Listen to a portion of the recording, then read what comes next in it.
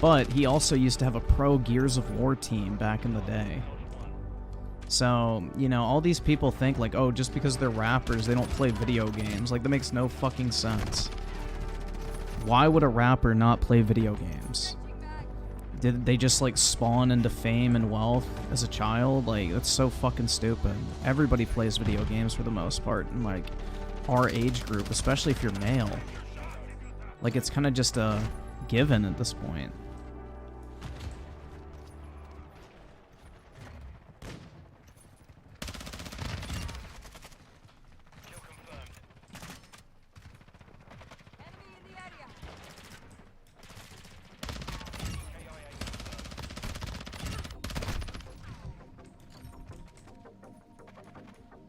Is Xbox losing? Well, I just read off the sales numbers, man.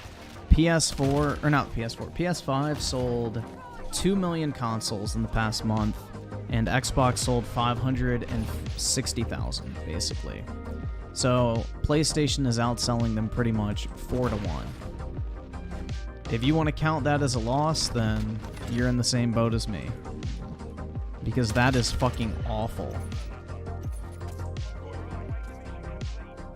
And what's even worse is they're getting outsold almost 3-1 in the United States.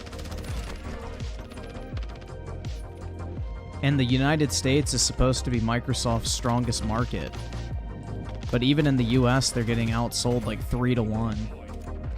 It's pretty bad. Like, yeah. I mean, I don't blame them though. Like, what the fuck have they released to get people actually excited to own an Xbox? There's nothing. Like, pretty much all of Xbox's games are either mid as fuck or, you know, they're still gonna release on PlayStation even after they get Activision. Like, Call of Duty would be the only draw to Xbox, and there's no way they're gonna make that exclusive. So it's like, there's no fucking point to buy an Xbox at this point. Like, just get a PlayStation. Maybe you'll miss out on Starfield, which... oh no. But you're gonna get like a consistent flow of really good games from PlayStation, which most people do like. So...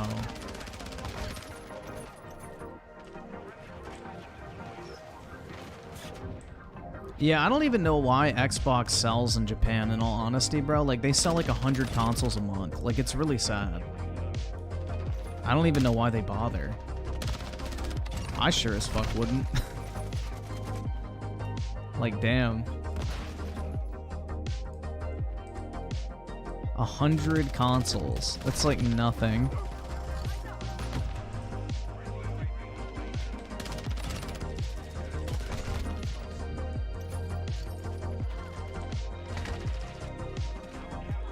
Well, dude, what the fuck does Xbox have? If PlayStation puts out cinematic third-person lowest common denominator trash, what the fuck is Xbox putting out? Hi-Fi Rush, a glorified indie game that looks like it was ported from the PlayStation 2? Pentiment, a literal fucking book? Or what else? Fucking Halo Infinite, the most content-dry first-person shooter in recent history? Like, what the fuck is PlayStation, like, doing wrong that Xbox is doing right? Because at least in the genre that PlayStation is releasing games, they're considered to be the best in the industry. Like, if you like those fucking cinematic games, then you're not getting those anywhere better than PlayStation. Nobody makes those type of games better than Sony does. They identified a niche. Just like Nintendo with platformers and family games.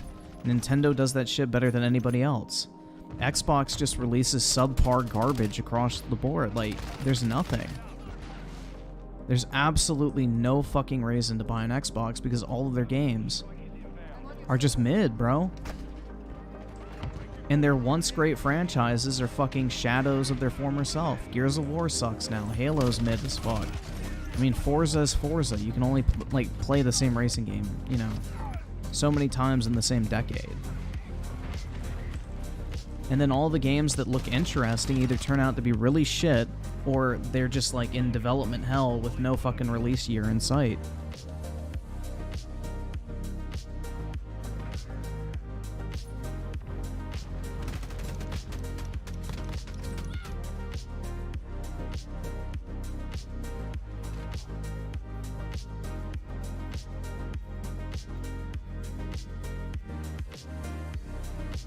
Mike TUGC with a 2. My boss is based. He gave me another raise at work. That's awesome, man. Congratulations. That's fire. Sounds like you have a good boss, bro. More often than not, like, bosses don't acknowledge, like, good employees, so I'm glad to know that yours is not one of those. But congrats to you, dude. That's awesome. Big Boy W. Dude, Hellblade 2 is everything these fucking, you know, Xbots claim to fucking hate on PlayStation. Like, that is the funniest shit to me, is like, they'll sit there and be like, oh, walking simulators on PlayStation, bro. But then they'll sit there and hype up Hellblade 2. Like, dog, what the fuck are y'all smoking? Hellblade 2 looks like absolutely the same shit. Like, at least I'm able to keep that same energy and be like, I don't want to fucking play God of War Ragnarok or Hellblade 2, because both of them are fucking walking simulators with 50% cutscenes. No thanks. That's not my type of fucking game.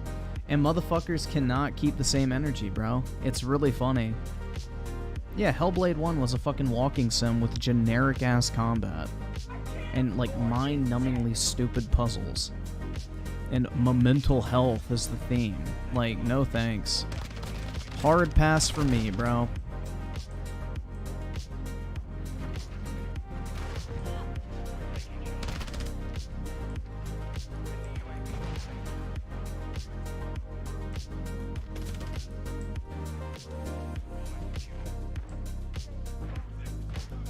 Yeah, like, I'm sorry, I'm not a literal fucking schizo. I can't relate to that story.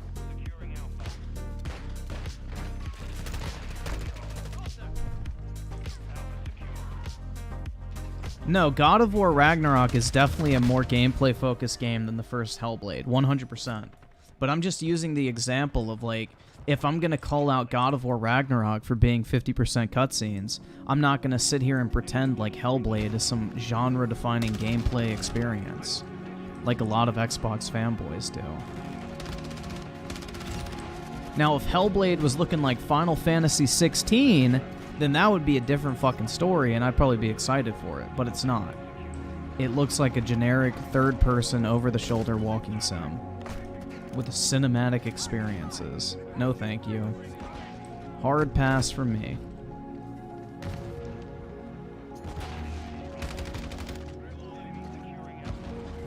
How do I know? They showed off 10 minutes of footage for that game, and it looked like absolute dog shit. It looked like everything I would not want in a video game. That gameplay footage they showed off was terrible. It looks so fucking boring.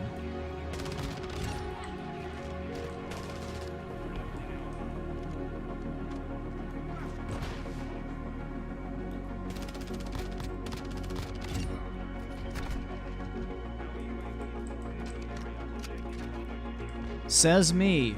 Yeah, no shit, bro. Did I say anybody else said it?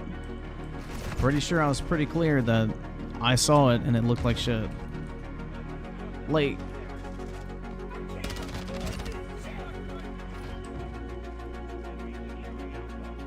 did I, like, quote someone?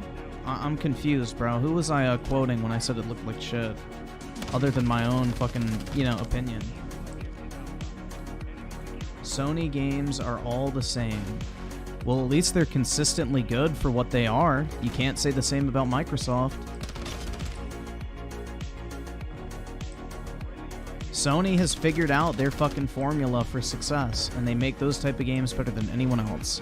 Same with Nintendo. Xbox just puts out mediocre trash in a bunch of different categories.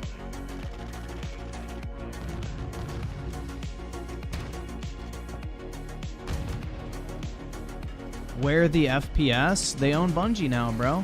They got Destiny. Not to mention they just purchased another first-person studio today, like a first-person shooter studio.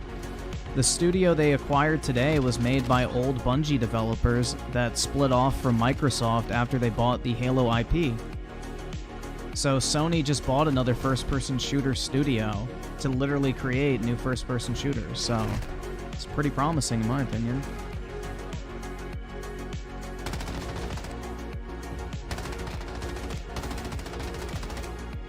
Where are the games? Did you not, like, look last year when they literally had, like, what, 3 or 4 AAA games release? and Microsoft had 0. I don't know what to tell you, man. If you're blind, then just say so. I mean, Final Fantasy 16 comes out in, what, a little over a month? Horizon just got a big new DLC. They're going to release Spider-Man 2 towards the end of the year. I mean, if you can't see the games, bro, then you might want to get your eyes checked, because they've been coming out pretty consistently.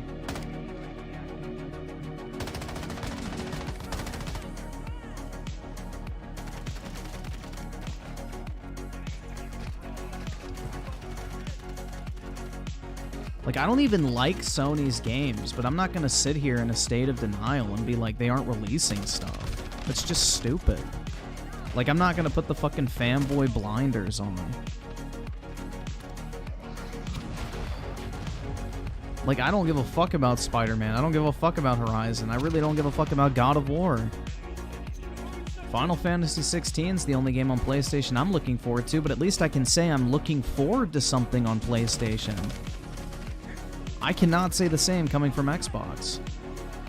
There's nothing I can point to at Xbox and be like, I am genuinely excited for this game because it looks great, is going to launch probably in a great state, and is something that I'm genuinely hyped for. I can't say that about any of Xbox's stuff because who fucking knows how their games are actually going to launch.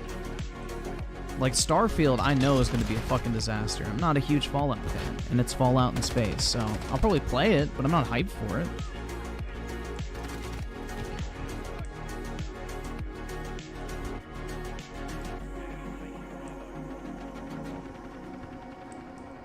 In reality, Griffin does about God of War. I mean, I love God of War 1, 2, and 3, man. Those games were great. I just, like... I probably should try it again. But God of War 2018, when I tried to replay it on PC, just did not hit the same as when I initially played it on the PS4. I think my taste in gaming has changed way too much after switching to PC. Or just, you know, have become busier and have less time to sit around playing video games all day. That's my biggest issue when it comes to single player is, like, just the time you have to dedicate to playing them, and a lot of them feel like genuine chores to play at times. Because you got to do, like, fetch quests, sit through a bunch of dialogue, walk from point A to point B. Like, if it was just non-stop action, then I think it'd be a lot better. Like the older games were.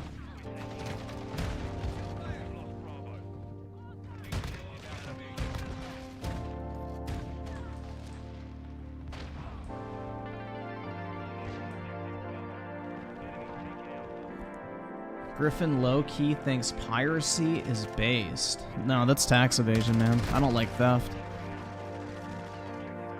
And that's what taxation is theft.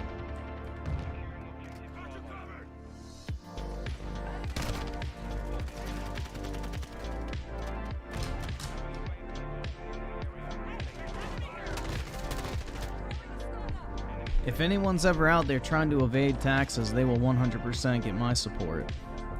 Fuck that.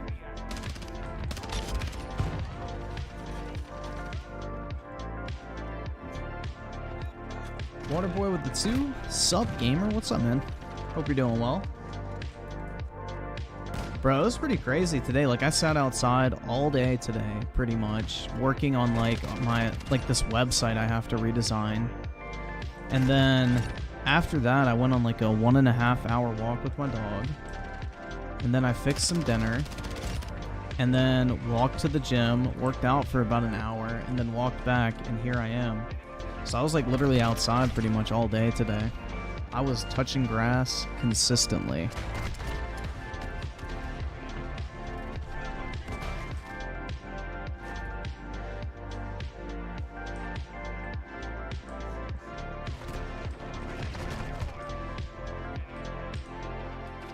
Fixed dinner means made a sandwich? No, I heated up a steak I cooked the other day. Like, I bought a 4-pack of steaks, and I, like, cooked all 4 of them at once. So I just heated one of those up, and then made some, like, vegetables or whatever the fuck. Some fucking green beans, and then Brussels sprouts.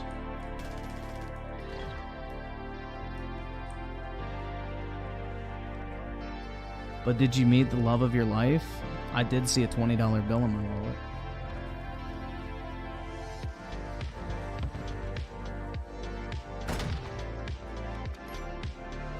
Griffin boils steak? Hell no.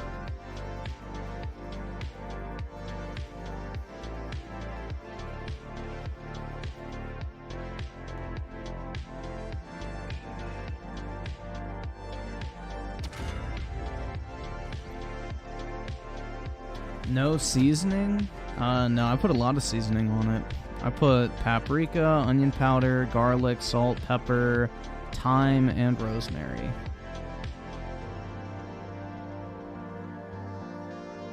That's what I season my steak with.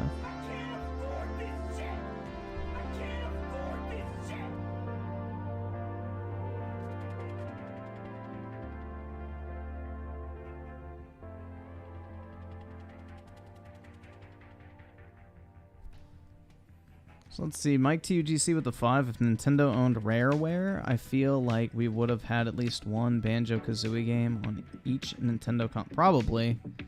But that's Nintendo's bread and butter is like platformers, so they have this like system to sell it on. Griffin would reject a girl for the money. Depends on the girl. Like a common street hoe, you're right. Not Naya with D2. I hope Microsoft doesn't mess up Overwatch. Well, I don't know. I don't really think Overwatch is in a great state right now, right? I don't fucking know. I think everything's going to go downhill because once Activision and Blizzard don't need to make games to get paid, then the whole productivity is going to go down the fucking toilet.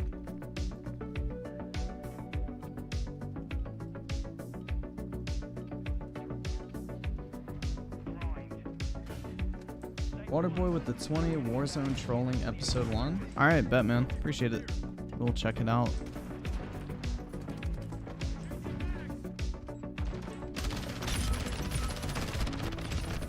Ooh, that was a nice little feed.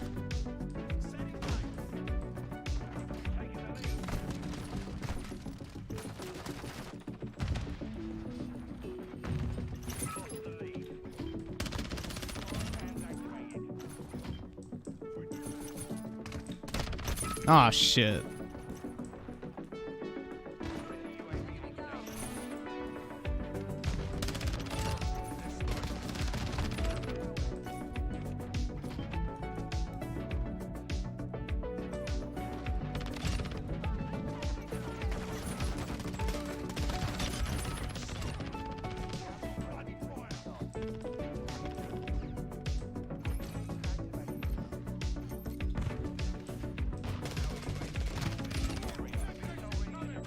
VTOL, nice.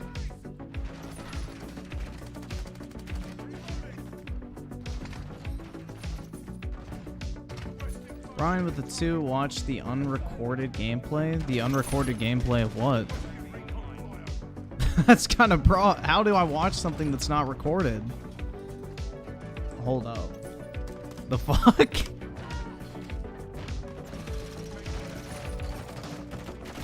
Did I skip your donation? Maybe I just blanked your name out, U-Generation, because only pain is associated with that shit. Hold on, let me see. U-Generation with the 2, wish Hellblade was like Heaven's Blade. Agreed, man. Heaven's Blade was pretty good. I remember that game on PS3.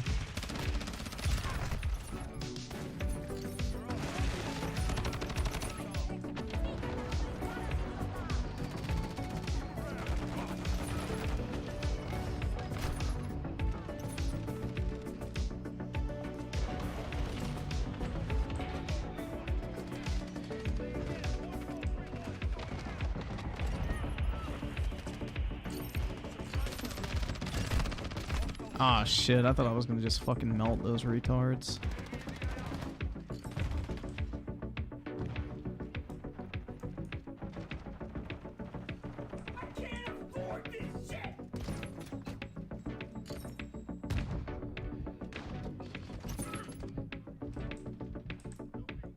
Acrylics with the 10 question. A lot of responses have been made on me over some drama. They're subpar to say the least. Coming from someone who's been at this for a while, should I make my one response? They're 1 hour. Holy fuck, dude.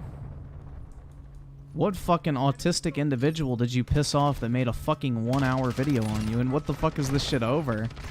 I guess is the better question. Like, what is the subject matter that they're, like, responding to you over? Brian with the 2, the unrecorded game. Gameplay. Oh, so the game is called Unrecorded. Wait, is that body cam? You just said hyper realistic. Is that the body cam game? Yeah, I've seen that. We can look it up, though. Sure. I didn't know what the name was. But yeah, I've seen the body cam footage. That's that super realistic game. I've seen like Instagram reels on that shit. Be like, this is the realest game you've ever seen. Yeah, we can check it out.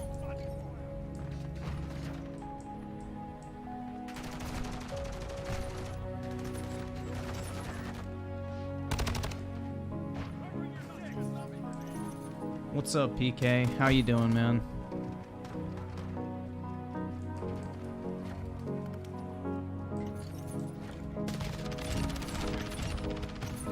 Yeah, apparently, I looked at all, like, the sales numbers, and apparently Hogwarts Legacy is still the best-selling game a month after release. Like, for the month of March, it's still the best-selling game.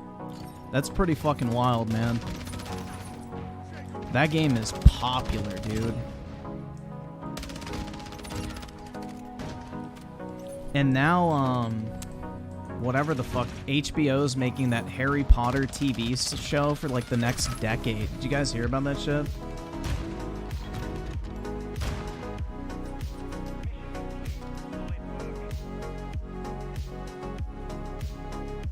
Yeah, Harry Potter. But yeah, they're making a 10-year-long TV show where every single book is going to consist of at least one season of the show. Which honestly sounds really fucking cool. I think that's pretty dope. I'd probably watch it. And apparently J.K. Rowling is going to be working on it, so it's going to be like actually authentic. So I think that actually sounds pretty good. I'd watch it.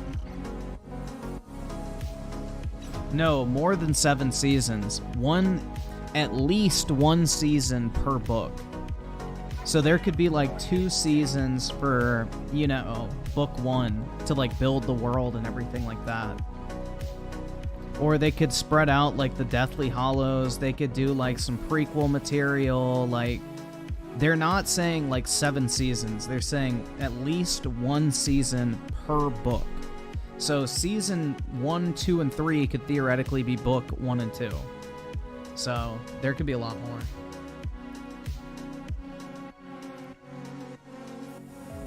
And then they could delve into like the side material and things like that. So there's a lot of shit they could do with that series. So I think it actually sounds pretty cool, honestly.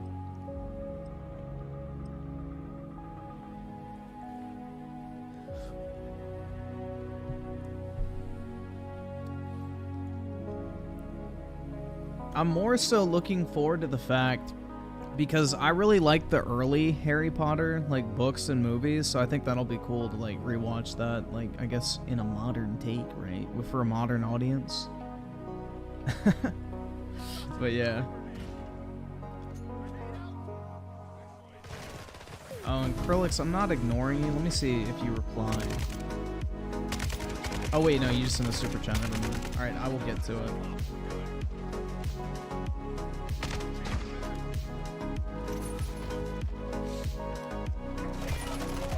Let's see. So, not Naya with the 2. Actually, Overwatch 2 has around 800k to 1 million daily, I think. Oh, shit.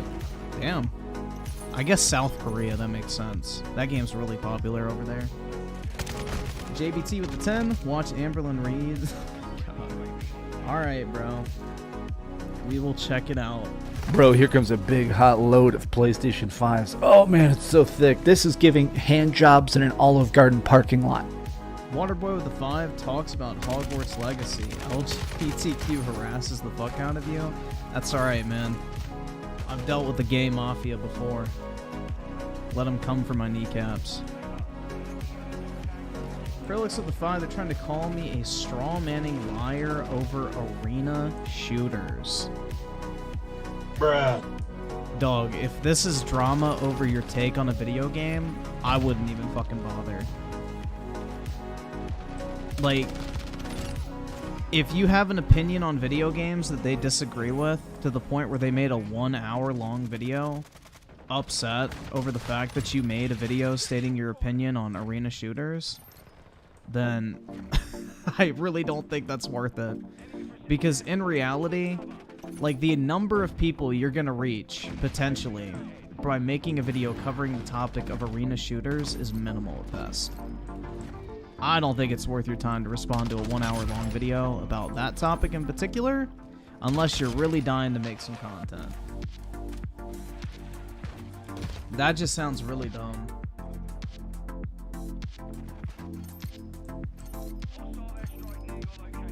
That is what I would call non-profitable drama. Now, if it was like some shit over like a really trending game or something like that that you could like fucking milk the algorithm over, then, you know, that's different. Like, for example, when I made all those fucking Doom Eternal and Last of Us videos and shit like that, that was great. Because The Last of Us 2 and Doom Eternal were trending searches on YouTube when it came to gaming. So I could milk the algorithm by making a fuck ton of videos talking about those games. But if it's like a genre like arena shooters, which for the most part is pretty much dead at this point, or get the fuck out. in terms of popularity, views-wise, I would say it's not worth it. I would focus on other shit, personally.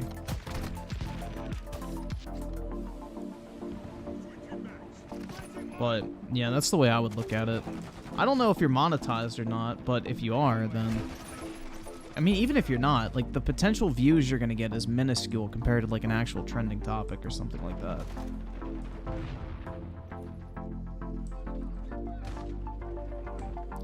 If I hit a 5-man feed... Oh, shit. Easier said than done.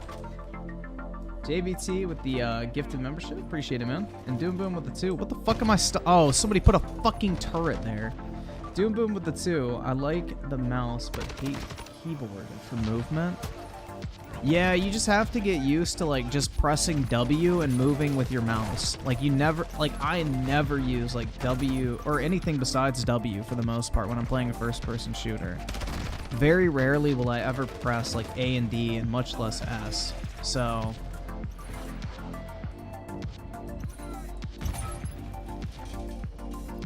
Yeah, I mean, at the end of the day, man, if it doesn't make fucking sense, or I guess if it doesn't make money, it doesn't make sense when it comes to YouTube.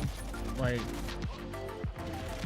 it's really, it's all about, like, search and, like, you know, what's trending and what people want to watch and everything like that. Popular topics, like, that's what it comes down to. And you can argue until your face is blue about dumb shit, but at the end of the day, it really doesn't fucking matter.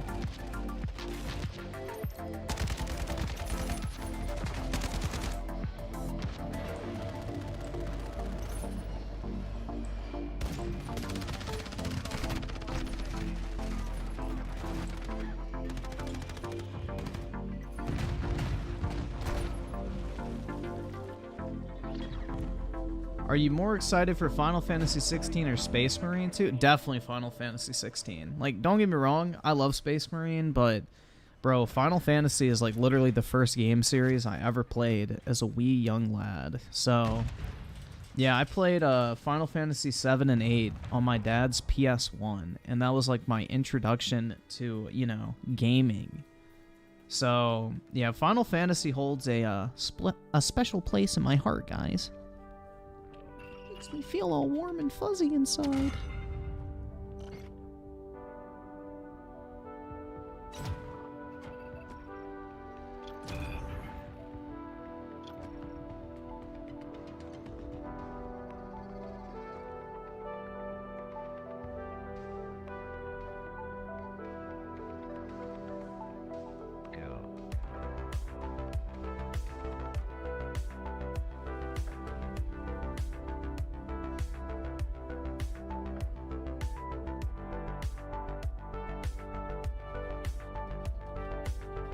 Final Fantasy 16 and Spider-Man 2 are my most anticipated games this year.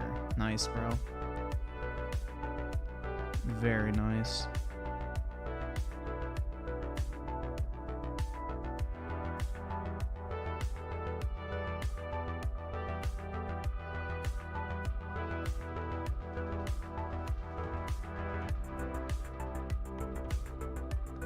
Did you hear, guys, about the OnlyFans bitch that fucked a fan or some shit and he was like a teenager? Y'all hear about that?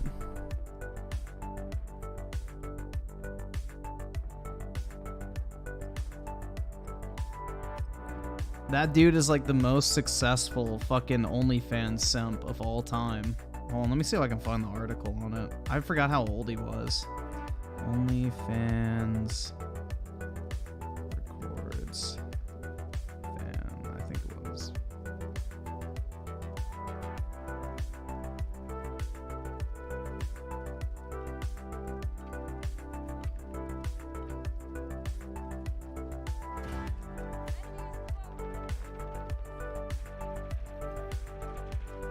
Let's see.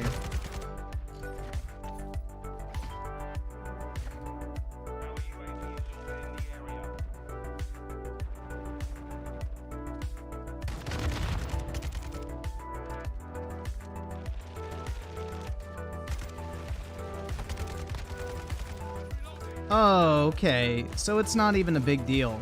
So apparently he was like 17, about to turn 18. But this took place in Italy, where their age of consent is 14. So it was fully legal. Never mind. Alright, so basically it was a big fat nothing.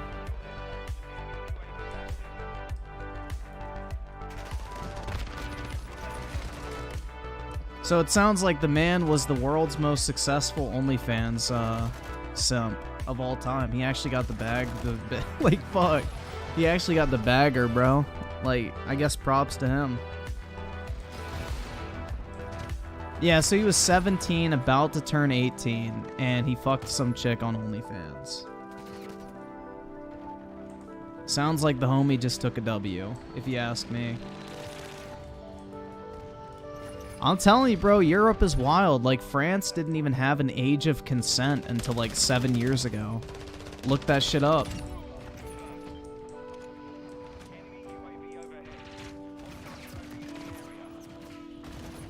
Did I blaze it today? No. Did not. Was she hot? Hold on, let me find the article.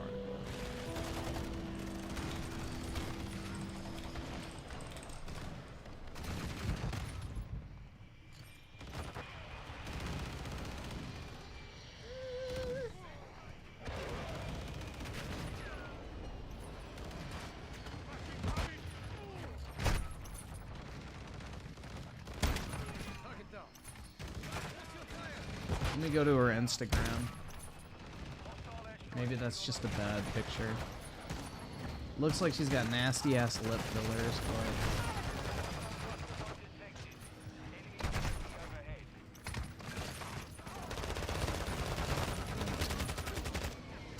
Bro, why are they all fucking videos? Just post a single fucking image.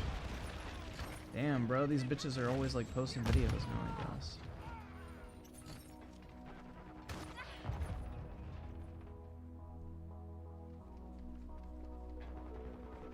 Is there not a single image on her fucking IG? It's all just shitty fucking reels. Dog, what the fuck? I'm trying to find a singular image, guys. Bear with me.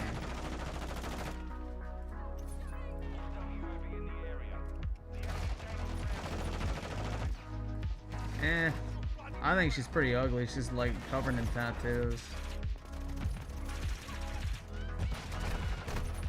But maybe some of y'all will like her.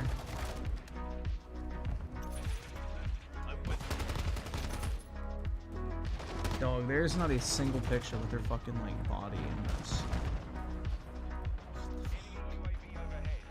For an OnlyFans bitch, she sure is doing a shitty job of advertising.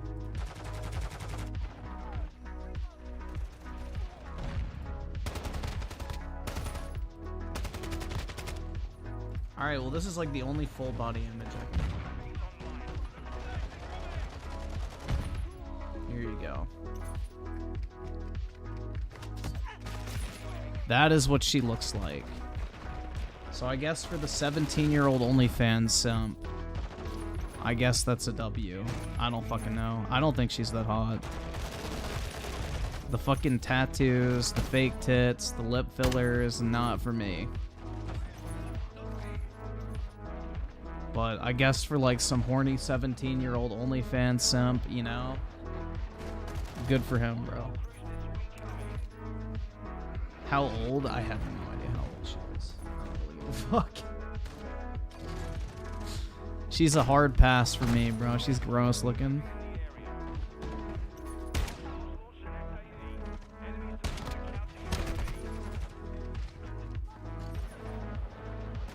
She is not my type. I don't like body modification at all.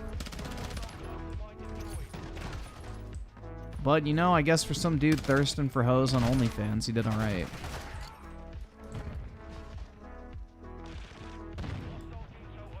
Because let's face it, guys, if you're paying for porn, you probably are pretty pathetic. So the fact that he even got laid at all after paying for porn is pretty impressive.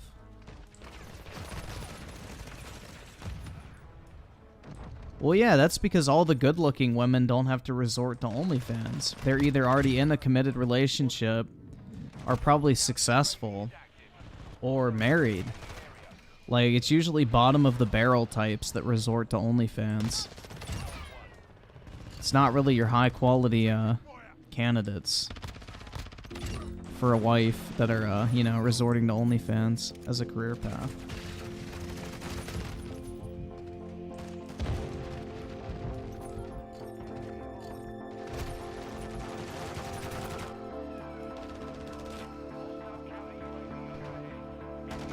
Would you take that Italian woman on a date or Amberlin? Oh, I don't know, Britt. The one that wouldn't pop my car tire. Or bankrupt me on appetizers.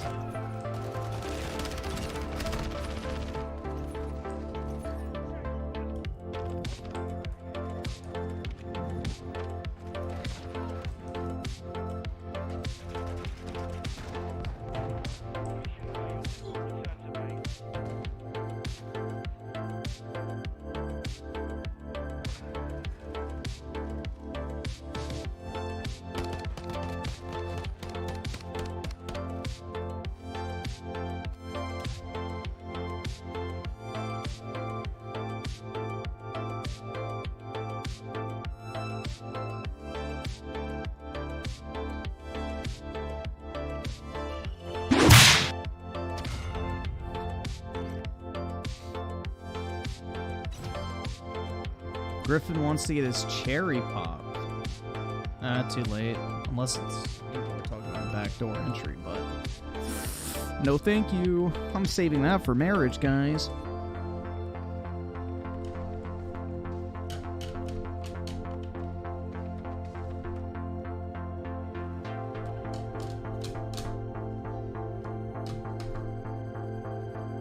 Watch Violet Myers' $20,000 anime room.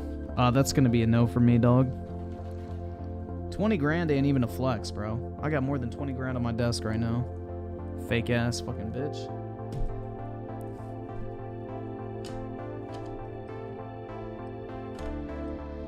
Violet Myers needs to get on my level.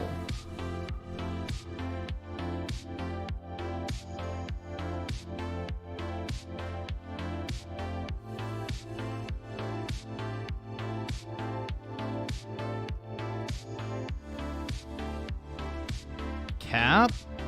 That is not cap, sir.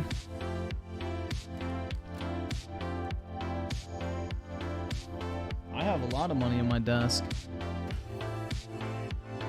Waterboy with the 5, Griffin Gaming for head of Xbox. Let's go. I would take the job, but the Microsoft employees would not be happy. Yeah, animes can get very expensive because like those figures and shit are super fucking overpriced Because, like, Japanese men drain their fucking balls to, like, little anime figurines, so the Japanese companies charge, like, $800 for plastic figures. It's fucking stupid. Like, I'll give you a perfect example. The newest Pokemon set in Japan, the chase card is, like, this fucking little girl trainer card. Like, she's literally, like, fucking 8, bro. I'm not even joking.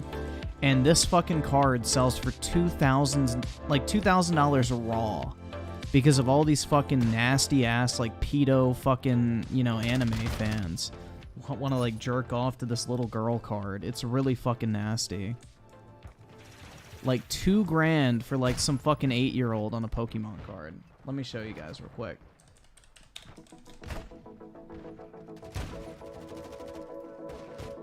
Like, there's no, like, defense for this shit. This is like a literal fucking kid, man.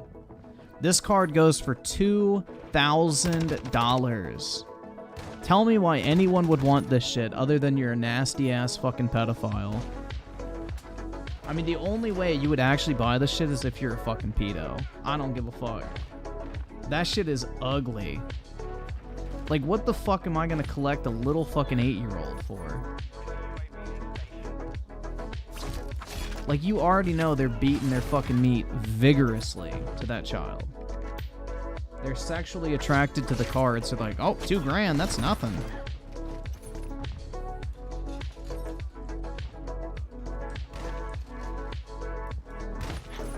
Like, why the fuck would you want a trainer card worth $2,000 that's literally just been printed and is probably not even fucking rare at all?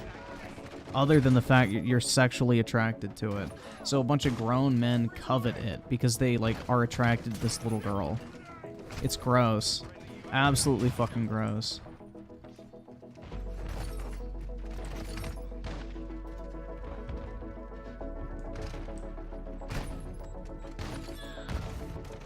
I don't even like the trainer cards. The only trainer cards I like is there's a set of trainer cards where it's like basically the original trainers, like red, green, and blue, and each one of them is posing with like a starter Pokemon. So I think red is with fucking Squirtle, green is with I think Charmander or Bulbasaur, and then blue is with either Bulbasaur or Charmander. I can't fucking remember how it is, honestly, off the top of my head. But those are like the only trainer cards I like. The ones that actually have Pokemon in them. Not like these fucking pedophile, fucking, you know, pedo bait, you know, jerk-off cards that, you know, these fucking sickos buy because they sexualize the fucking character, so they want to, like, hold it in their hand. Like, it's nasty.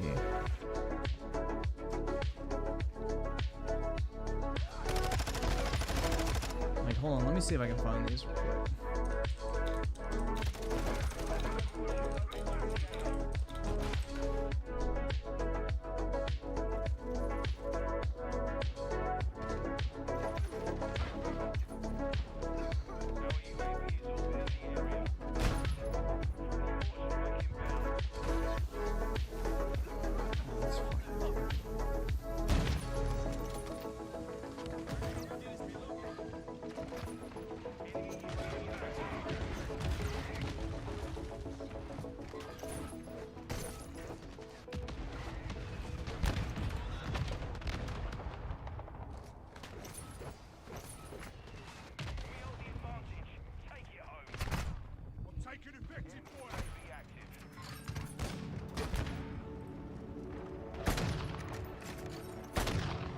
Damn, bro, does nobody have like a decent fucking picture of these bitches?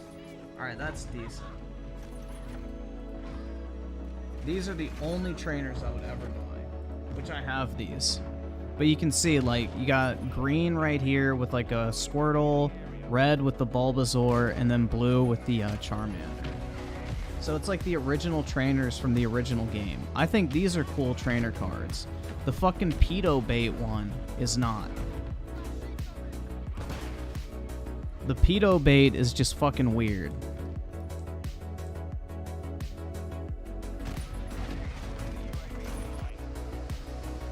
New generation with the 20? Oh my god. Bruh. React to Violet Myers' $20,000 anime rip. Alright, bro. Jesus Christ, you're gonna make ImKey like fucking blast a hole in the front of his pants. Be careful. We gotta watch the fucking donkey.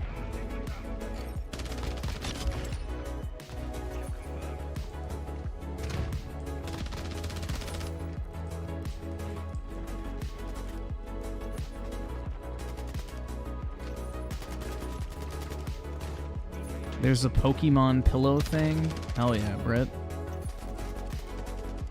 Based friend.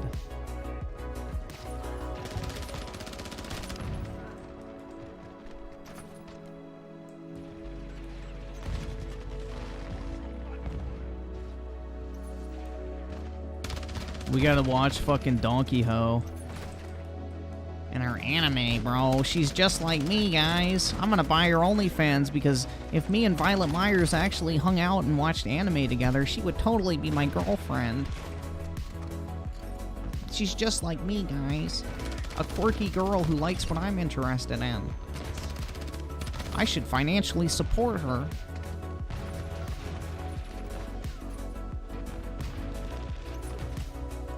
Yeah, she said I'm her first. You're the first one I ever actually wanted to do it with.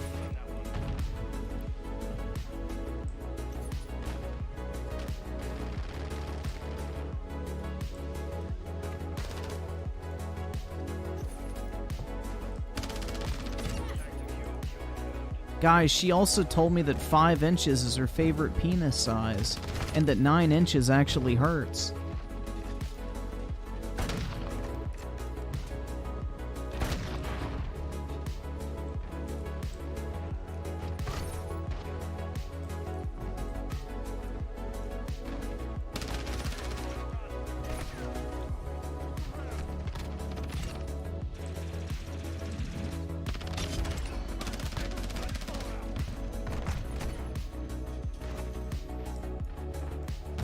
Bro, I have seen so many of those fucking thirst trap videos on, like, Instagram. It'll be like these chicks be like, yeah, I'm an accountant. And let me tell you guys, 3 to 4 inches is really the ideal size because anything bigger actually kind of hurts. And it's like, oh my God. And then you have all these guys in the comments like, hey, that's what's up. Real recognizes real. Like, you have all these dudes simping in the fucking comments for this bitch. And it's like, dog, she literally is marketing to these fucking dipshits. And they're like eating that shit up. Like Boogie at an all-you-can-eat buffet.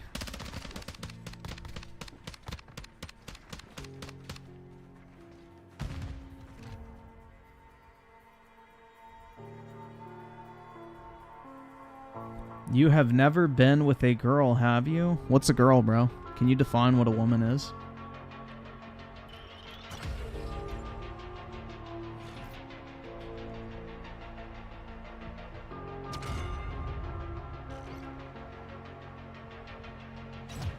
What is a woman?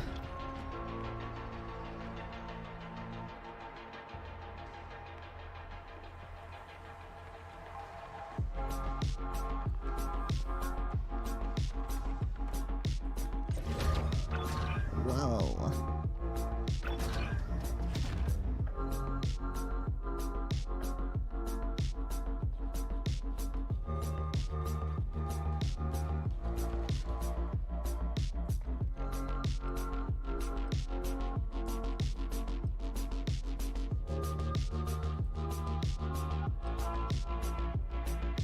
Dude, look at that jawline. That is gross, man.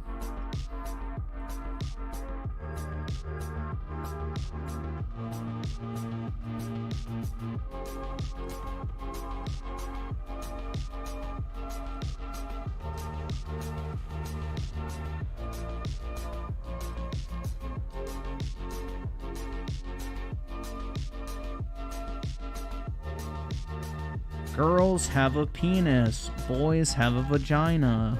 At least in today's world.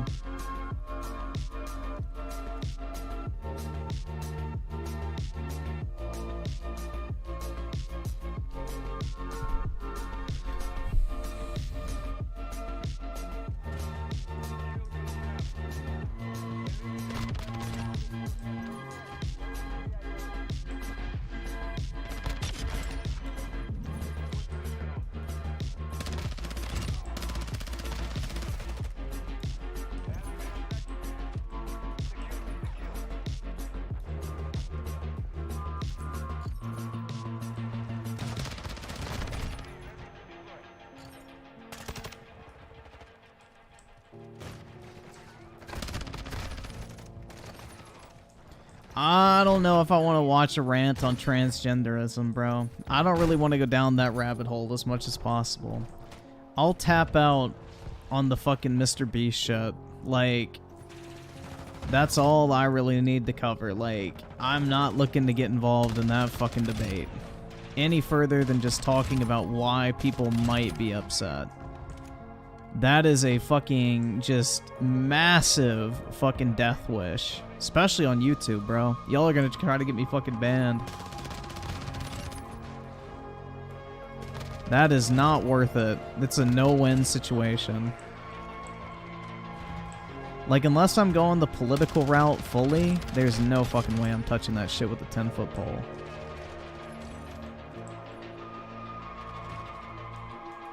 Shit, they got a fucking VTOL up.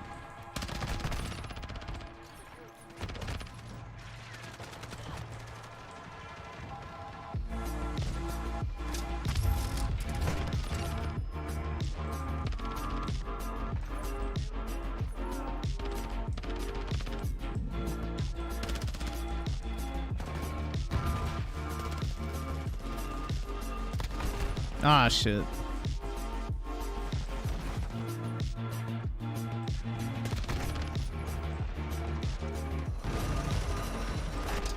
Yeah, I saw the thing with LeBron where he goes, I guess I'm not gonna keep my check mark then, because I ain't paying $5. And then he still has his check mark because he pays $5. Bruh.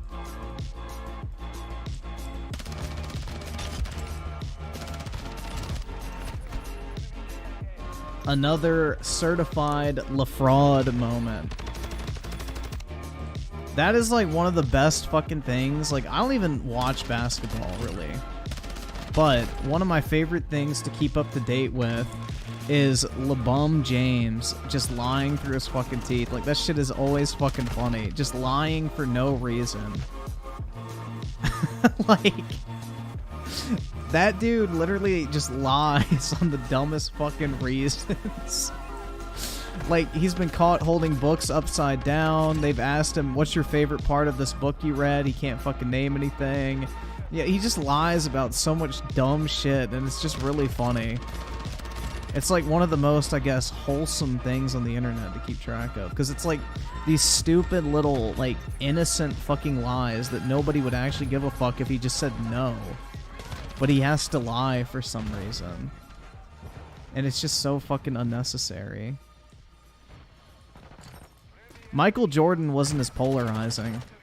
So everybody likes Michael Jordan. Most people don't like LeBron, who fall outside of, like, leftist ideologies, which a lot of fans of sports do not fall into. LeBron's too political. Michael Jordan never delved into that. He was smart. He was all about just making money.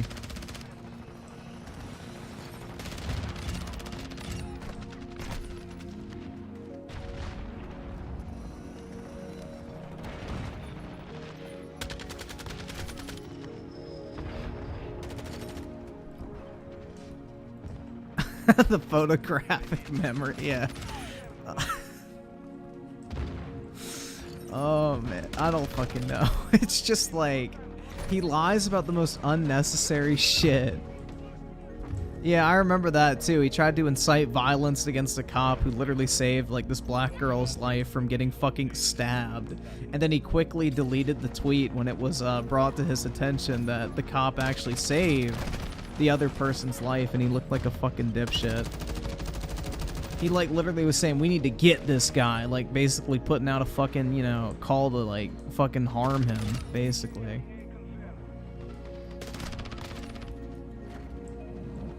He had his fucking thugs on alert.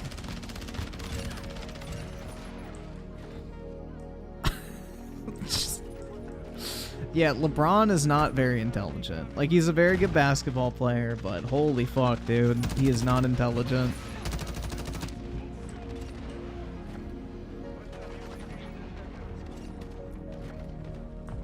Oh, he deleted the tweet very quickly, I'm pretty sure. Once it was brought to his attention. Did he actually apologize? Hell no, but I'm pretty sure the tweet got deleted pretty quickly.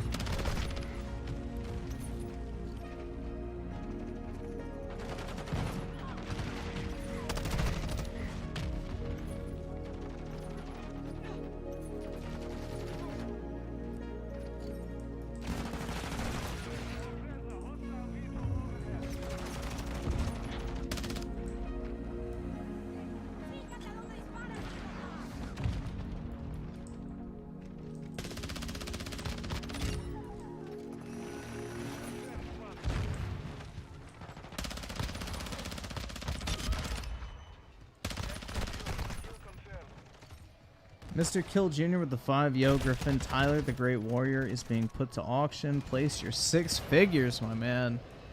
I don't know, bro. That to me is not worthwhile because I have 0 attachment to that card.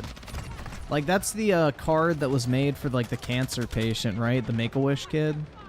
Like, his wish was to meet the Yu-Gi-Oh creator, so they made him, like, a custom 1-of-1 card, and now he's selling it. I mean, personally, like, this is the thing, same with, like, Pokemon trophy cards. Like, the Illustrator, for example. I have 0 attachment to, like, fucking, like, trophy cards. Or, like, those super ultra rare, like, 3 print run cards. Because I have no nostalgia or connection for them. So it's kind of the same with that. It's like, sure, it's the rarest card, but it's like, do I really care about it? No, because it means nothing to me. I think it's pretty shitty that he's selling it, in all honesty. He should have kept it. Like, it was kind of something cool they did for him, and you know, now he's cashing in on it. It makes it less likely that it'll happen in the future.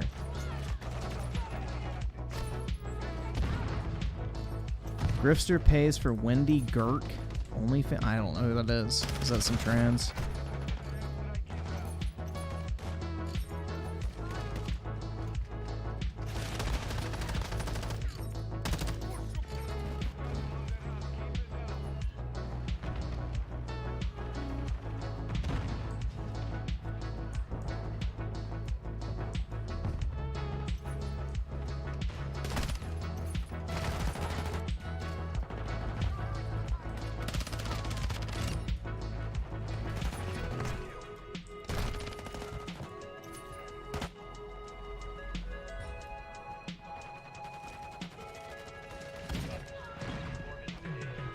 Which do I prefer, Halo or COD?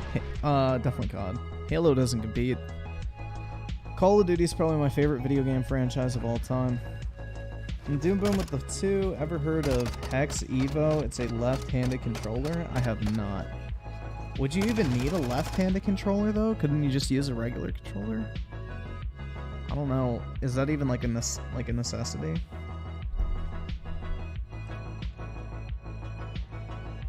Well, dude, Stephen King writes about little kids getting raped and shit in his books. That dude's pretty sus.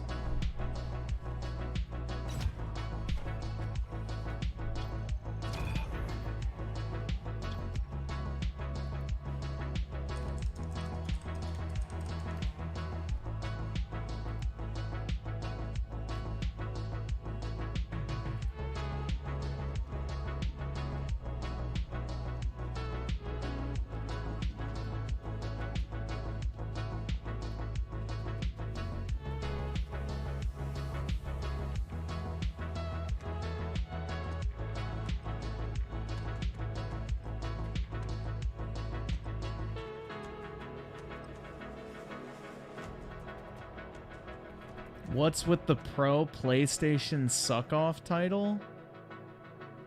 What is Pro PlayStation about the title? It's literally a statement of fact. They just bought a studio that was made up of ex-Halo developers who left Bungie when Microsoft bought Halo. So that's a factual statement. And Xbox being outsold by PS5 4-1 globally. The PlayStation 4 in March, or PlayStation 5 in March, sold 2 million consoles, and the Xbox Series consoles sold 500,000. Where is the suck-off, bro? Like, that is a statement of fucking fact. I don't really understand why you think that's a PlayStation suck-off title. Like, sorry that they have better news than Xbox, but the news is the news.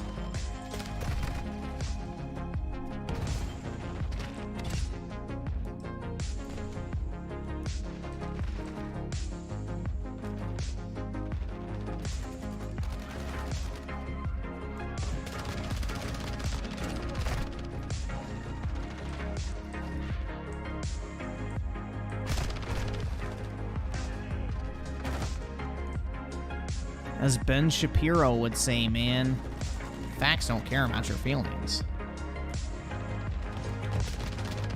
Get wrecked, libtard.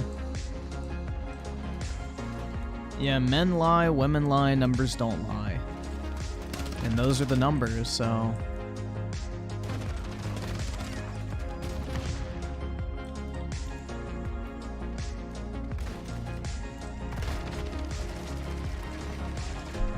But yeah, there was like this other dog shit take, speaking of something, where this guy like made a video saying that he thinks Disney's trading card game is gonna beat Pokemon, and it's like, dog, are you fucking kidding me? What a fucking dumbass take. Waterboy with the 5, I love when you shit on PS, you're suddenly an Xbox. And when you shit on Xbox, you're suddenly a pony? That's how it goes, man. I really don't care at this point. I'm just gonna talk my shit and let the world be the world. I'm just here for the shits and giggles at this point. I really don't fucking care.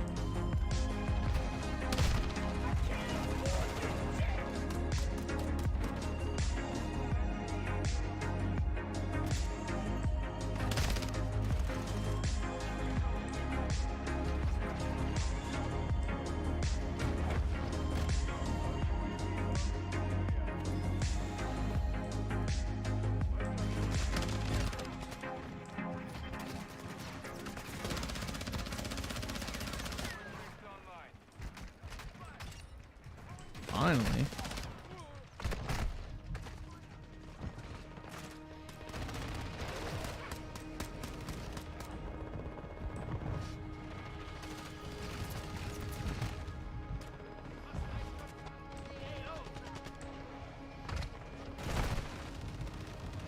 Yeah, I just don't understand how this title would be considered a PlayStation suck-off. Like, it's literally the fucking just statement of facts, but hey. The truth hurts, I guess, for very sensitive little boys. Yeah, the Intellivision Amico is the only console I fanboy over.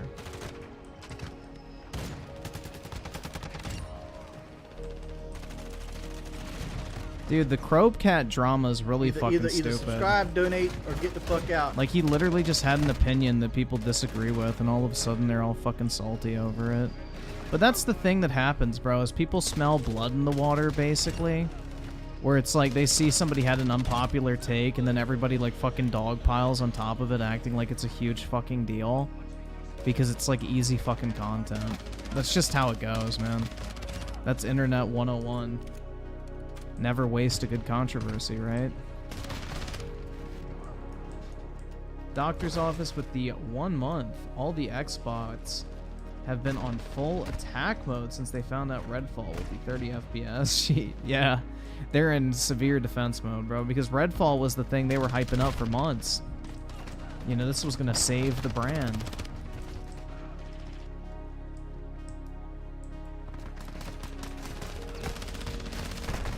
Yeah, I mean, throughout the years, because I shat on Sony for so long, because Sony was the main company fucking up and doing shit that I didn't like, you know, a lot of Xbots got really fucking comfortable with this channel. And, you know, now that I'm putting Xbox in my crossfire more so than PlayStation these days, you know, their fifis are hurt. And, you know, if your pussy's bleeding, I don't give a fuck. Go waddle on over to the women's room.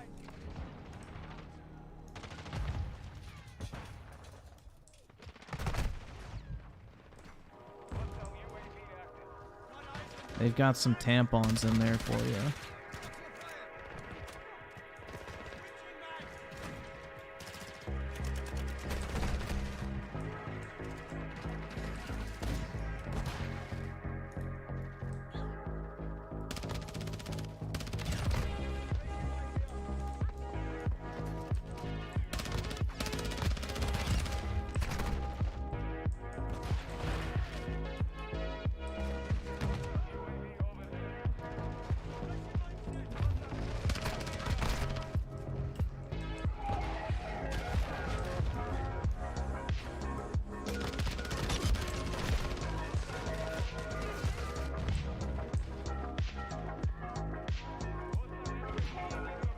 Yeah, it's a no-win situation on the internet, man. If you have any sort of controversial opinion, it is what it is. At this point, I really don't give a fuck. You all can safely assume that whatever opinion I state is one I actually hold, whether you agree or not. I don't really care.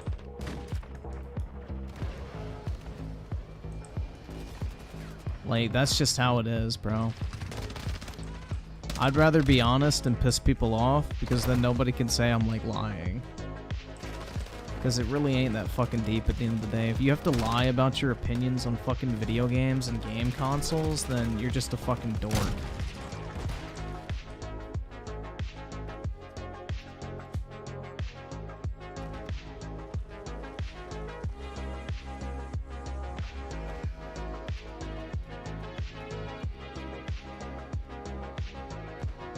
Like, I'm pretty sure most people in this chat have disagreed with me on something at some point. Like, who fucking cares? It's not that big of a deal. Like, it's just video games.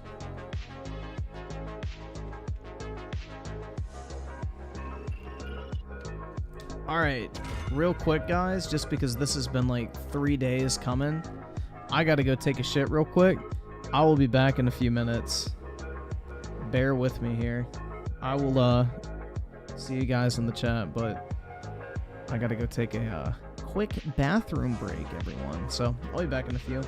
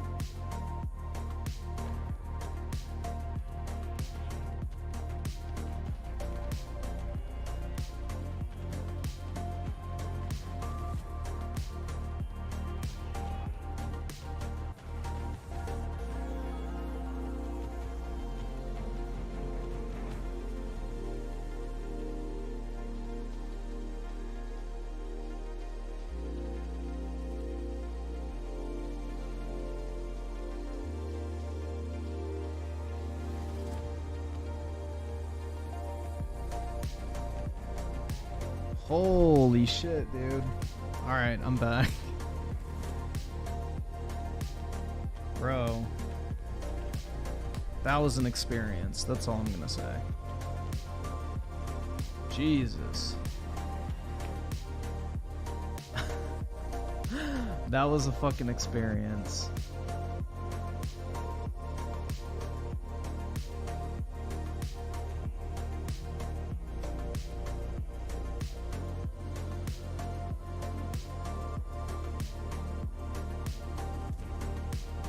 Did I wash my hands? Hell no, bro. I'm already forced to wipe. Do you think I'm actually gonna wash my hands as well? Come on, bro. I'm a gamer. That's not what we do.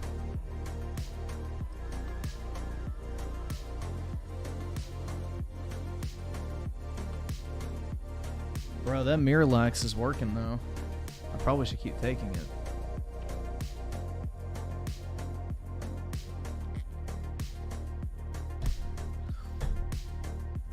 I mean, bro, the only thing I had to eat for the last week has literally been steak, chicken breasts, and protein powder oatmeal with vegetables. Like, that's literally it, man. Like, that is what my diet has consisted of. So, I'm thinking it's just too much protein, man. I don't know.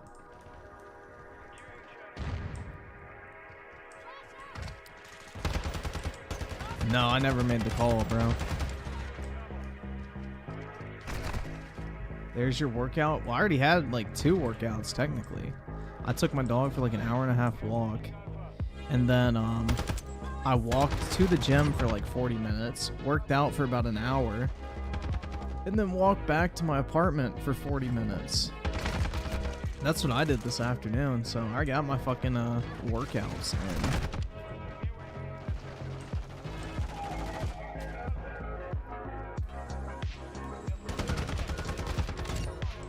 Hey. You heard correctly, Britt. I got a physical copy.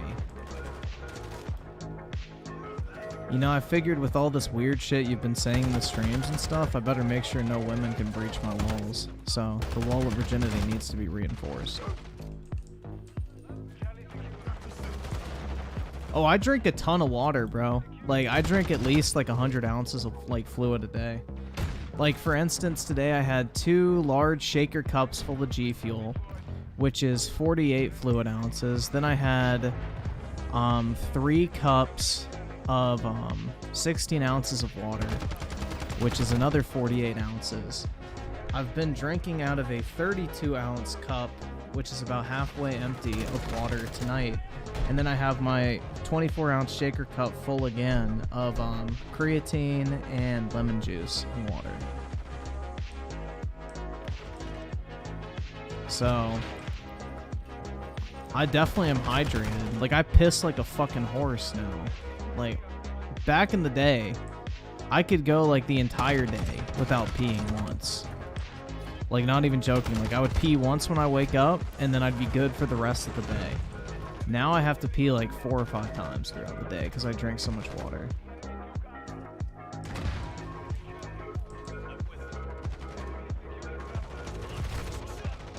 Nah, it's very hard to drink too much water. Like 1 to 2 gallons a day is fine typically.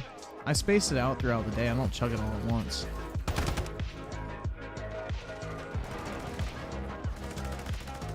It's the diabetes. That's right. It's the gout.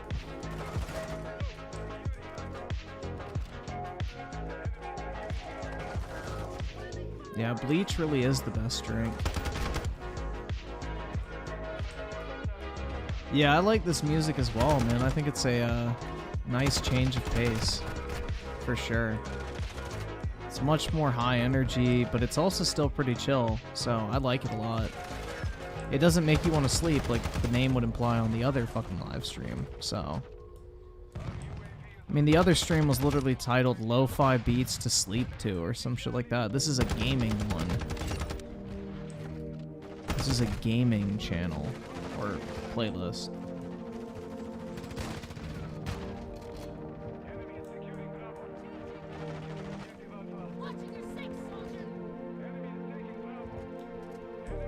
No, 2 gallons of water is actually pretty decent for you. The only thing is you have to work yourself up.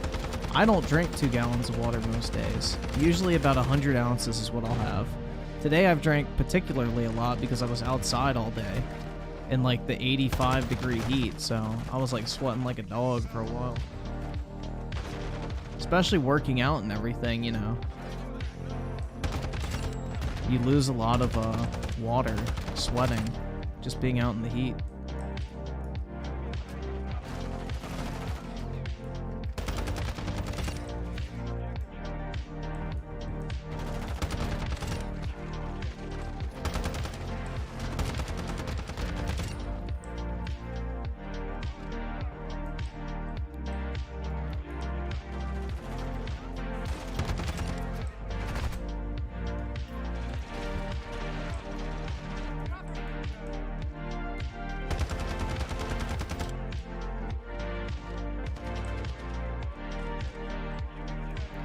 Yeah, I think I took like 15,000 steps today or something like that and walked like 8 or 9 miles. I don't remember what it said.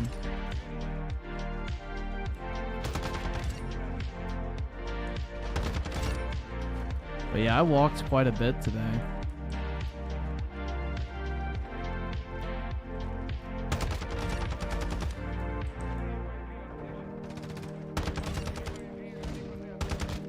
Like, I haven't been able to drive because, like, they're doing construction on the road in front of the parking lot where you park for, like, where I live. And because of that, I haven't been able to, like, take my car out because there's very limited parking and I don't want to lose my spot. And, yeah, I've just been walking to the gym, and I think I'm going to continue doing that even after I can drive. I think starting tomorrow is when they're done. So I'm probably just going to keep walking to the gym every night. Honestly, it's kind of nice. Especially while it's warm outside, too.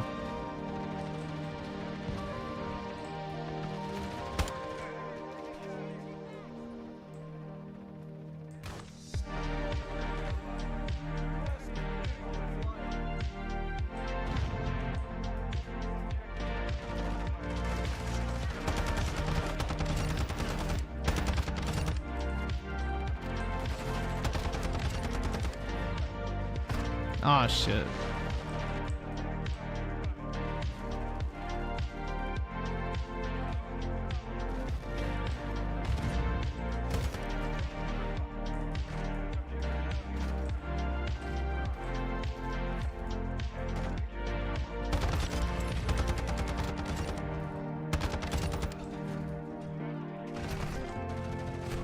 Oh, fuck, man. Alright, well, I got all the trophies, at least.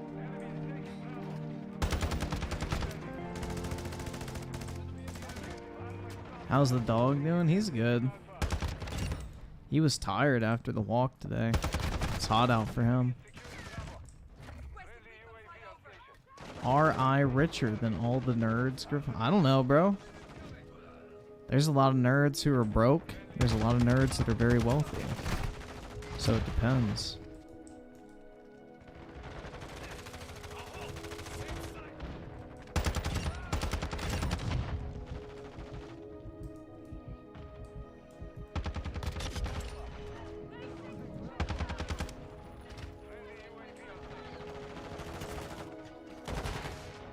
Like, the thing is I have a couple friends in the Pokemon card community. And I say friends very loosely, because I don't actually fucking know them.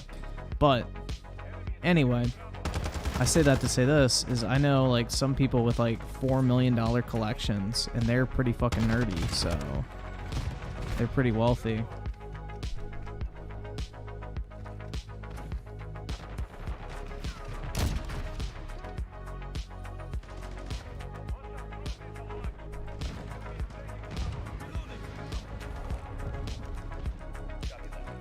I rock the and ones. Nah, I wear my black Yeezys, bro.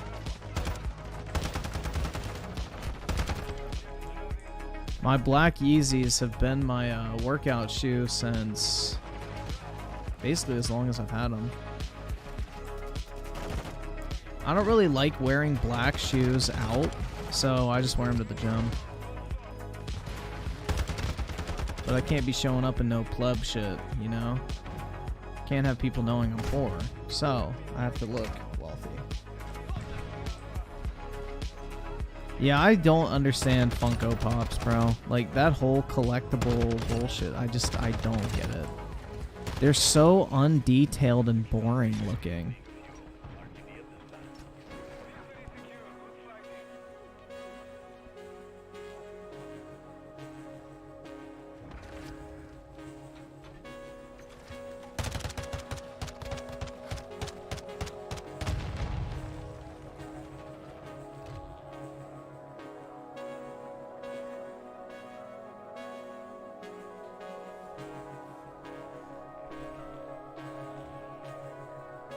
Yeah, Funko Pops are creepy, man. I just don't get the appeal. Like, those lifeless eyes just staring at you. Looks like something from a fucking horror movie.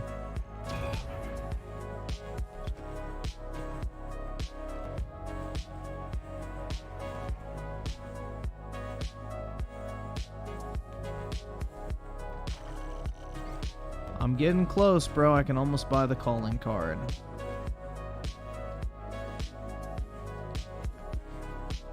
Which I don't even know why I care about getting the calling card, because I'll probably never even equip it, but oh well.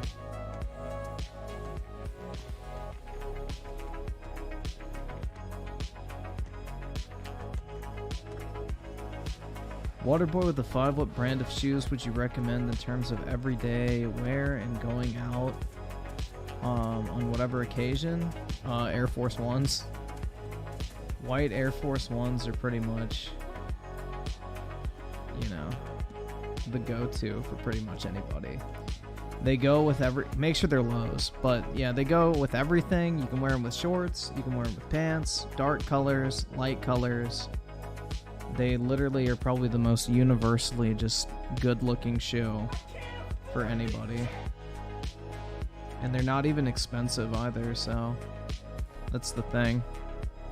But yeah, white Air Force Ones, the lows, I don't think you can go wrong with.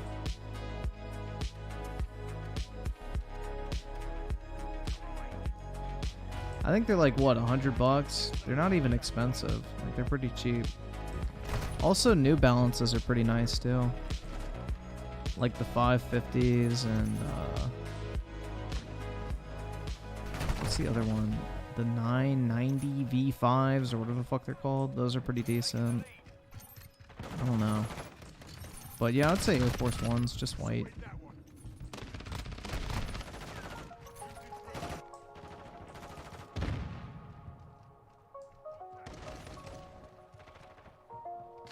Dude, Funko Pops are just junk.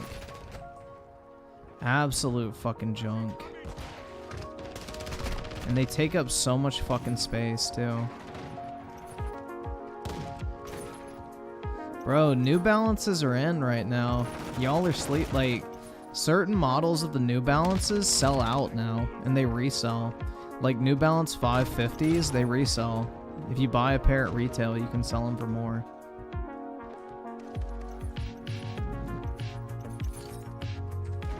Did you see that Matt Walsh said that anime is leading to a rise in pedophilia? Oh, dude, that's 100% factual. I mean, dude, if people are jerking off to cartoon kids, it's only a fucking, you know, reasonable assumption that the idea of a child being in a sexual position, like, turns them on. So it's not surprising at all that these fucking weebs are, like, jerking off to anime girls, and then that transfers into real life. Like, just the other night, we watched some fucking sick guy on Gordon Flowers get busted for trying to meet up with a fucking, what, 13-year-old or whatever? And he admitted that lolly hentai is what got him into, like, consuming CP and a bunch of fucked up shit like that. So it's not surprising at all.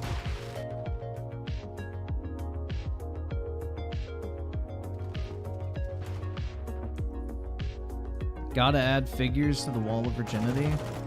Yeah, I need to get some anime figures, guys. Maybe I should take my Tifa figure out of the box. Although I bought that as an investment piece because I think that thing is going to do very well over time. I've shown you guys my Tifa figure, right? It's in the box. It's in my storage unit, but I don't have it with me.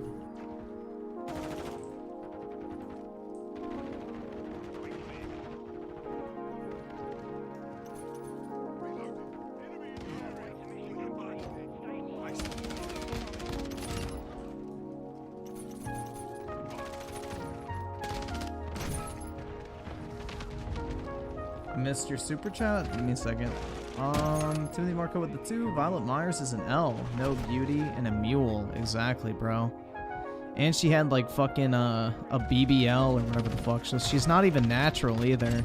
So all these bitches like fucking simping over this hoe. They're literally simping over like a fucking plastic fuck doll. It's pretty sad. With an ugly ass face. She's not even a true butterface, bro, because she ain't even natural. Sucks to suck.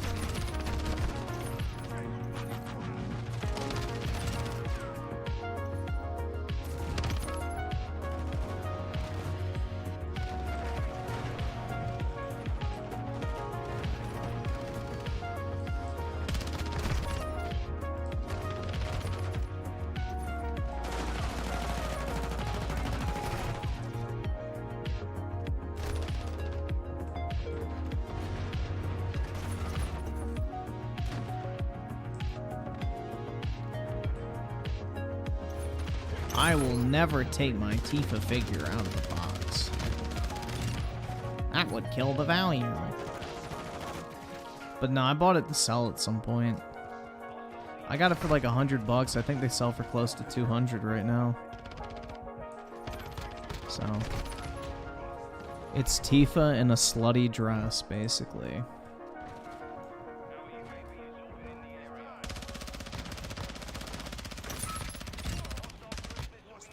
Like, it's her in the purple dress from the remake, basically.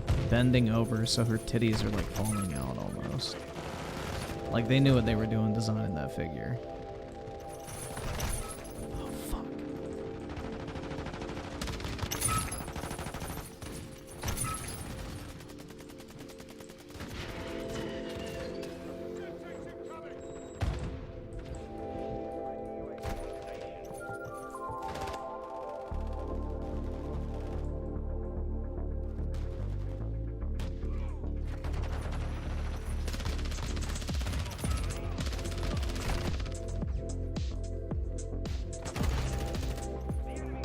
The jar? It's too big for a jar.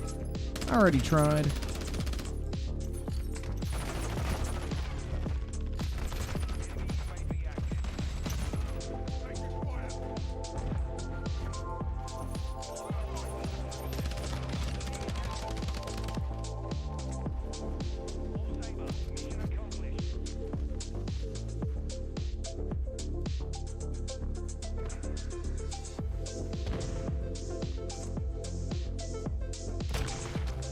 What a great kill.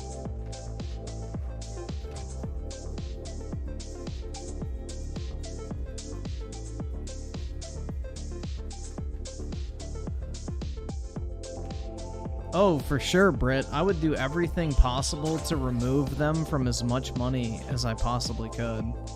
And I would consider it to be a public service.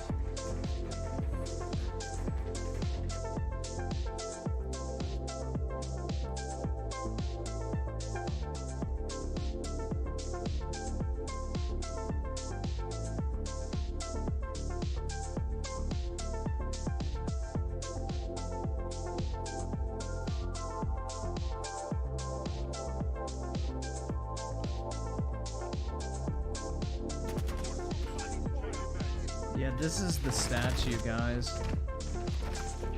This is the statue. Can you see why it might be popular? I wonder why. I think it'll do very well over time.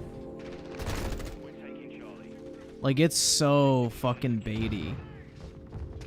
Like, you already know some dude would coat that shit in a fucking second. So, yeah, I have that I'm gonna keep on ice for a couple years and see what it does. It was purely experimental to see how the value goes. I've never actually bought, like, figurines before from Japan, so we'll see how it goes.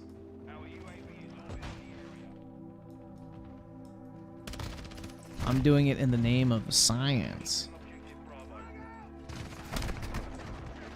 So we'll see in like 2-3 years time what it's doing. I think I paid like $100 total after like shipping from Japan, so if it goes up to like $200-300, I'll be very happy.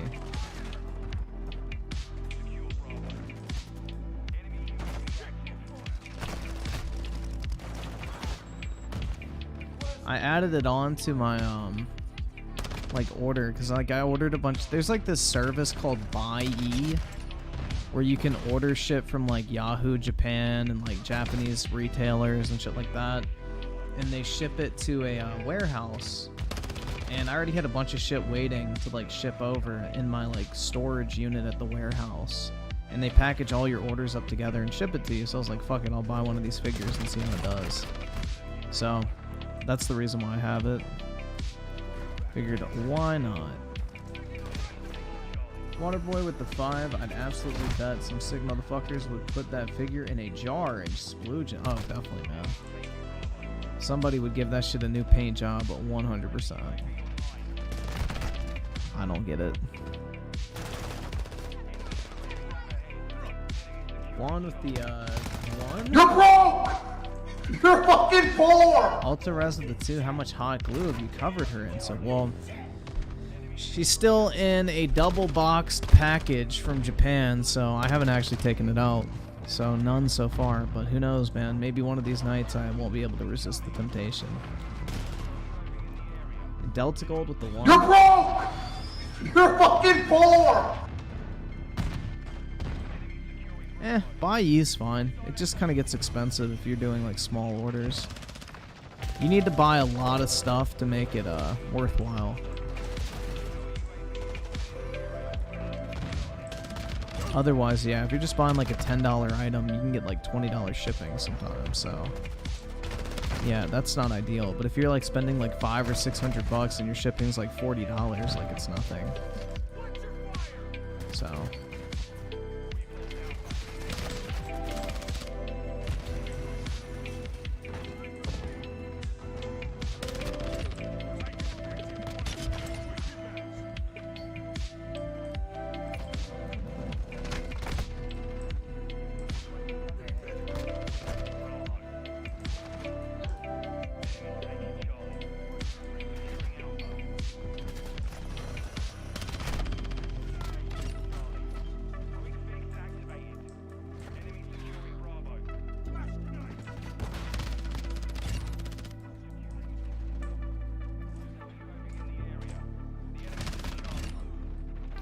yeah, I would be very reluctant to buy a used anime figure.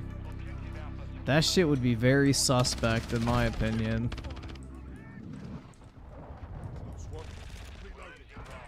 A used anime figurine.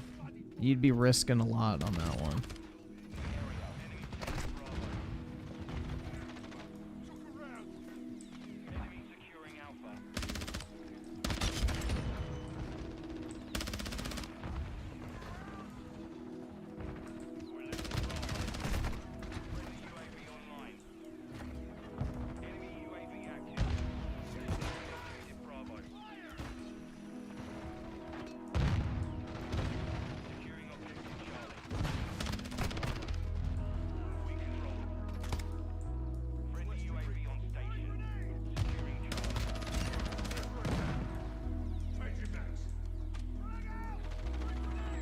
I know that's like a big business in Japan, though.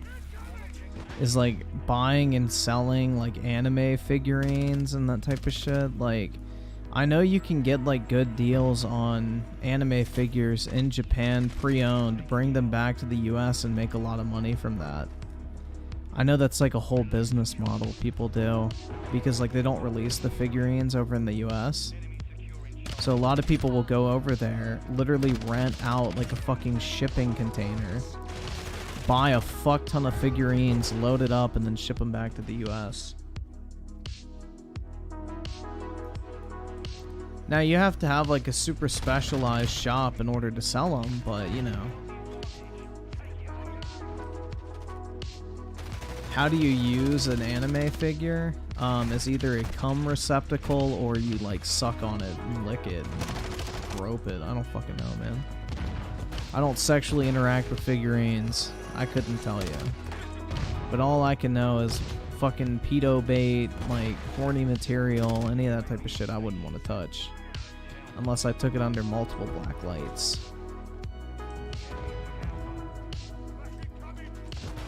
Oh, it's got a little residue on it. Better scrape that off with my fingernail.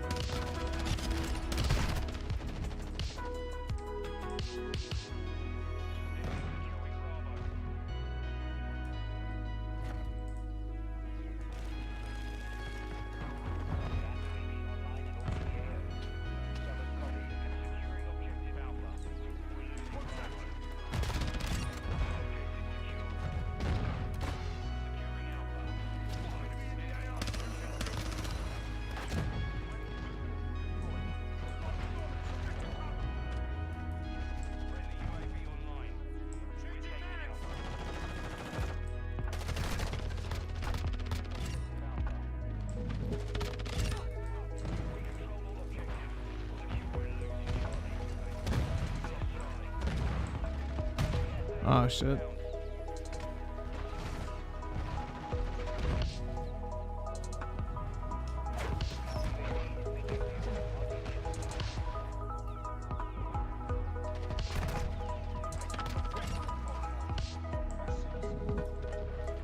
Yeah, they probably rub their anime figurines like you're supposed to rub the Buddha statue for good luck. And they probably pray to it every night. Please let her be real. Please let her be real. Please let her be real. Please. They like sacrifice their loads to it as well. I bring you a new offering, Hatsune Miku.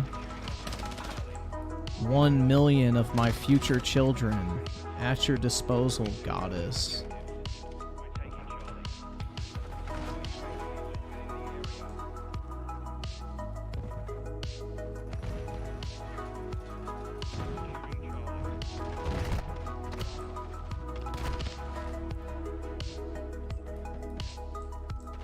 Yep, I heard about that. I didn't think it was 10,000. I thought they fired 4,000 this time. I thought it was only 4,000, not 10,000. I think they did 10,000, 10,000, then 4,000.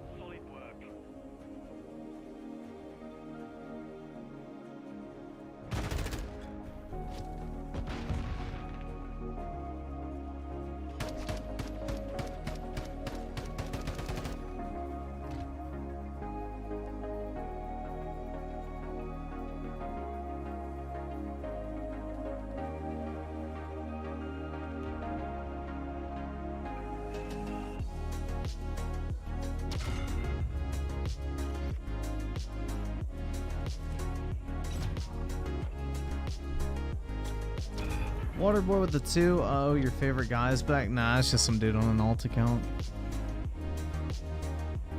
That's just some dude on an alt account.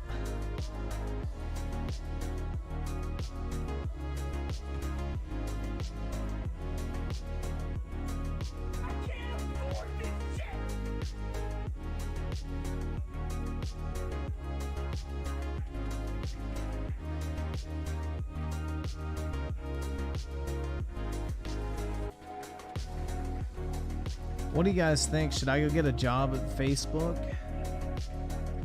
and go work for the Zuck?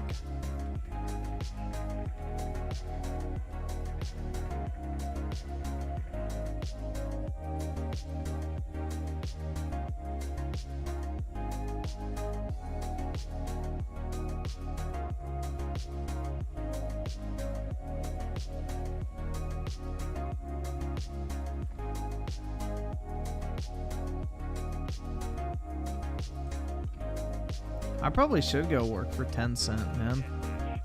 If they paid me enough, sure, why not?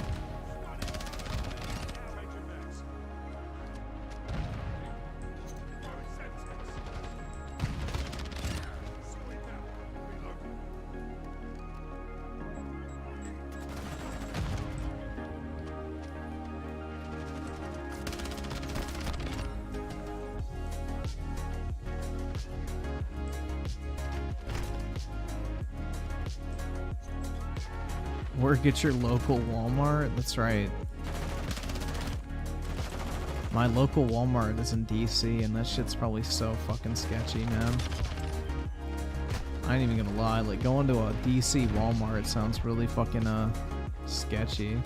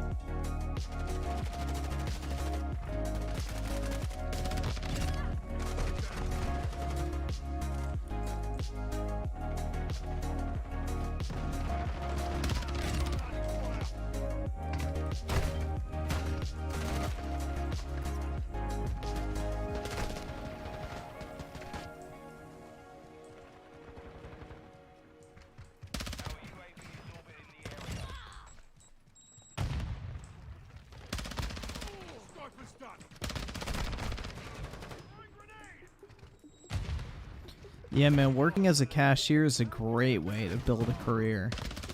Gives you all sorts of really just important skills that companies are dying for. I mean, you earn people skills, the ability to do basic math, put things into bags. Like, it's a pretty complicated job, in all honesty. Really sets you up for future success.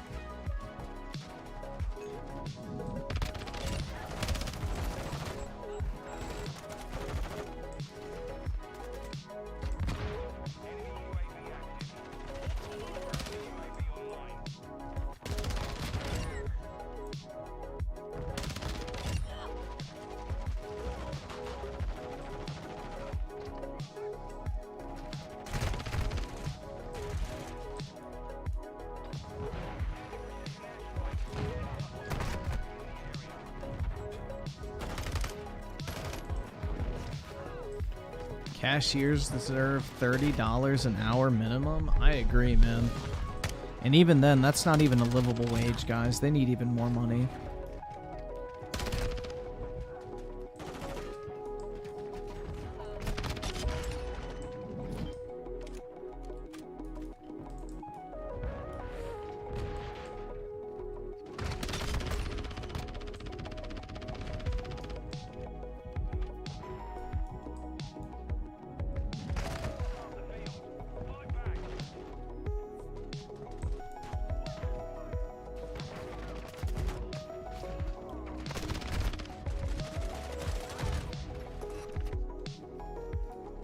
Dude, $60 an hour is barely a livable wage. What are you talking about?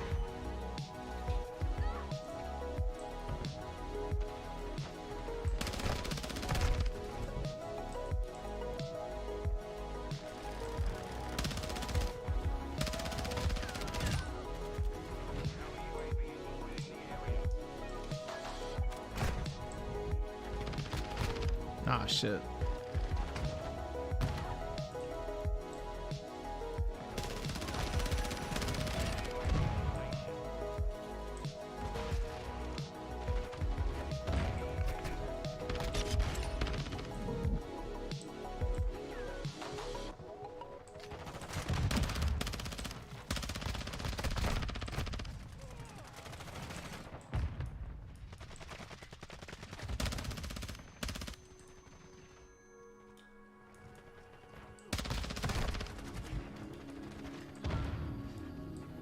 Yep, teachers want higher pay but only work 9 months.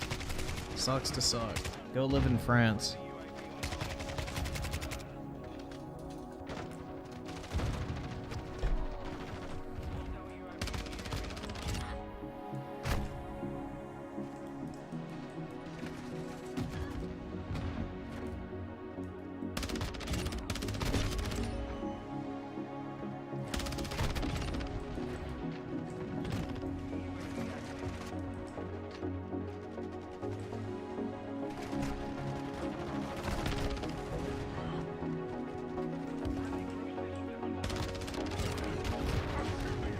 Hey, I got all my shekels. Let's go.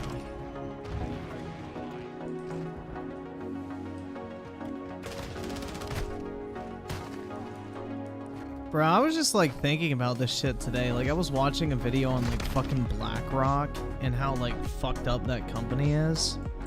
And I'm just like thinking, why the fuck do people not just like start pooling their money together and make like a fucking rival to BlackRock? Like, if BlackRock wants to be, like, this ultra fucking woke, like, eco-friendly, fucking retard, tree-hugging, like, investment company, why doesn't somebody just, like, make an alternative to BlackRock that doesn't give a fuck about that type of shit? That just literally cares about, like, alpha, and that's it. I mean, literally anyone can fucking do that shit. It's not even hard. Like, BlackRock literally is one of the worst investment companies performance-wise if you actually look at their fucking investments. Like, the only thing is they have billions of dollars to toss around, so...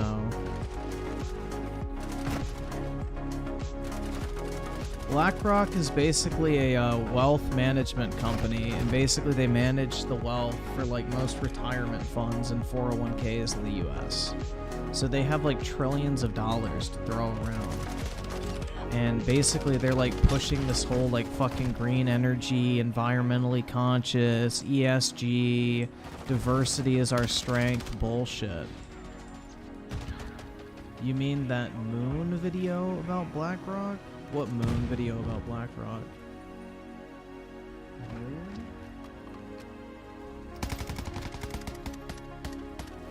Let me see. BlackRock.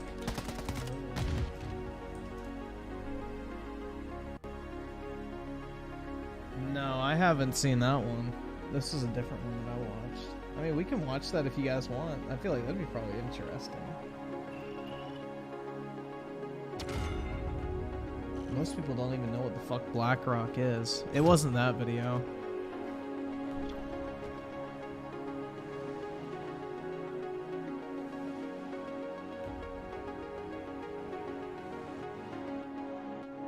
Yeah, I don't have my money in a BlackRock fund. I'm not giving them any of my fucking money. They can eat my ass, bro. I manage my 401k myself.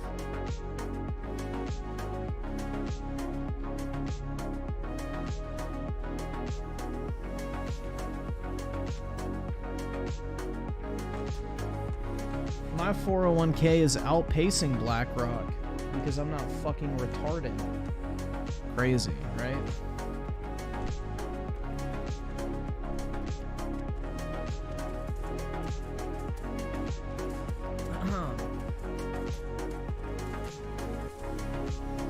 Yeah, eat the bugs. Eat the crickets. Eat the worms. Eat the grasshoppers.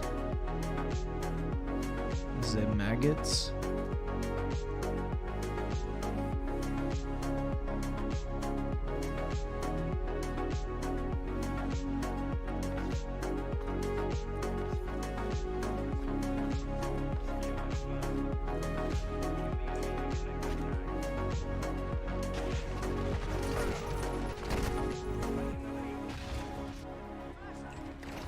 The roaches? That's right. I still think it's fucking weak as shit that Klaus Schwab is like literally an unironic fucking Nazi. And like all these fucking dipshit world leaders like actually follow him. Like it's fucking hilarious, bro. Like I forgot what it was, but his dad was like literally one of the top like Nazi collaborators. Forgot what his family's business was, but yeah, Klaus Schwab's like fucking father was like this high-ranking fucking Nazi party official, basically. It's pretty fucking wild. Like he was literally born in Nazi Germany in 1938, and you're gonna tell me that that dude's not a fucking like Nazi? Hell no, he 100% is.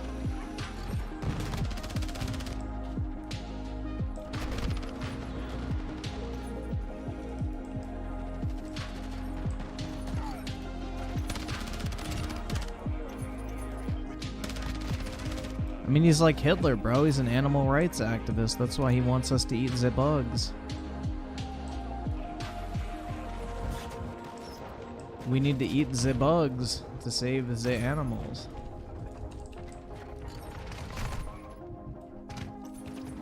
Weaponized autism with the two. You will eat the bugs and you will live in the pod. That's right.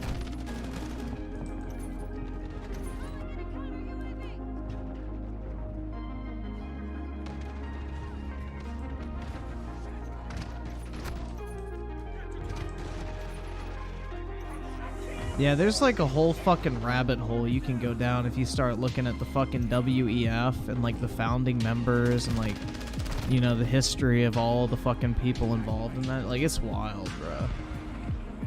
It's wild. Like, basically all the banks that loaned money to Hitler, the banks that are in charge of like the World Economic Forum, it's like, wild. It's a whole fucking rabbit hole, guys. Like the Bank of England, for example, during World War II. Keep in mind, this is literally when fucking Nazi Germany was like trying to invade Britain, keep in mind. During World War II, the Bank of England literally took in looted Nazi gold for Germany and converted it into money for Germany's central bank. Like, keep that shit in mind, guys. Like, Germany literally was trying to destroy England.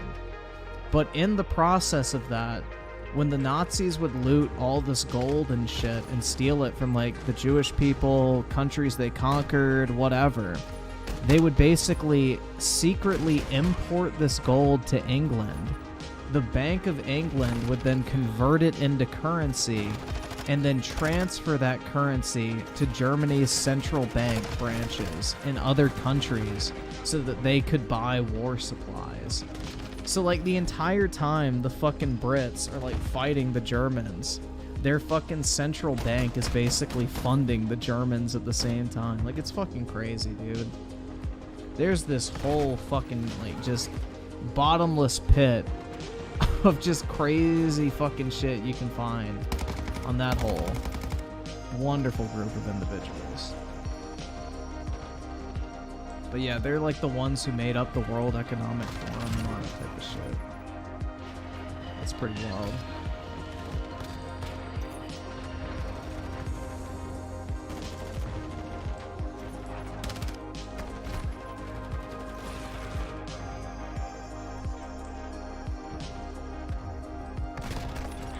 Well, no, it's because the people who run the central banks of basically any country do not actually serve the country they work for. Like, central banks are usually run by, like, privately owned banks in whatever fucking country they operate in. So the bankers wanted the Nazi gold, whether it hurt the country they're from or not. Like, they just wanted the money.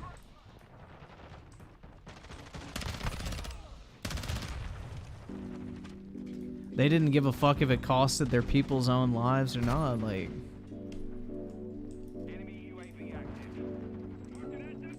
They're like, bruh, $1's $1, and for that shit, I'ma holler. I don't know, man, that's pretty fucked up. Pretty fucked up.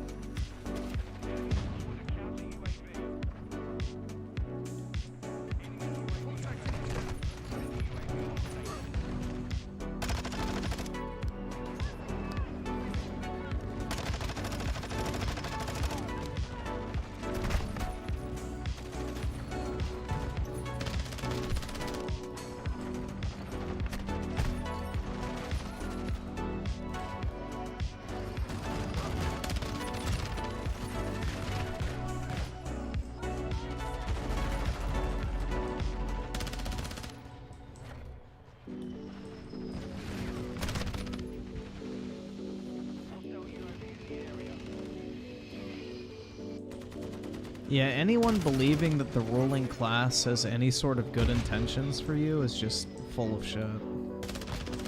Like, bro, take the blinders off. The only one who's watching your back is you, and maybe your family. That's about it. Aside from that, you really can't trust anyone. Otherwise, you will end up eating the bugs.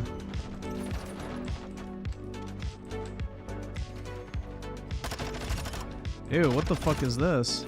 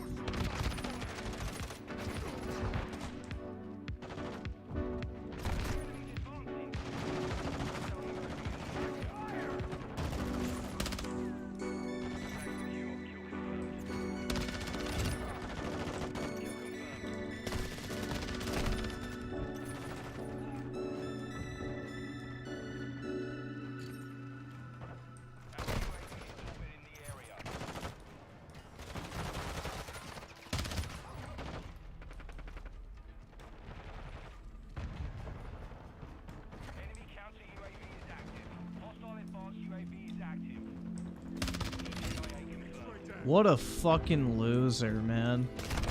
Sitting his ass behind that shit.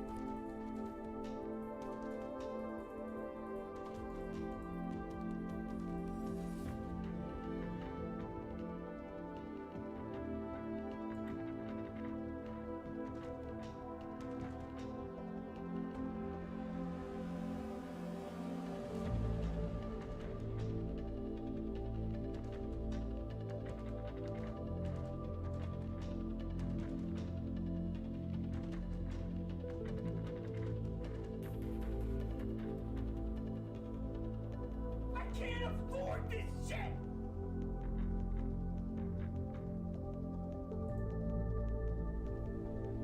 Weaponized autism with the 2. Careful, Griffin, your socialist is showing. Uh-oh.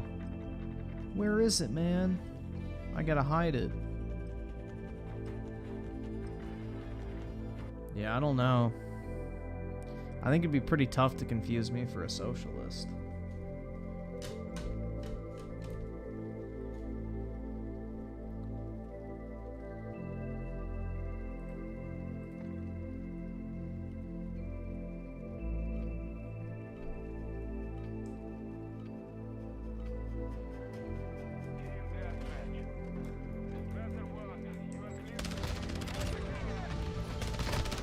Oh, what?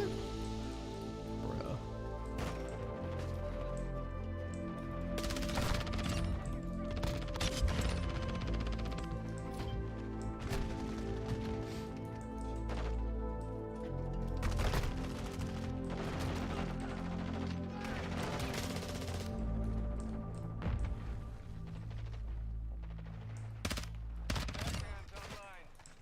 I'm with you.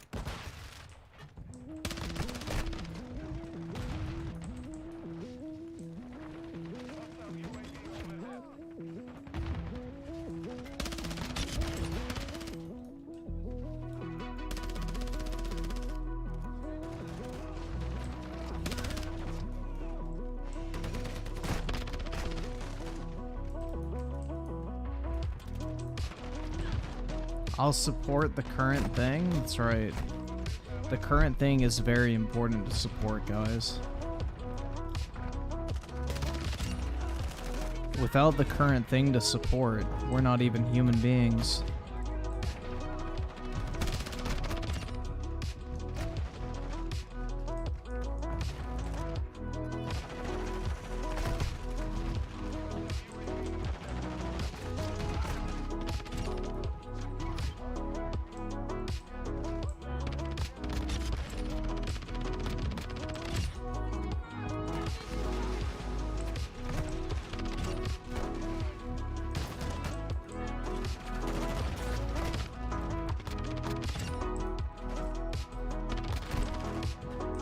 Timothy Marco with the 5, bro. This YouTuber that goes by Illuminati is going on a Twitter rant about how Legal Eagle having a smaller or a similar editing style to hers is plagiarism.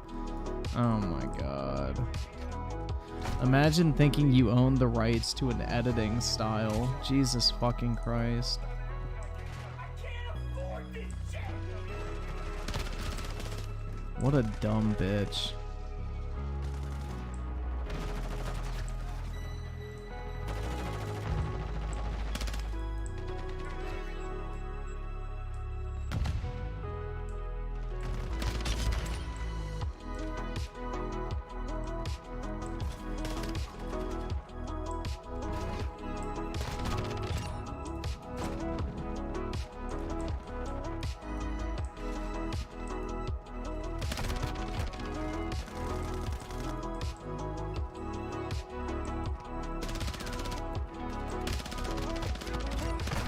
Oh shit.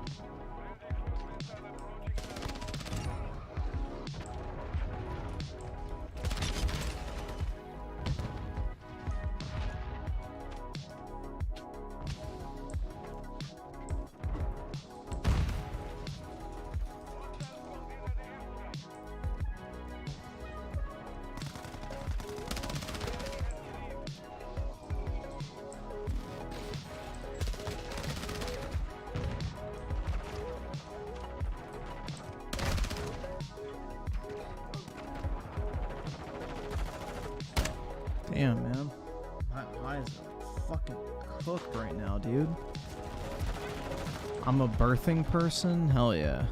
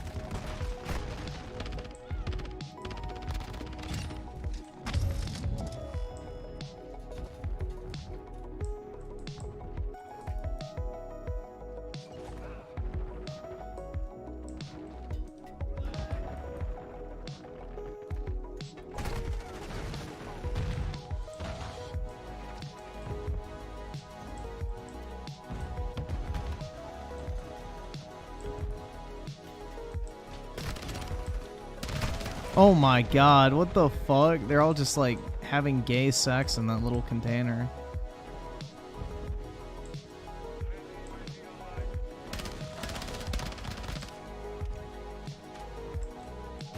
Oh shit.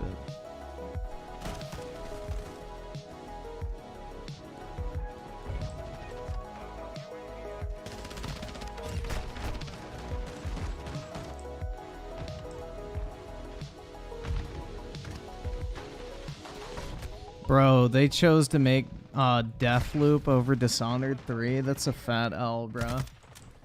Deathloop just looks like shit. It looks like a soulless Dishonored.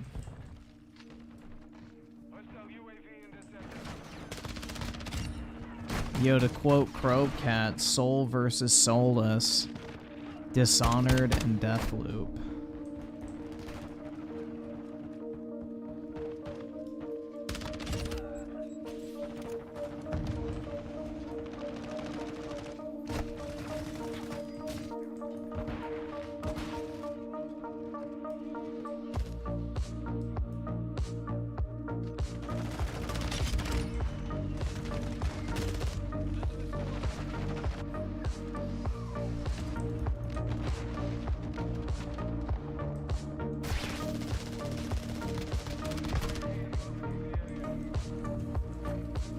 Guys, I think I need to take a mental health day. Oh my god, I'm feeling really stressed out right now. But here's the thing, in order to do that, I need everyone to open your wallet and give me all of your monies. Because I really want to have a day off with my wife.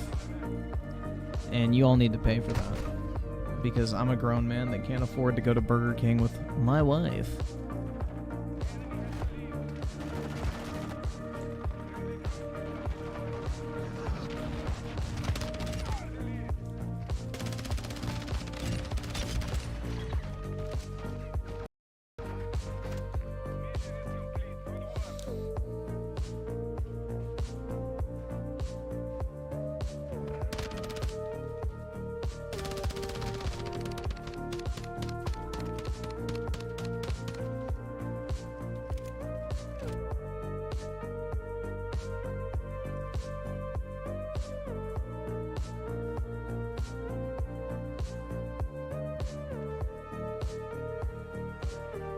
Give me money, give me money, give me money, give me money, give me money, give me money, give me money, give me money, give me money, give me money. Down, DSP, down.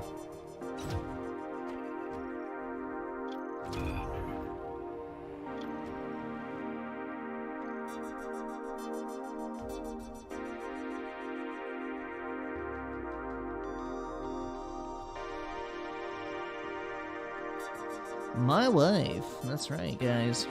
Yeah, me and my wife decided we were not gonna have kids. Instead, we wanted to play WWE Champions.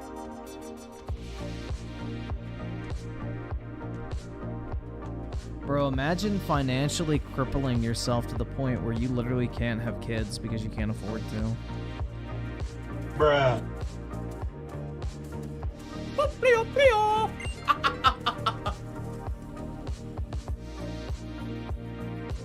Not rage quitting the RE4 demo tonight.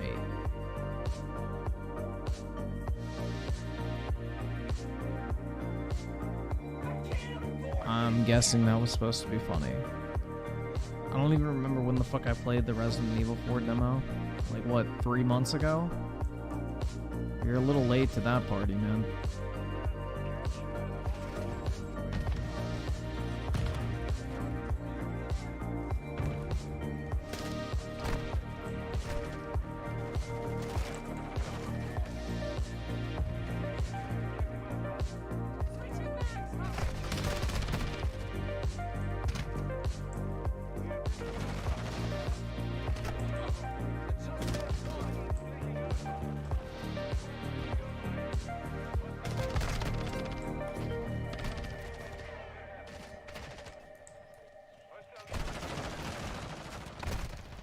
How much for me to play RE4 without getting mad? Well, you'd have to buy me the game at minimum.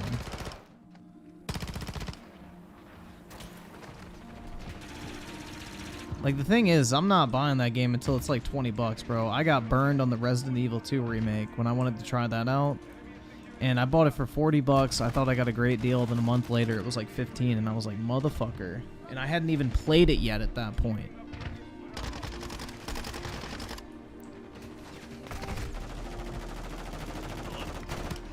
Oski Woski with the 5. Could you do that again? The DSP and whip cracking, that's exactly what he needs. A reality check. Will do, man. I don't have that button yet, unfortunately. I need to find the clip. Give me money, money, your wallet, give me money, all of your money. Down, DSP. Down. No begging. No. I said no begging. Yours truly with the 1. You're broke! You're fucking poor! And Bill Clinton with the 2. Deathloop, 30 FPS is good, because it'll get a 60 FPS update. That's right, man. I love buying games that can't run at 60 FPS on day 1. My wife. Yeah, me and my wife are gonna go to Arby's. And I'm not talking about her clitoris. Bruh.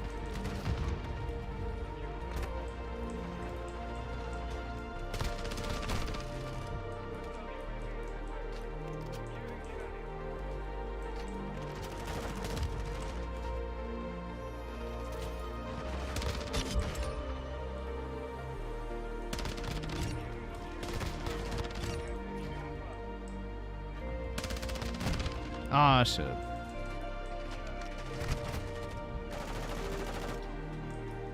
Thoughts on the Ouya console? You know, it really was misunderstood, PK. Like, honestly, bro, that was one of the best consoles that just, you know, really didn't get a fair shake. If people would have just given it a chance and seen past the negativity, they probably would have really liked it. Because why wouldn't you want to play Android phone games on your TV? I mean, who was not just dying for that? I know I was.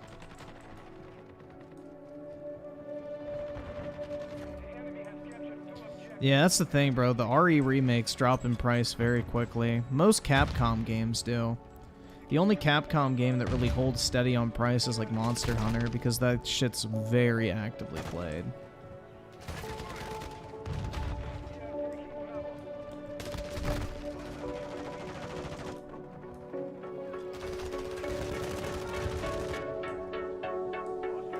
Just saw the Xbox sales. Yeah, they're pretty bad, man.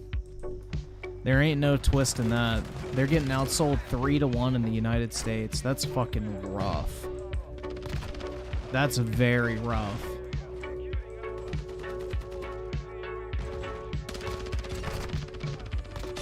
Like, the PS5 has almost outsold the Xbox in lifetime sales 2-1 already. And that gap is only going to keep widening because the PS5 is outpacing the PlayStation 4 in terms of sales at this point in its life cycle. And the Xbox One and Xbox Series X are like on par with each other. Which the overall gaming industry has grown since those two consoles released 10 years ago. So at this point, Microsoft and Sony should be outpacing their last generation consoles. And that's happening for Sony, it's not happening for Microsoft. So in real terms, Microsoft's market share is actually going down. So, pretty bad.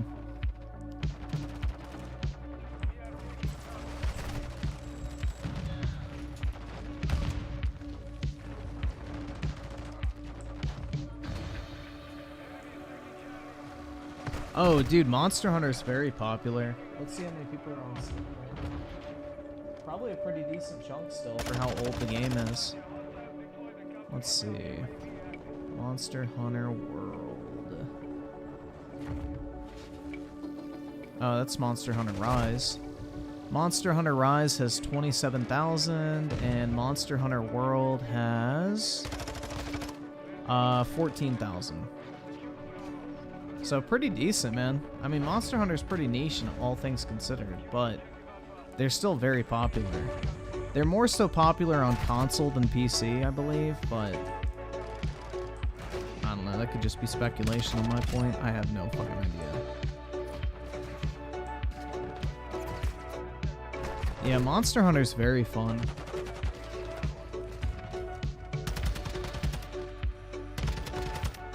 I need to play Monster Hunter Rise at some point, honestly. I really do. I want to play it. I just always forget about it.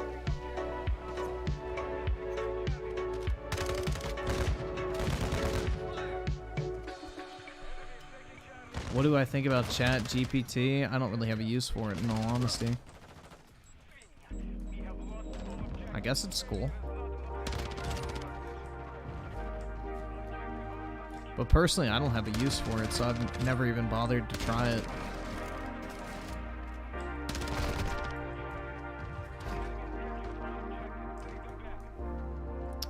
No, I didn't get an email about the free code for Final Fantasy Pixel Remaster. We'll see. Monster Hunter World is actually Capcom's best-selling game of all time. Yeah, that doesn't surprise me at all. That game was huge. Like, all of my friends bought it. I was like, yo, what the fuck? Y'all are playing Monster Hunter? They were like, yeah, bro, this game looks sick. You get to kill T-Rexes and shit. So yeah, no, that game was very, very popular. Because, like, all my normie friends bought it, and I was like, oh shit, what the fuck? Y'all are playing Monster Hunter now? And it's like, yup. Because I had Monster Hunter on my 3DS, and I think that's the reason why Monster Hunter was so niche for a while, is because you had to play it on Nintendo's handhelds for the most part, which was a super limited experience. Like, you had to really be able to overlook graphics. But Monster Hunter World was such a beautiful and fun game that it just did a really good job of bringing people in. I should do a dick reveal? Just ask your sister, bro. She can tell you what it looked like and felt like.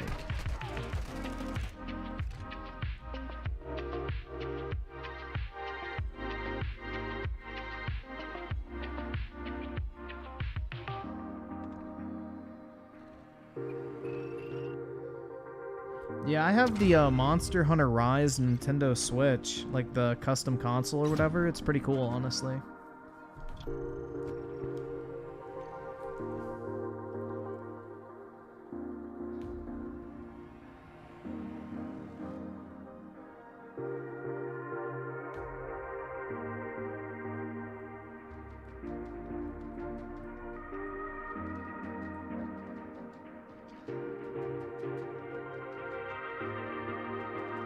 Is Oski still carrying? Let's see. Nope. We both did shit.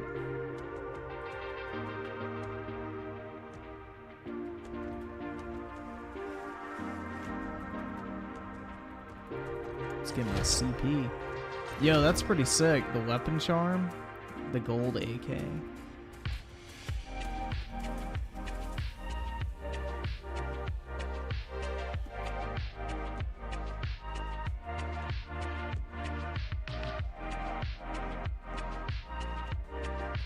I don't have G Fuel with me right now. I just have water and creatine.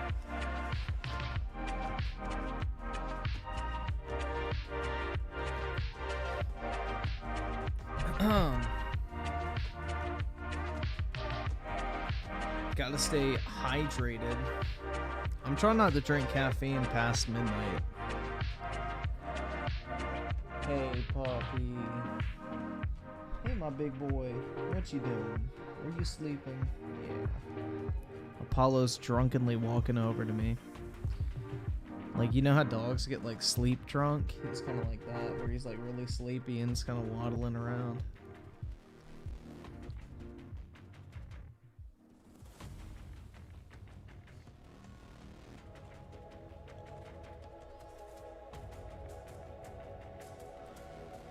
I may be me. Well, I hope you're, you, Britt. Since I don't hang out with gamers. But I never knew about Final Fantasy or Monster Hunter until recently. Oh, that's true. I mean, they're both kind of niche, I guess.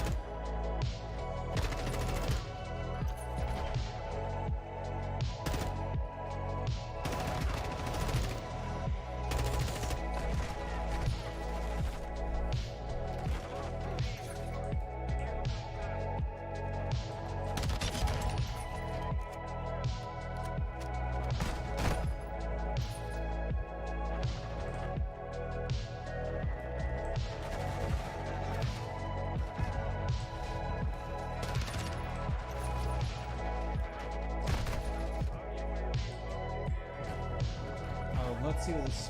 Guys, this fucking autist.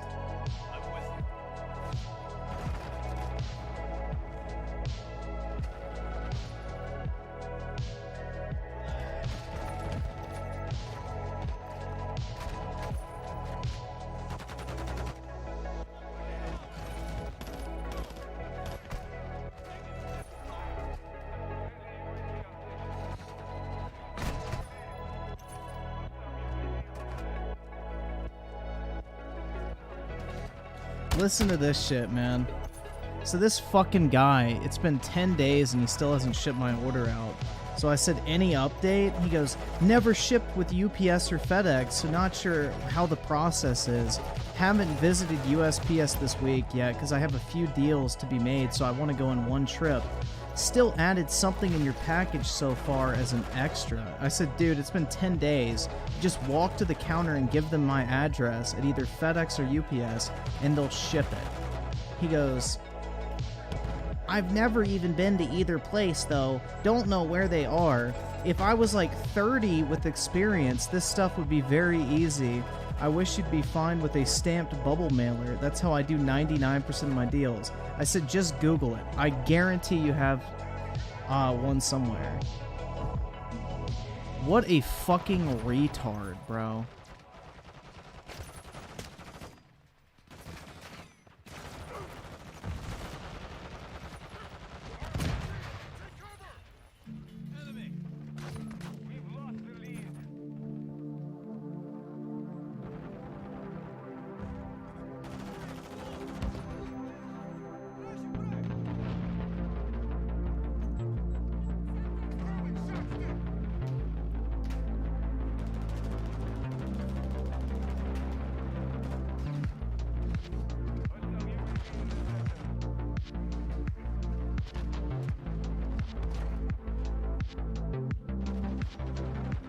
So this is what I'm going to say.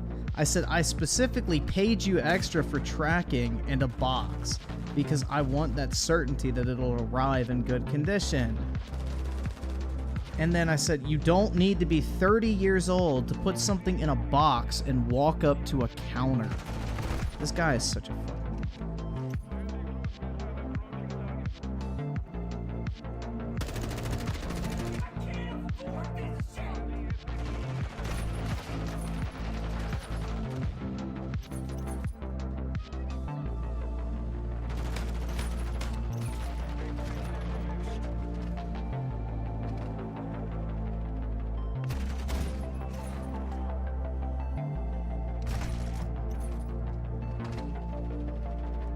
What a fucking dipshit.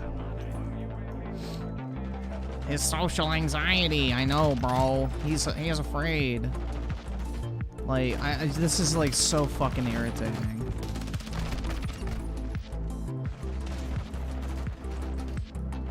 I have literally been selling shit and shipping stuff out since the age of like 11. This fucking if I was 30 and had experience, it's like, bro, you can fucking look up where a UPS is on fucking Google. Holy shit. It takes 3 seconds.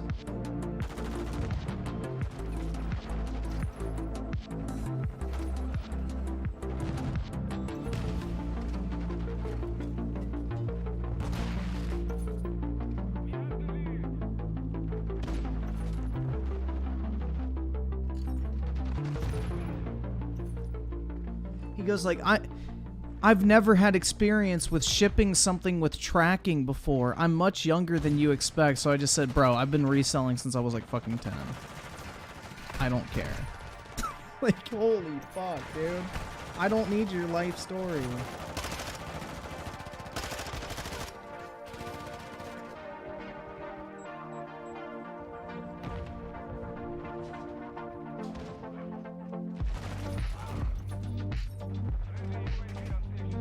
Oh my god.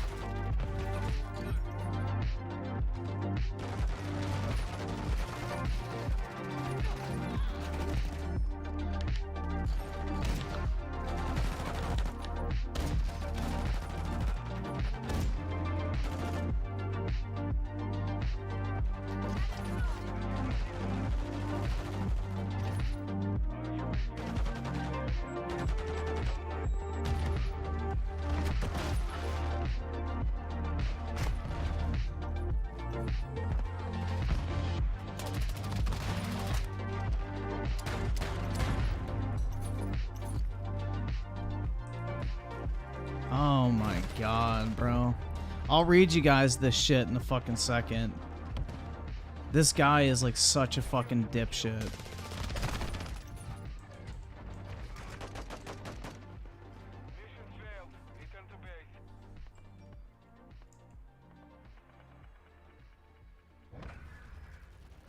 Alright, is the match over? Yeah, okay, I'll read it to you guys now.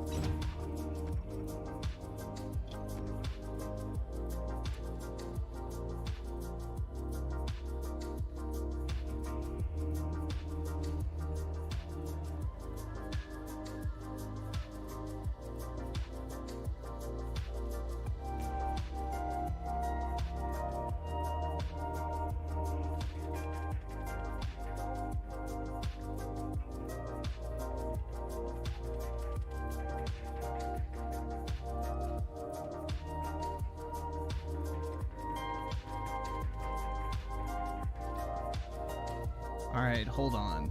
Holy fuck. Here we go.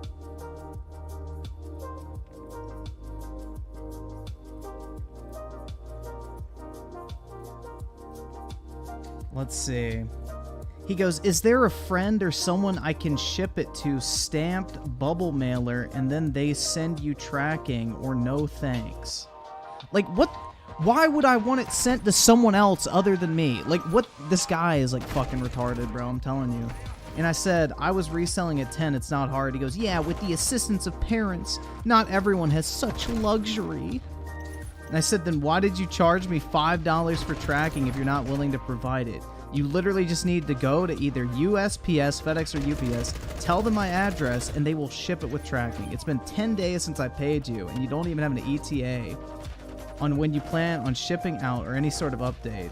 Terrible way to conduct business. Don't accept money from people if you can't deliver. He goes, well, that's exactly why I added what I've added to your package. I told you that days ago. I said, dude, you don't get to take money and then hold the item hostage until you decide to ship out. It's going on 2 weeks. He goes, you understand I'm trying to get it to you, and you denied a stamped bubble mailer 3 times for me. And that's with me saying I will add $5 in value to the package to compensate for ship. I don't fucking care about the added value.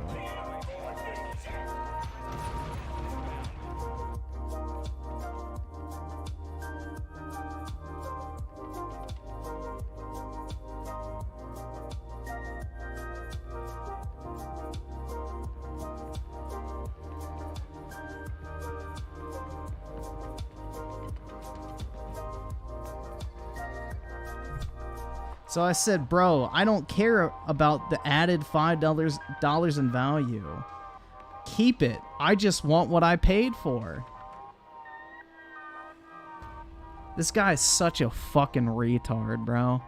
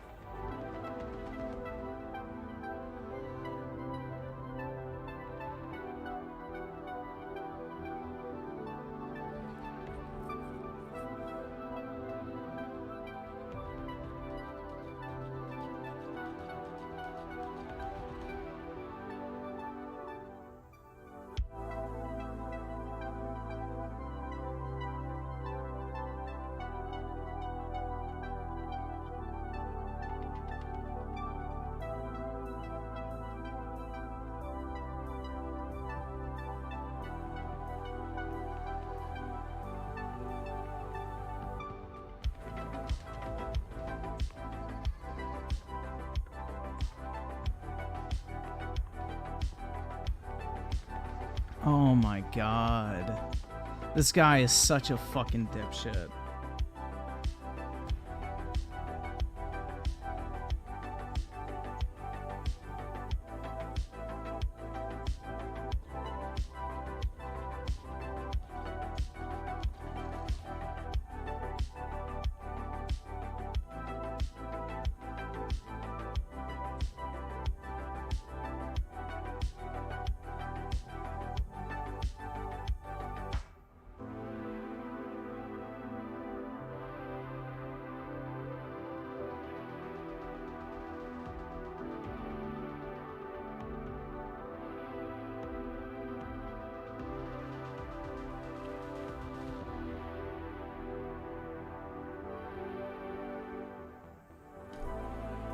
Oh my fucking god, dude. I was more professional at the age of 10 than this fucking guy. Like, how the fuck do you not know how to ship with FedEx? Oh my god. Bro, I swear to god, I fucking hate the Pokemon card community. I really fucking hate the Pokemon card community.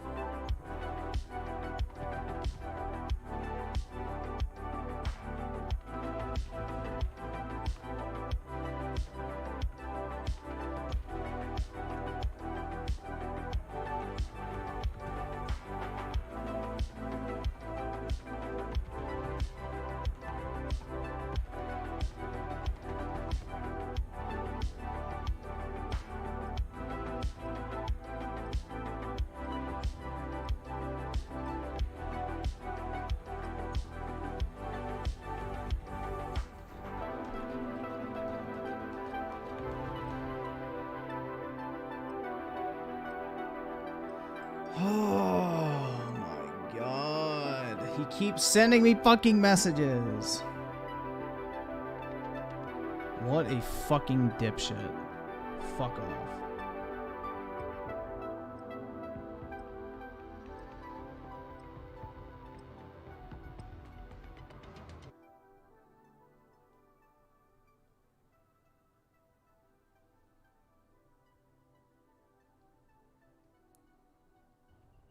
Waterboy with the 2, can they not ask employees there for help? Bro, they probably have social anxiety and they're afraid of speaking to adults. They're probably a fucking 20-year-old man that's like intimidated by other adults because they have like imposter syndrome or some gay shit like that. Delta Gold with the 2, Nelly alert. Sound the alarm for real, man. Jesus. 911 with the 2, dude, he's trying to scam you. Cancel it now. No, I genuinely think he's fucking retarded. Like, honestly, right hand, bro, from dealing with the fucking Pokemon card community as much as I have, the amount of just crippling autistic retards you will run into is just astronomical. It really is incredible.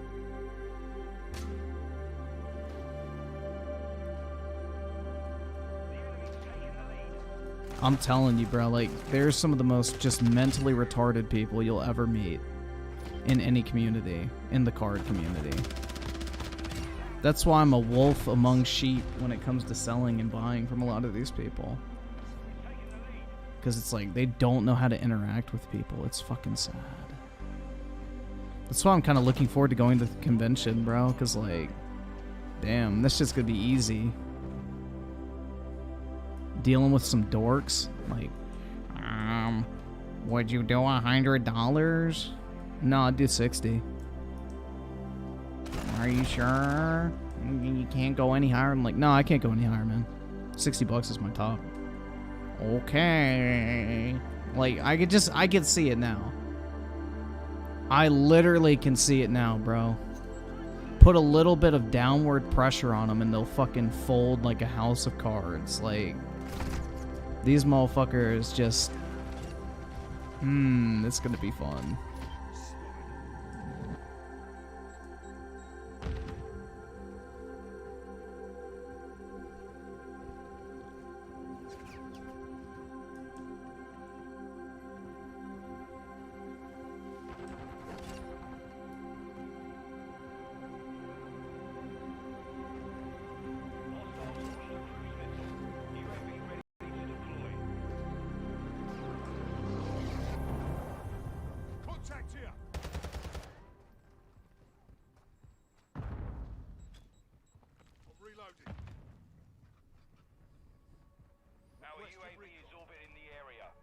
Dude, the thing is, like, as soon as you know this is like for anything. If you ever know that someone's motivated to sell something, that's when you know you can get a good price. Like, if somebody is willing to, like, sell something, and they're actively trying to sell it, you can usually get a very good deal out of those people because they'd rather have money than the, like, actual item. And when you basically wave money in front of their face and say, like, well, if you don't want that, I'll give you this amount.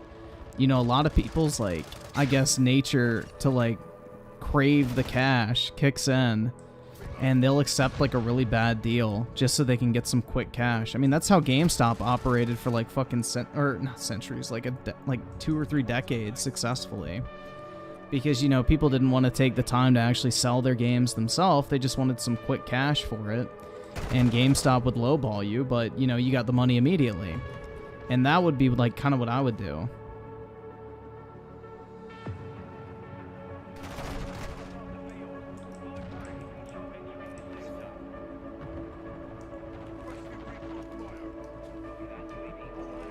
That's how I've gotten a lot of really good deals. It's like people who've overspent, people who, like, need money to pay their fucking mortgage, shit like that. It's, like, great.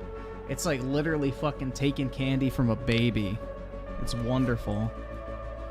Like, I literally bought out some dude's, like, fucking 30 slab PSA return for, like, pennies on the fucking dollar almost.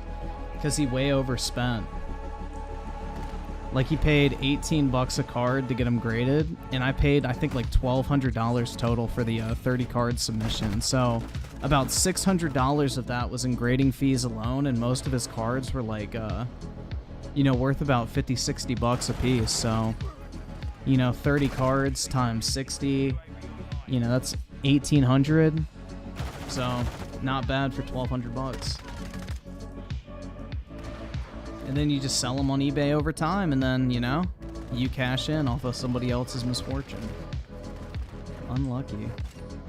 Or like this one guy, he had this really rare card he sold me. He needed money for a apartment.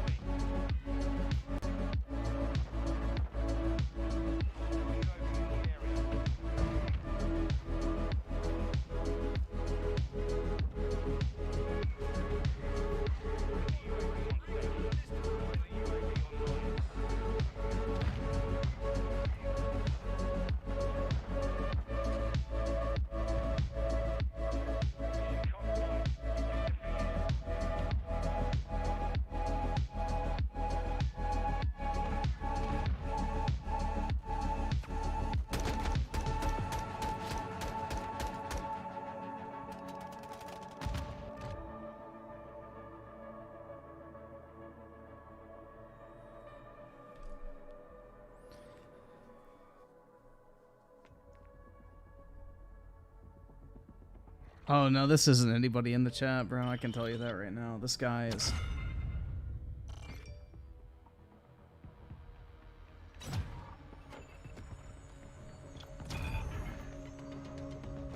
So this is what I said. Hold on. He goes like, well, at least I'm not scamming. I've offered to compensate, but I'll give you the card as is. I said, whatever, dude. I just want the card. Send it however at this point. He goes, you'll get it. It will be okay. taping over the pen so it doesn't smudge, expected in 3 to 7 days. He goes, I apologize. I said, I mean, next time, dude, just be straight up with me instead of, like, lying and saying that you'll offer tracked shipping when you won't. I said, communication goes a long way, but it's been 10 days, bro. You can't hold someone's money. He goes, like, you had every right. Now he's, like, backpedaling. I'm telling you, man, apply the pressure. And I guarantee you he'll put, like, a bunch of shit in the package for free. Because that's how these people operate.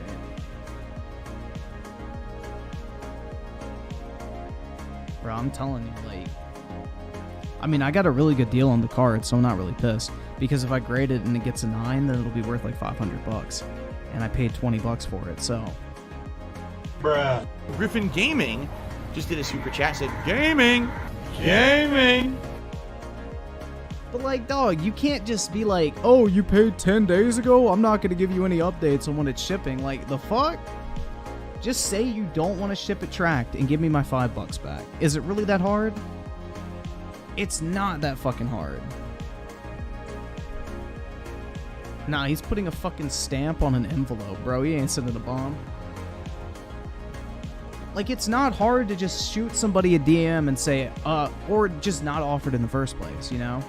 But even if you do, just shoot me a DM and be like, oh, yeah, I can't ship it tracked. Do you mind if I stick it in an envelope? I'll give you your $5 back. And I would be like, yeah, whatever, that's fine. Because I want the card. I don't fucking care at that point. Like, whatever. If you can't do it, you can't do it. But to, like, pussyfoot around it and act like, oh, the post office system wasn't working. I couldn't get them to print a label. Like, fuck off.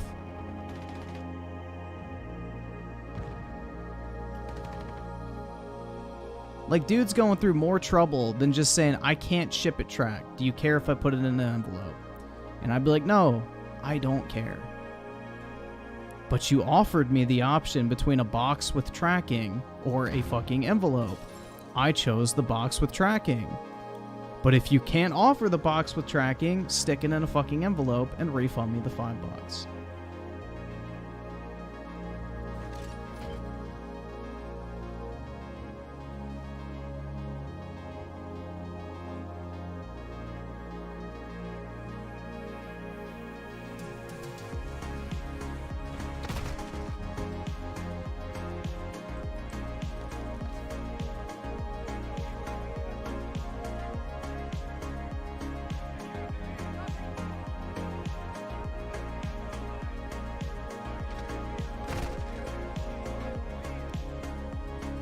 Speaking of which, I actually need to ship out another PSA submission tomorrow.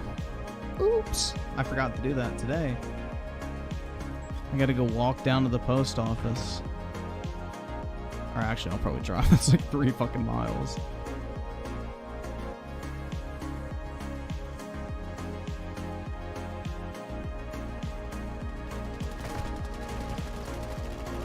Griffin, if I had a Pokemon card and I was selling it to you, I would offer triple the price for it. Really, Brett? You do that for me?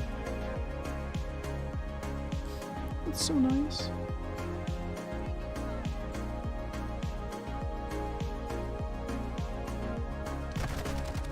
I feel so bad for you, Griffin, that you have to deal with the Pokemon card community. That's right.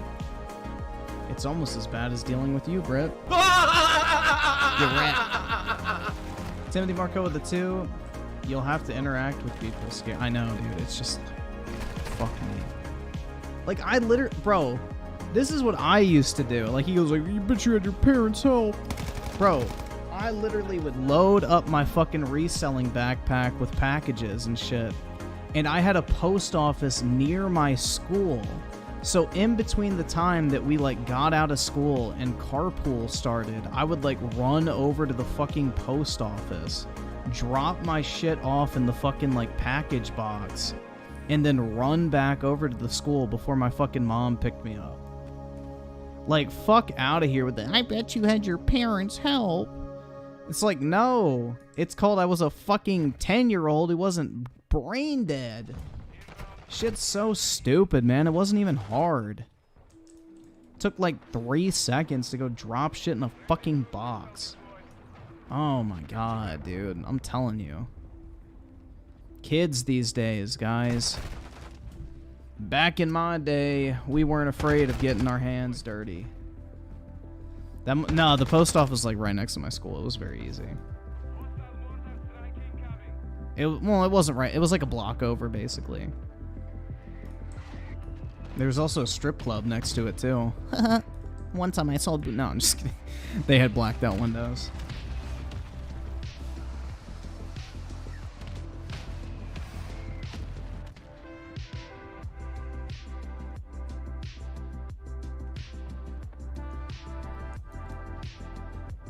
Have I ever gotten scammed? It's impossible to get scammed on eBay because you have buyer's protection. So if anything doesn't show up right, you can just send a complaint and eBay will 9 times out of 10, probably 99 times out of 100 refund you.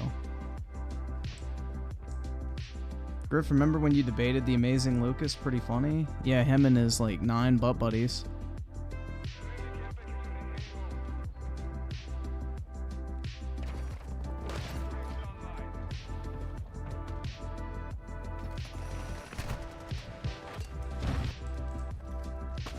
Griffin is fat and gay. Hey man, I'm not gay. Did you go to the strip club? No, I've never been to a strip club. Right hand to God. Yo, there was like this strip club where I used to live at my previous apartment near the fucking McDonald's that I would drive to at like 5 a.m. after I finished streaming. Because my sleep schedule was completely fucking destroyed back then. Like, literally, I would wake up at 4 p.m., do my college classes until, like, 10, stream until, like, 4 in the fucking morning, and then I would go and get food, and then go to sleep until, like, fucking 4 p.m. again. Bruh. But, yeah. Anyway, there used to be this fucking well, it's still there, but there was this strip club that I would drive by. Really fucking shitty, man. It was like next to a 7-Eleven, to give you guys an idea of the quality you could expect. And like every single night, that place was fucking packed, bro. Like line out the fucking door of like these dudes just standing outside waiting to get into the strip club at fucking 4 a.m., bro. It's like, dog, what the fuck? Bruh. What are you, like, I don't know. That shit's really sad.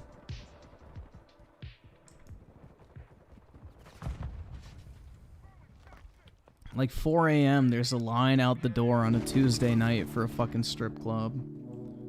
It's like, damn, man. Griffin looks like Grimace IRL. I'm not purple.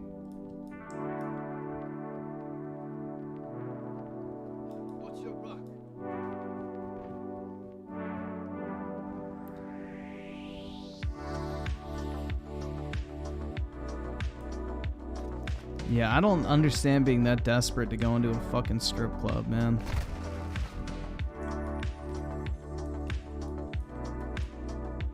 That shit's gross. Like, it was so run down and shitty, too. That's the thing. It wasn't even, like, a nice one. Like, it was next to a fucking 7-Eleven and was probably the size of a 7-Eleven on the inside. Like, it was a literal fucking shithole, but it was always crowded.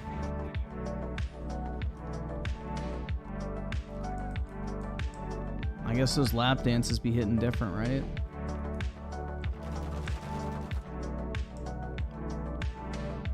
Should I buy an Elite Trainer box at Target? If it's Crown Zenith, I'd say go for it.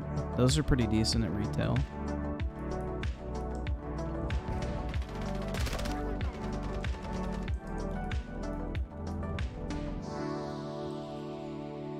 Otherwise, I wouldn't. Just buy booster boxes if you really want to open packs. That's the best pack to price ratio if you want to get the most for your money, pack-wise.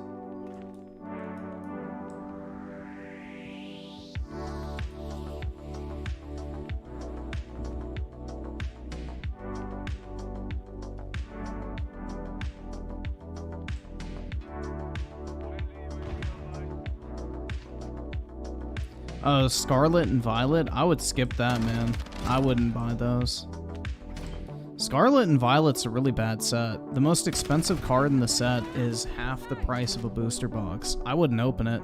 Just buy whatever cards you want. I think you can get both alt arts from Scarlet and Violet for like under $60. So I would just buy the alt arts.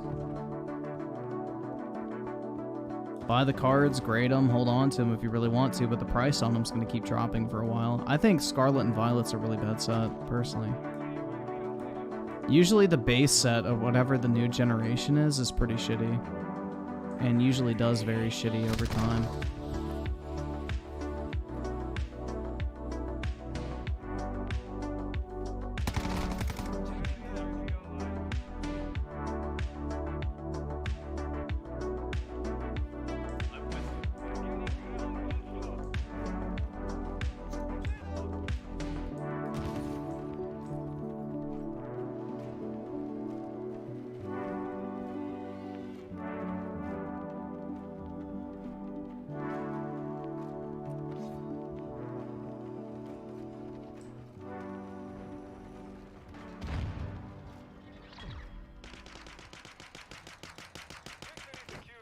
No, I didn't kill him.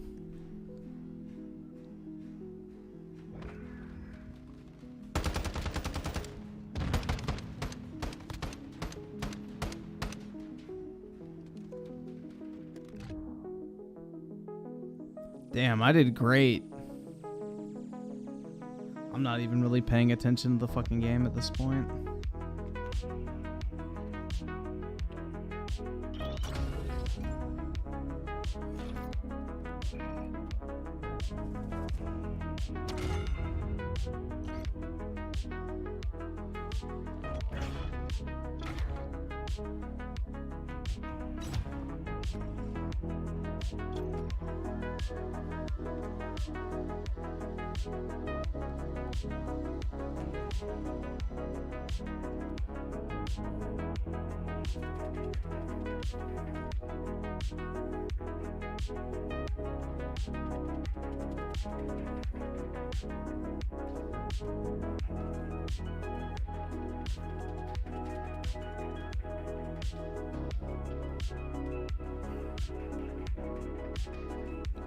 In fact, speaking of spending money, I want to see if these two cards I bought shipped.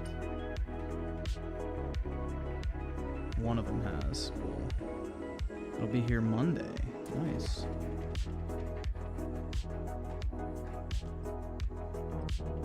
Bro, I got some fire-ass Yu-Gi-Oh cards coming on Monday. I'll show you guys those. Those are so fucking sick.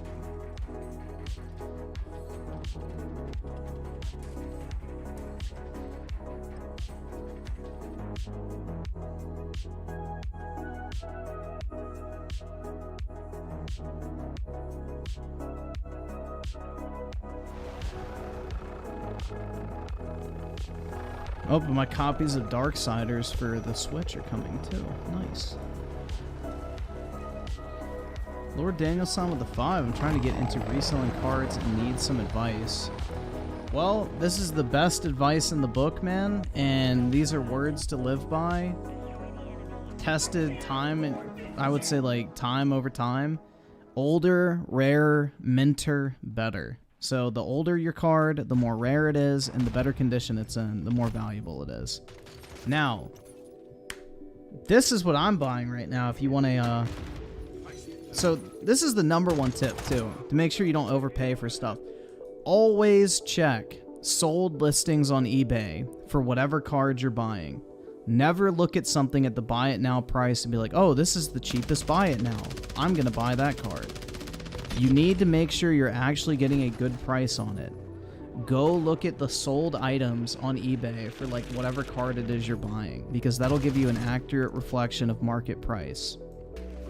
But just to give you a place to start, what I am doing right now is buying old Japanese holos and PSA 9 from like base set, Fossil, Jungle, Neo, Gem, all of those old sets, because basically, the price of those old Japanese packs is like $200 to $300 a piece.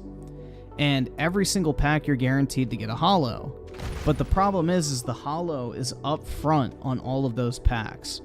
Which means, as those packs get moved around and just age naturally, the holo, being on the front of the pack, gets damaged because it's up against the actual foil over time. So that means that a lot of these cards coming out of these Japanese packs, even if they're fresh from the pack, are not going to grade 9. But the thing is the market has become so flooded with PSA 9s. They're like $40 in some cases for a fucking holo PSA 9. Now think about it this way. Grading is $15 a card. So you're basically paying $25 for a fucking Japanese holo pull from a vintage set where the pack costs $300. So the only direction I feel like those cards can go over time, like, and I'm talking over time, not like 2 months, like maybe 2-3 years, is up. Like, for example, Dark Blastoise in a PSA 9, Japanese. You can get that card for $80 at auction. And that is way too cheap in my opinion. So that's the type of stuff you have to look for, and that will only come with experience. You have to, like, be able to... You have to really dive balls deep into the market. What I would recommend is there's some accounts you can follow on YouTube. I'm trying to think. Who's good nowadays? There's a guy called... Fuck, what is his name? Catch 'em all collectibles, like Ash's last name, all collectibles, like Catch 'em all collectibles. He does like market analysis videos on the card market. Like, he's a huge fucking seller of Pokemon cards, and he does like market analysis videos. So I would recommend starting there and just consume a lot of content and make yourself knowledgeable about the card market.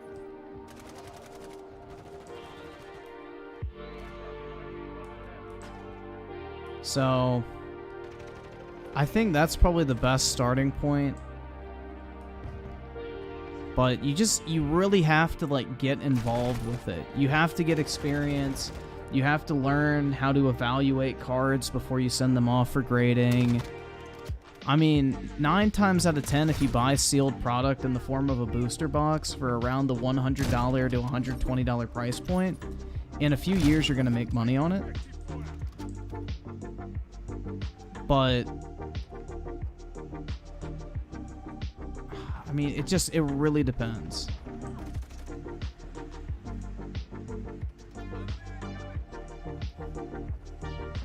But yeah, typically if you have a like booster box that you buy for around the $100 to $120 price point, hold on to it for a few years. You're probably going to close to like 50% to 100% ROI. Typically they appreciate once they go out of print. But I guess that's a good starting point.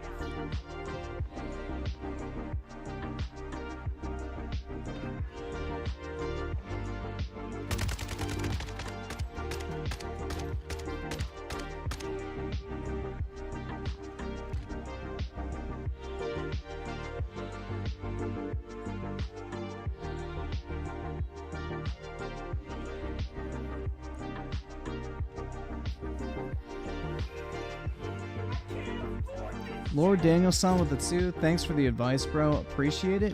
Yeah, it's one of the... Right, I'm like 3 years in at this point. So I've had time to learn the market. Like, if I see certain cards for a certain price, I buy it without a moment's hesitation because I know for a fact it's undervalued. And just spending time interacting with the community, the market, buying, selling, checking the value of your stuff, just tracking it over time, you'll start to pick up on all the trends. I mean, sure, I wish I could tell you, like, the thing, like, oh, buy this, it'll go up in price, but it's tough. Although, hold on. I may be able to. Give me 1 second. I don't know if this is still up. Let me check. If this is still up, then this is a go-to thing, I would say.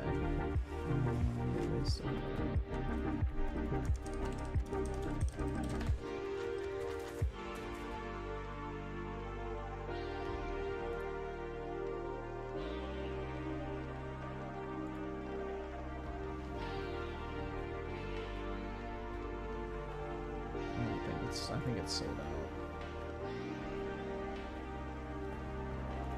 I bought a shit ton of this the other day. They had these celebration boxes on Pokemon Center for like 20 bucks, and I bought like... Yeah, it's sold out. Shit, never mind. Oh well. I tried.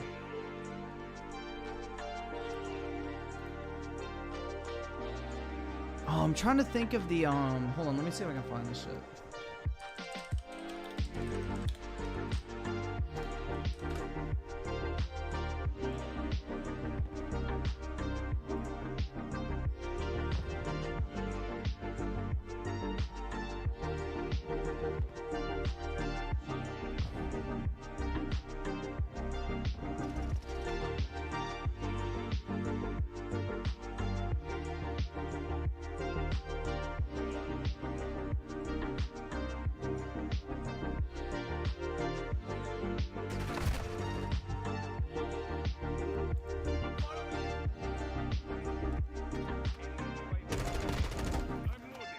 Hold on, I'm trying to find this account for you guys real quick. Oh, this one. This is it. This account is fucking crazy good. If you're looking for deals, follow this account.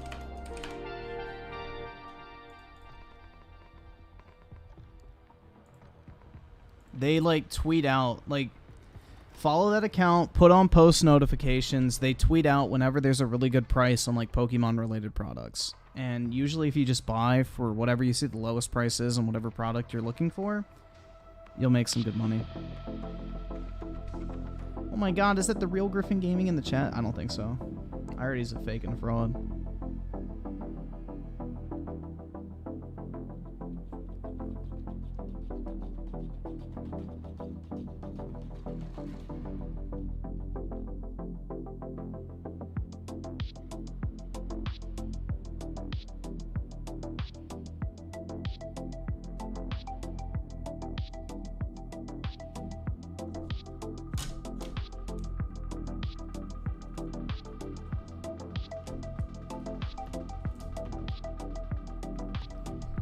Dude, it's pretty wild. There's one particular card that I own like over 50% of the graded population on.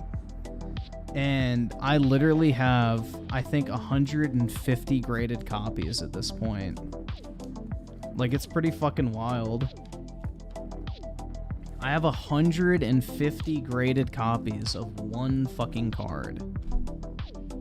Like... Bruh. If that's not obsession, I don't know what the fuck is. But yeah, it's like probably my favorite card in the Pokemon fucking I guess TCG. It was my favorite card when I was a kid, so every time they come up for sale, I just usually buy them.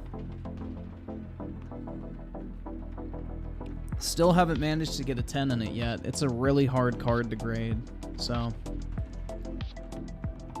I'm gonna send in all my 9s at one point for cross grade to see if I can get a 10.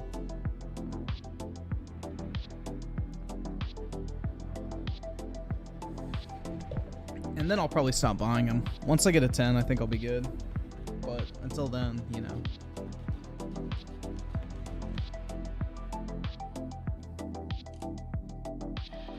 Until that day, I'm gonna keep buying them.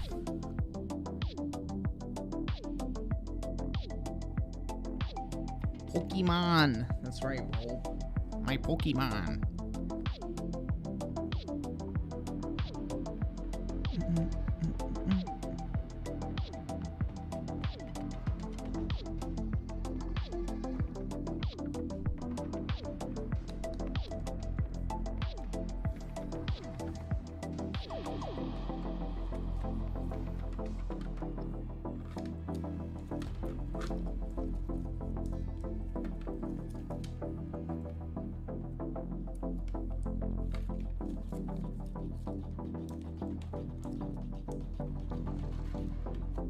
Hey man, stop laughing at my Pokemon card collection, you fucking whore. You insignificant whore. Leave me alone. Let me nerd out over my Pokemons, bro.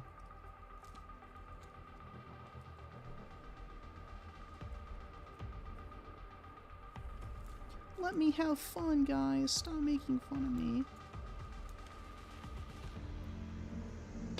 I'll have you know that I have 17 cards on my desk that are worth more than your mom's virginity.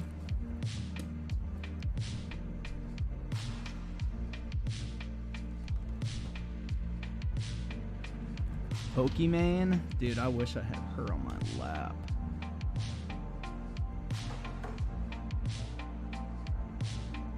Yeah, that stupid fucking heart emoji is like if you spam it, it makes like fucking hearts pop up over the stream if you're on mobile. It's kind of stupid. It's like what Instagram does.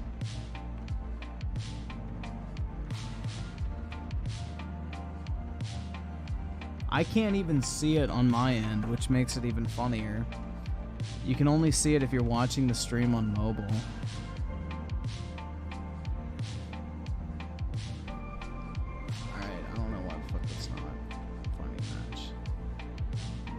Probably somebody's nat type. Somebody's on fucking Walmart internet.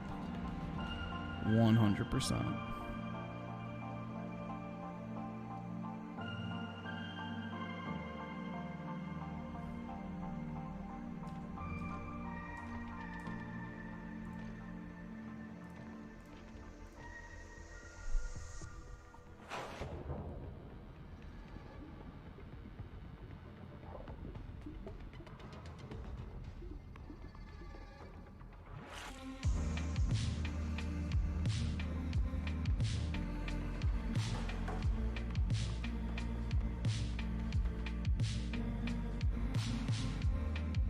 I don't know much about Pokemon cards, but I have these cool holos from 1998 or 99. Maybe you know if any. If they're that old, I would just get them graded at that point.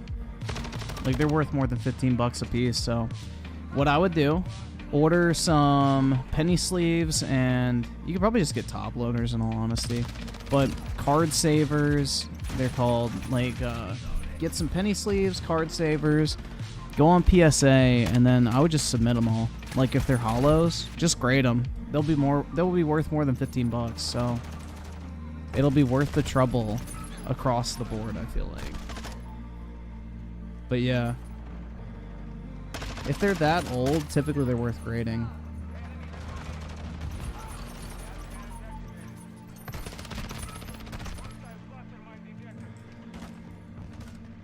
Move, you fucking bounties.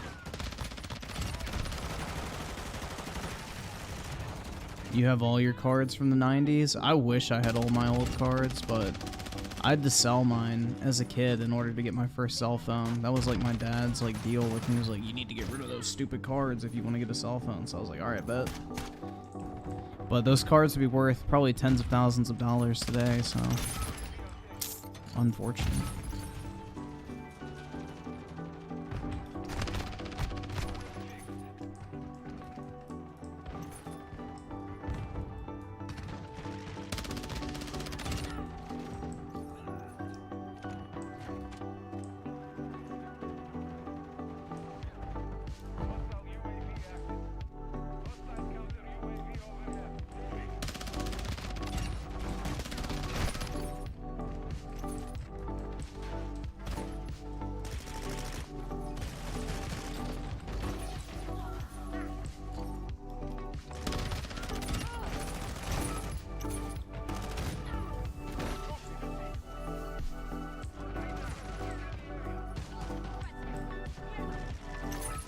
Alright, after this match, we'll do videos.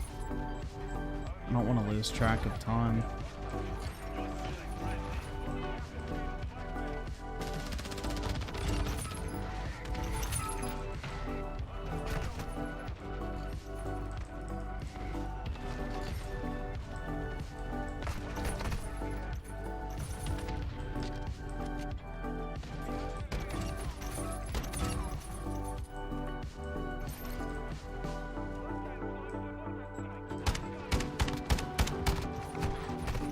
Oh shit, the weed gun failed me.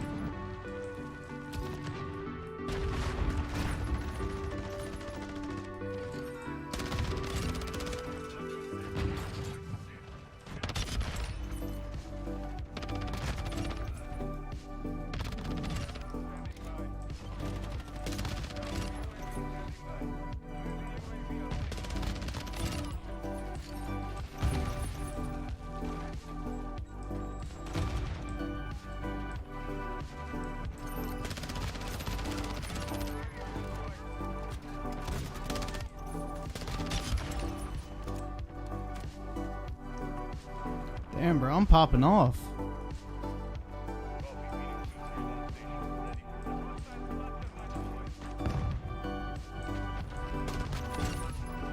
Shit.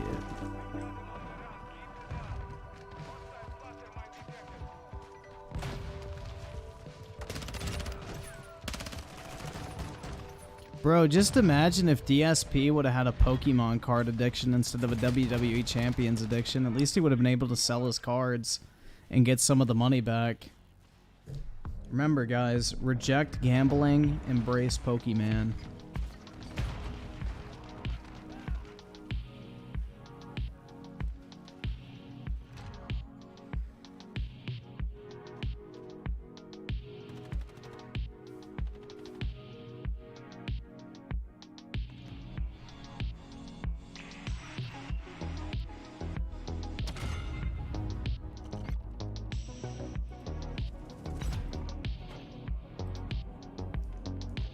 All right.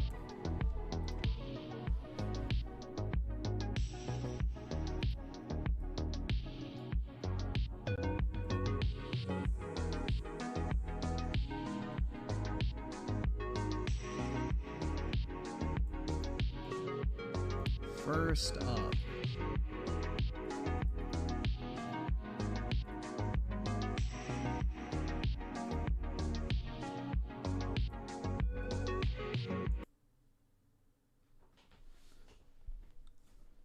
Alright, Waterboy, so this is your video that you recommended. I wish I could embrace Pokemon.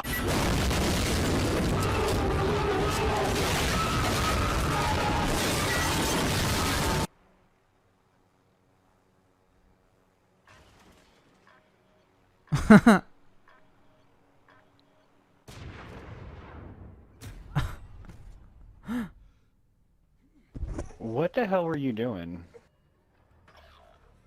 Bruh, go fucking kill yourself, dude. I know it wasn't you who was talking. Go fucking kill yourself. Say your rest tonight. Yeah, like, what the fuck was that? Hey, I'll buy you back. You are literally a fucking failed abortion. I mean, if reporting somebody for being a cocksucker was a thing, I'd report you, but... Why, hello there. Go. Go. Go, bro. Go. Oh. Oh.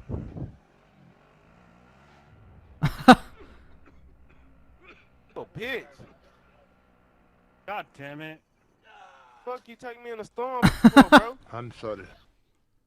Bruh. Damn, bitch ass nigga. You're dumb and a bitch, bro. That dumb ass shit. You took your teammate on a suicidal mission, bro. I'm sorry. I'm trying to move. Go, Purple, go. Bro, what the fuck is Purple doing, bro? Not gonna lie, I think Purple's half retarded. You gotta get away from Purple, bro. You gotta get away from him, bro. He took me in a fucking storm, bro. I'm sorry. Away from Purple, bro. He coming making his way to me, bro. I'm gone. I'm leaving Purple bitch here, bro. He chasing me, bro. What type of shit he on, bro? Get away from us.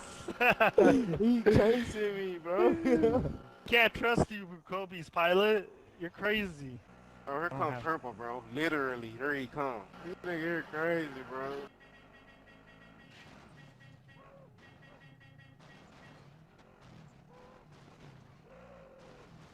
Heading your guys' way right now.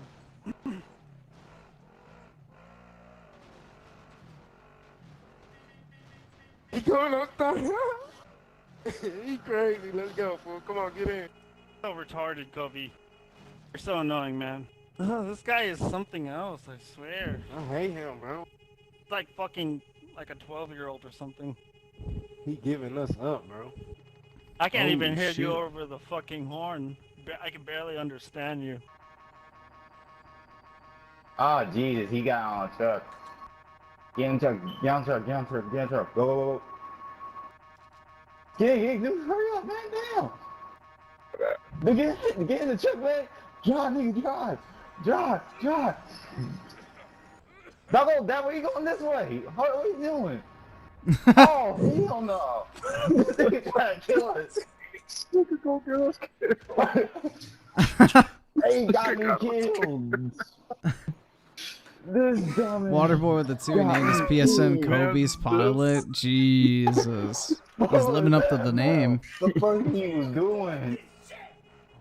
Stop being so obnoxious with that fucking thing. Dude. Wanna buy him? Alright. I ain't doing shit with you acting like that, dude. I'm fucking leaving. I'll You wanna fucking back buy out him, right man? now with all this money, dude. Oh shit, bro, with all this money, I'm gonna back out. Alright, I'm out of here. Fuck you guys. Mira, pedazo de hijo de puta, deja de ser bulla, nadie quiere subir en tu puta verga, moco, cabrón. Does anybody know how to blow this kid up while he's in there? It would have been nice had somebody not been on the fucking truck honking the horn. I'm sorry. Purple, I'm gonna buy a fucking loadout.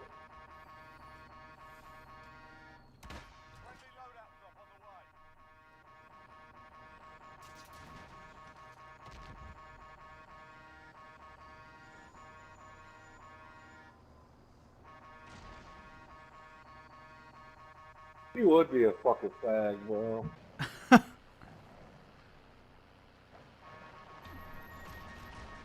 Oh, what the fuck? Of course! I hate you, Kobe. Ugly bitch. Kobe's pirate.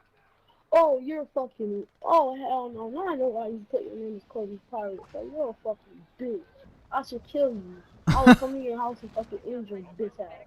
Oh shit! He's gonna Wait till I pull find up. your location. I'm gonna pick your ass up with a helicopter and kill your ass. Bro, what? Nigga, stop beeping the horn. Bitch, I was injured, bitch ass.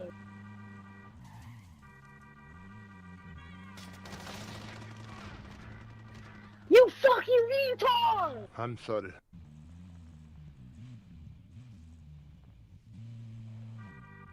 No, you're fucking a lunatic. Just go away from me. Oh my god. You drive us out of bounds, I swear to God, you're a fucking Just go. You're a terrible person, I hope you get AIDS. Go away. I want to shoot you in the face like an actual person. Fucking stop! Stop You're the it! biggest piece of shit in human existence.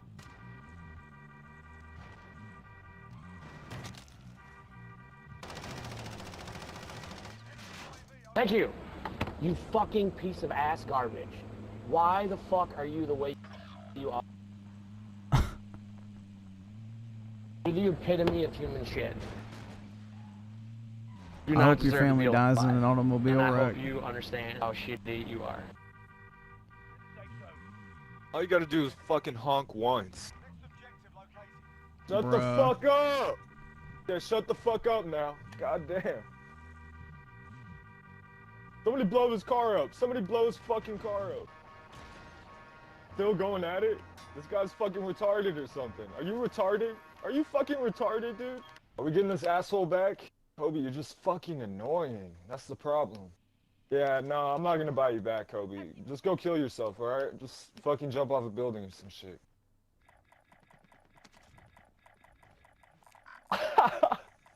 Damn, Kobe, what are you, 3 years old? I'm actually playing with no sound right now, Kobe, so you're doing all this shit for nothing. Can we pollute first? We can't get no stuff? Is that what you said? We can't get no stuff. Oh, you better have some knockoff goods up here.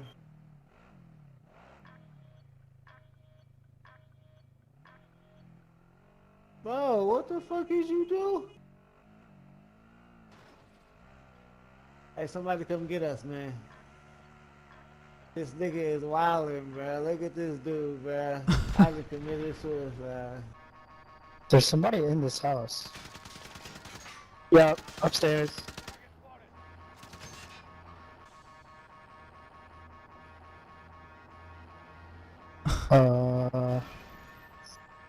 Top floor. Oh my god. Bro, revive me. Oh, am I gonna bleed out or Oh, okay. Okay.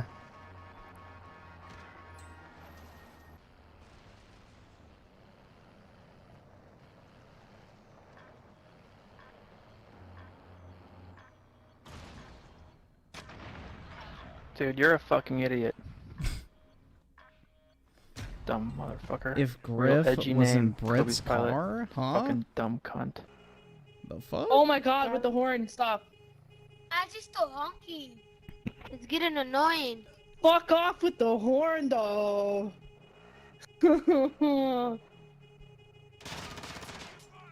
Man, you gotta go. Like, I'm sick of this.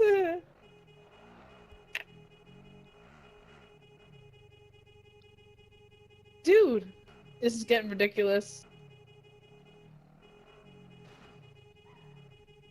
And he is trying to kill me too, motherfucker.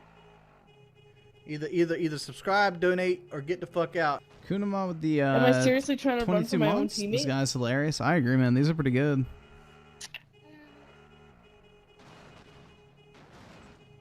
Oh my god, dude, you're freaking me out. Stop. Oh my god. Oh, he got me too. Help me up, help me up.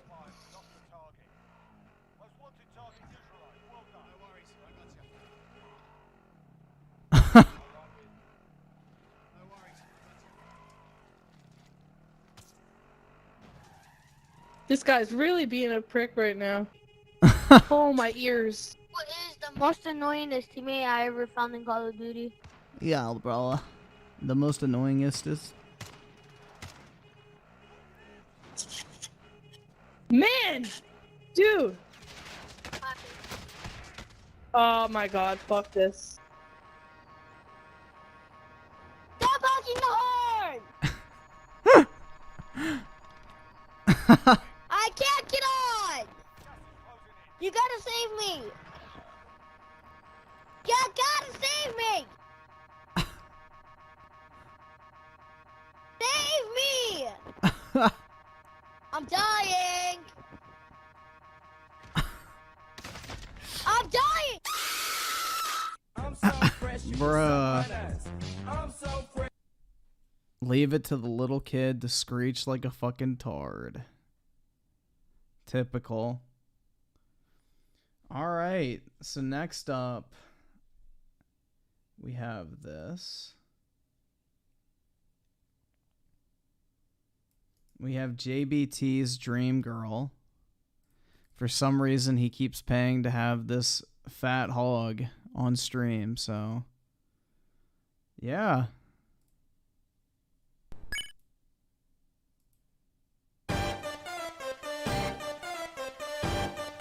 I also started a new little exercise thing.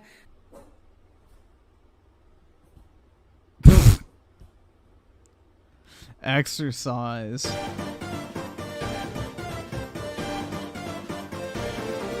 So I'm just calling those leg ups. It's just a different movement for my legs that I feel like I need to do. And I was able to do 12 on each side. So tomorrow we have to do 12 Oh or my more. god. Say I can If this bitch would literally just walk and stop eating, she'd be fine. do 13 arm ups before I'm Yeah, done this is for. JBT's wife, man. I'm telling you. He That wishes means he the could get next all day, up inside that aim shit. for 13 again, He or wants to possibly climb 14. that mountain. Same when it goes for hunches. So by an arm up, I mean embarrassed. 3 pounds? Dude, I guarantee you her average fork weighs more than that of food. An arm up, I'm just talking, doing Ugh. that punch. You know, I'm just trying to keep it like simple for now, and then eventually add in some more arm situations and more body situations. I do these things sitting down because I just starting off. All right, so arm ups. I usually do this with music, but I don't want to get copyrighted, so let's do this.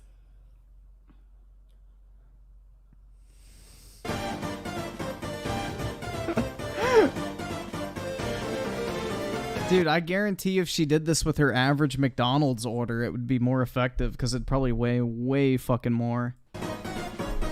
Feel the burn. Oh my god. 16, 17, 8. Bro, I do that shit with 45-pound weights, and I do like 50. Holy fuck, man. 19, 20. Wow. Oh my god. It's burning. Oh, did you just get a bath? Yeah. Oh my gosh, it's burning. Oh yeah, she smells like wet dog. I am You probably really do proud too. that I was able to do 20. Wow. So to help get my steps in, I like to do side steps, walking around the house. I like to walk forward, backward, in place. Walking in place. You can walk backwards, forwards, sideways. It doesn't even matter. Dude, I'm actually shocked her couch cushions still have fucking shape. This way is probably my favorite.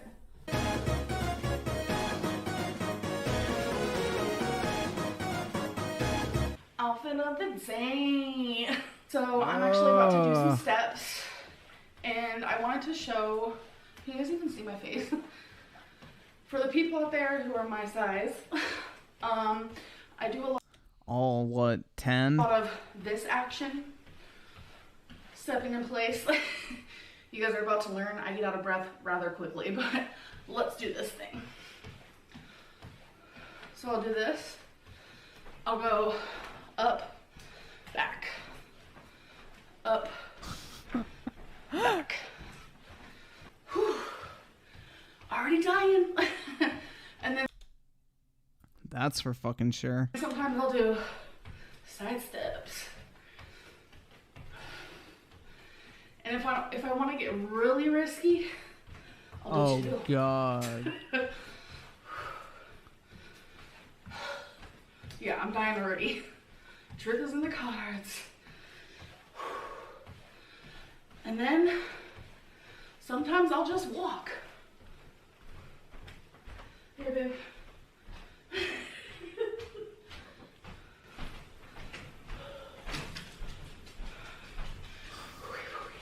She calls that the going to pick up my Uber Eats order. Now do it 4 times like you normally would.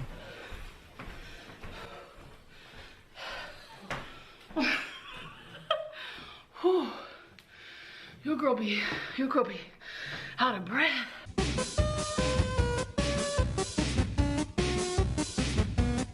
We're gonna do 35 punches. Yeah, for real, man. If anyone ever gets this fat, I would hope that they would want to get shot as well. I mean, shit, bro. If I ever get like over 300 even, I would say put a fucking bullet in my brain, because the amount of effort it takes to get that fucking fat and the amount of food you have to eat on a daily basis is fucking insane, bro.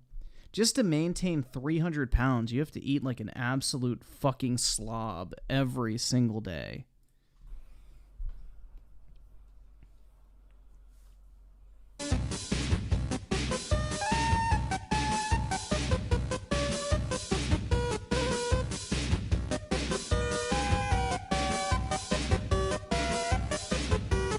Woo! 32. Bruh. 34, 35, 36, 37, 38, 39, 40. Oh my god, I'm goo. Oh! Oh my god, I'm goo. Yeah, she's like a garbage bag filled with soft serve. You guys, you really freaking feel it. You really do. Oh my gosh. Okay. Whew. The next thing that I do is I walk until I can't stop anymore. I set a timer, and yesterday was Waterboy with the 2 puny dumbbells? Exactly. I didn't even know they sold dumbbell. Like, oh, bro. Fuck, that reminds me. Speaking of which.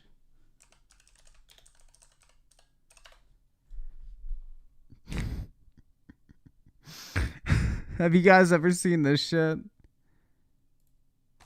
Okay, did you see this video? President Obama working out in a gym. Not a big deal, but kind of a big deal. We don't really get to see this. And apparently the video Look at those weights. was taken, Rosanna, a little bit on the sly, surreptitiously. Well, I had nothing to do with it. This happened at a hotel in Poland, by the way. The video shows the president lifting weights at the hotel gym in Warsaw.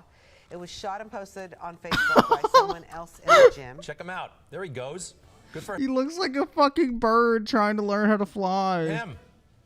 Secret Service insists that the president was never in any jeopardy. Very- No kidding. He looks like He's not even going down, bro. oblivious. Look, he's not even lowering him. He's not even doing a full like. He's in the zone. He's working out. 30-minute. He did a 30-minute workout, by the way. Wasn't there for 90 minutes, but got a quick workout in. Very impressive form. He did a little P90X No. routine. That one thing yeah? with the weights, it looks a little P90X-ish to me. And so when you do P90X, what kind It of was weights? that one thing. You want to see it one more time? What kind of weights do you use? When he was walking around. And did you guys ever see Putin's response? Putin like literally responded with like a video of him grilling steaks.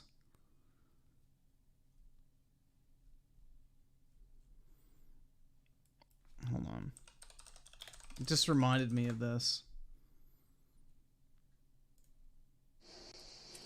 If he's not horseback riding topless, fishing topless, or shooting, well, topless, Russia's action man president is working out down the gym. President Vladimir Putin was seen working out alongside his Prime Minister Dmitry Medvedev at And then it's Putin's him gym in grilling Sochi. steaks and shit. Because, like, bro, this is back when Obama was president, obviously. So the video got leaked of Obama, like, lifting fucking 3-pound weights and shit like that. And Michelle's whole thing was, like, the White House garden and eating vegetables and fruits and all that type of shit. So then what Putin does after that video gets leaked is he records this video of him working out for real and then grilling steaks. Like... Bruh. Dude's an absolute fucking pro troll, man. After all that working out, the pair enjoyed breakfast and tea on the porch. How quaint. Both the Russian president and prime minister are always keen to show off their sporting prowess, particularly Vladimir Putin. And keep in mind, too, at the point, Putin was like, what, 20, 30 years older than Obama as well? So keep that in mind. Following a meeting with the Indian Prime Minister last month, Putin said he was planning on giving yoga a try. It wasn't yoga this time, though, and amazingly, the president opted to keep his shirt on, pumping iron in a white t-shirt and gloves. Putin even had some words of wisdom for the Prime Minister. Yeah, Putin's worth, like, I think $2 trillion or something insane. He owns the majority of most of Russia's, like, biggest businesses and shit. So, dude is absolutely fucking loaded. Before calling it a day, He's a and heading to the trillionaire. barbecue. I think he's almost 80. Putin's old, bro. He's very old. Let's see. Putin age. Oh, no, he is 70. Shit. I thought he was older. Interesting. But yeah, that just made me remember that. It was a minute and that whole 22 little seconds. Yeah, when I walk presidential like beef. normal, I do waddling. So I don't really bend my legs as much as I should. So I decided to bend my legs more than usual. I am going to walk in place because how I am walking here, not only am I lifting my legs more than I usually would, but I am bending my legs more than I usually would. So my goal for this was to walk for 2 minutes. At the 1 minute mark, I became entirely too exhausted from my own being. I start going around in circles right here. Well, just one circle, a very slow circle, because I kept paying attention to the time because I could see it through my phone because I wanted to record that for you guys. And I just became super exhausted, and paying attention to the time actually makes it feel a lot longer. So I reached my goal. I did walk for the 2 minutes. Waterboy with the 2 girl needs to go to the gym and use the truck. She just needs to literally stop eating and walk. She would drop weight like crazy at first if she would just stop eating and walk. But good luck. She's addicted to food is my guess. I walked for 2 minutes and 2 seconds. So after I was done with that, trying to catch my breath, I actually have this little notebook that I keep track of all my little exercises in. She probably spends more time writing in that notebook than doing the exercise.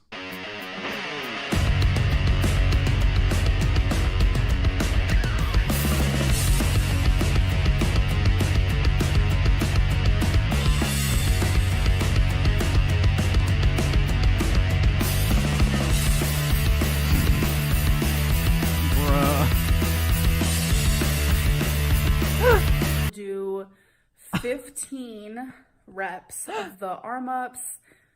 It was burning. I probably could have done 20. I don't want to push myself too hard.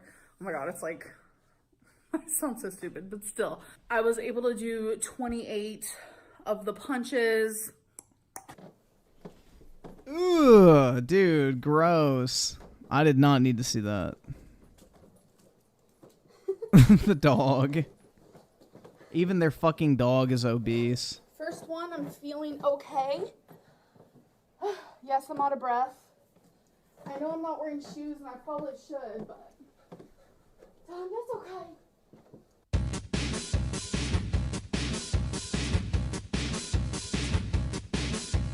Right now, my legs are starting to feel like they're giving out.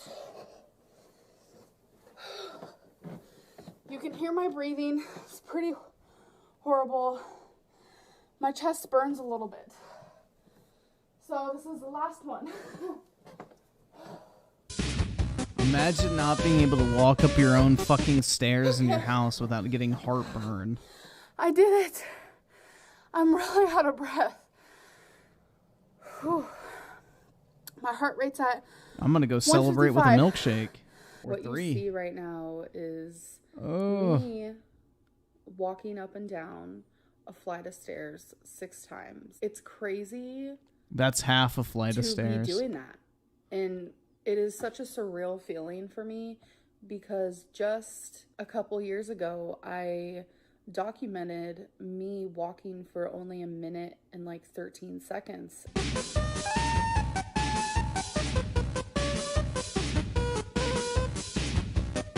Am I embarrassed? Yes. Am I ashamed? Yes. But am I proud? Abso-freaking-lutely. Oh, I forgot about the part.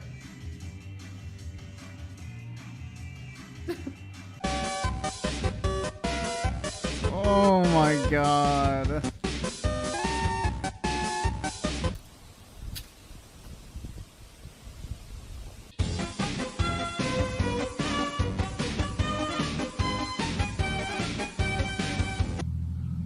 She's doing pretty good. You're doing really good. Coming back is like uphill. Yeah. Cow tipping. Okay. It is so hot out here. I'm sweating up a storm, but I still did 30 minutes, 50 seconds. It's the best I've ever done. I went a mile .636. Wow. And Wow. 1,571 strides. Oh my I god. don't even have words to describe how proud I am of myself.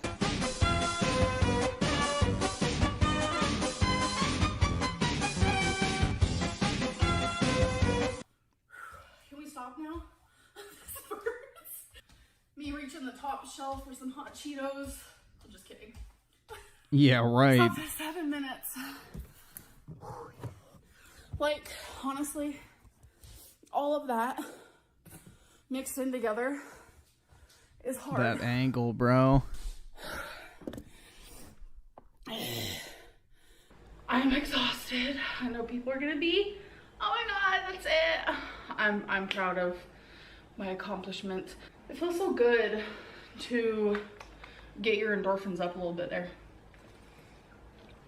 Ugh. It really does.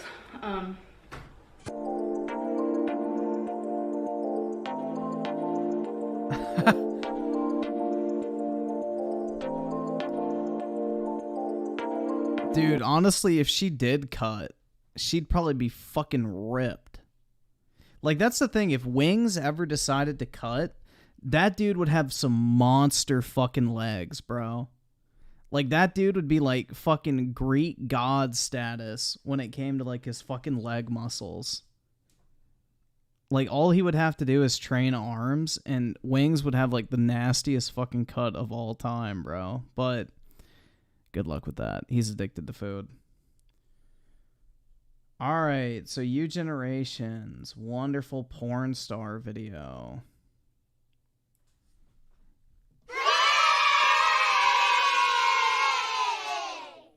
Get excited, guys. We get to watch a fucking donkey bitch. My $20,000 anime room tour. Oh my god. Dude, her fucking username is Waifu Violet. Bruh. Oh my god. You can actually... You can actually squeeze the titties. Yup. This is why U Generation likes this video, because he has the same figures. Like, this is not safe for YouTube, but on my club you guys can see it. But she got her whole nippies Yeah, her club. out. You can take the figure out, and then boom, you can have her nipples out. Whoa. Masochist. She's a masochist, and yeah, because there's a demon like that was like, I'm gonna kill you, I'm gonna beat you. And he hit her, and then she was like, oh, like she was moaning. Bruh. Oski Woski with the 10. Good luck. I'm gonna need it, man. This shit is gonna be fucking awful. Right here is my section. I just get them like, yeah, I get to work today. Which dildo am I gonna use today? Come on. Bruh.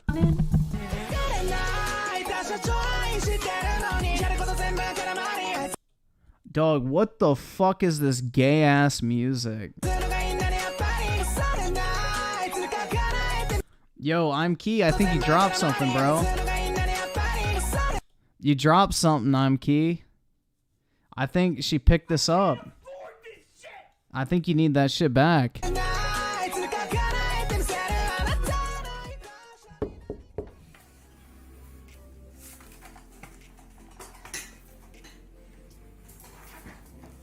Yes. Oh my god, bro. Hi, are you ready for an updated room tour? Come on in. Here is my stream room, cosplay room, waifu room, the violet waifu room. Come in. So, the first thing you see when you walk into my room is this shrine of a anime girl. I just wanted something with like cherry blossoms, and she fit the aesthetic. And then here's my princess. I love her, Kana. She's my baby girl. And then I just like really like, this is, I don't know, I haven't taken any pictures here. I probably should take some photos, but I just really... Yeah, that's a missed business opportunity. Just take pictures in front of anime to hit 2 birds with 1 stone, you know? I wanted it not to be like a basic door. You'll see when you see the room, it's very pink. And then also, I just wanted to say this is my first ever figure. My best friend Marcus, shout out to Marcus. He gave me my first ever figure, and it's my waifu. And then He probably also gave her something else. here's the waifu wall with the casting couch. So I know a lot of you guys are familiar with this couch. I film a lot of my YouTube videos, a lot of content on this couch. I know a lot of my friends come over. Never mind, she does actually film in the anime room. I was about to say, there's no way she passed up that opportunity. This room would not exist if she wasn't making money from baiting weebs. They hang out and we sit here, and then a lot of fans are like, where do you get this pillow? Where do you get this pillow? This is actually an insider. Like, my mom actually gave me this on Valentine's Day, and she knows that I love Shrek, so she gave me my own Shrek pillow. But I actually went to Universal Studios. That vlog, you guys can watch it. It should be somewhere around here. So this pillow is very special. It's not for sale, it's just for me. It's one of one. Let's get to the figures. I know a lot of people want to see my figures. I don't think that's the figure they're talking about.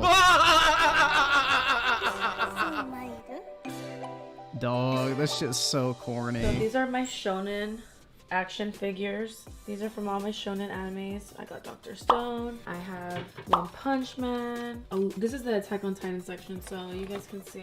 I have like some super rare Funko Pops. I collect... Oh my god, bro, Funko Pops. Funko Pops too. If you collect Funko Pops, write in the comments. Let me know what's your favorite. I got the... Oh my god.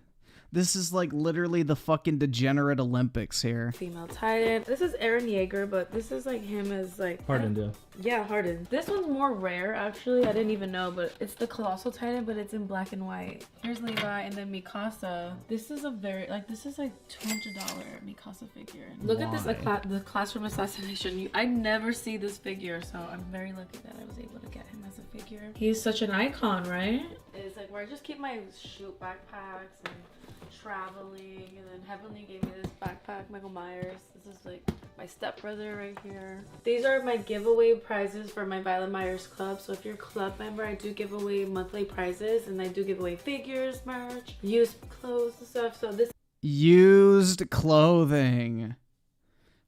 Dude, this is like literally the fucking degenerate Olympics, guys. This shit is fucking sad. Oh my god. This is fucking pitiful, dude. Absolutely fucking pitiful. Waterboy with the 2 first impressions, and I'm already disappointed. Yeah, this shit's mid as fuck. I ain't gonna lie. I can make 20 grand look a lot better, even for a fucking anime room. Weaponized autism with the 2. Anime is Imperial Japan's greatest weapon. Dude, it's like they're fucking. Yo, what is that thing? Like, oh, shit. Let me look this up. Is that what it's called? Fuck. Or am I thinking like the Native American shit? Yeah, I'm thinking of Montezuma's Revenge. This is like fucking Hiroshima's Revenge or some shit. This is the giveaway winners. I still need to ship them. I need their addresses, but I've been giving away some fire anime figures. You gotta be subscribed. Yeah, some fire anime figures. So this, I need like the This is right here. This is expensive, okay? This is already more than $1,000 in figures, okay? Because this figure alone is $1,000. Okay? What did he say? Why? Dog, that is like cheap Chinese plastic. C2, this is my... Dude, look at her ass. Holy shit, bro. Right here. This is my girl. Whole first shelf are my tie and my waifu figures. So I kind of categorize them a little bit. So right here, like the bikini girls. So a lot of these are just like regular bikini girls. And then right here are the succubus. And then here are the actual tie figures. So you can actually, like, this is not safe for YouTube, but on my club you guys can see it. But she got her whole nippies out. You can take the figure out and then boom, you can have her nipples out. But I like to, you know, I don't want to sexualize them. So I keep her bra on, but if you really wanted to, you can get her whole coochie out. Oh my god! I think I tweeted, I wish I had a so I could nut on my figures, and I still stand by that. Like, they're so hot. Like, I wish I could just nut on my figures. This one.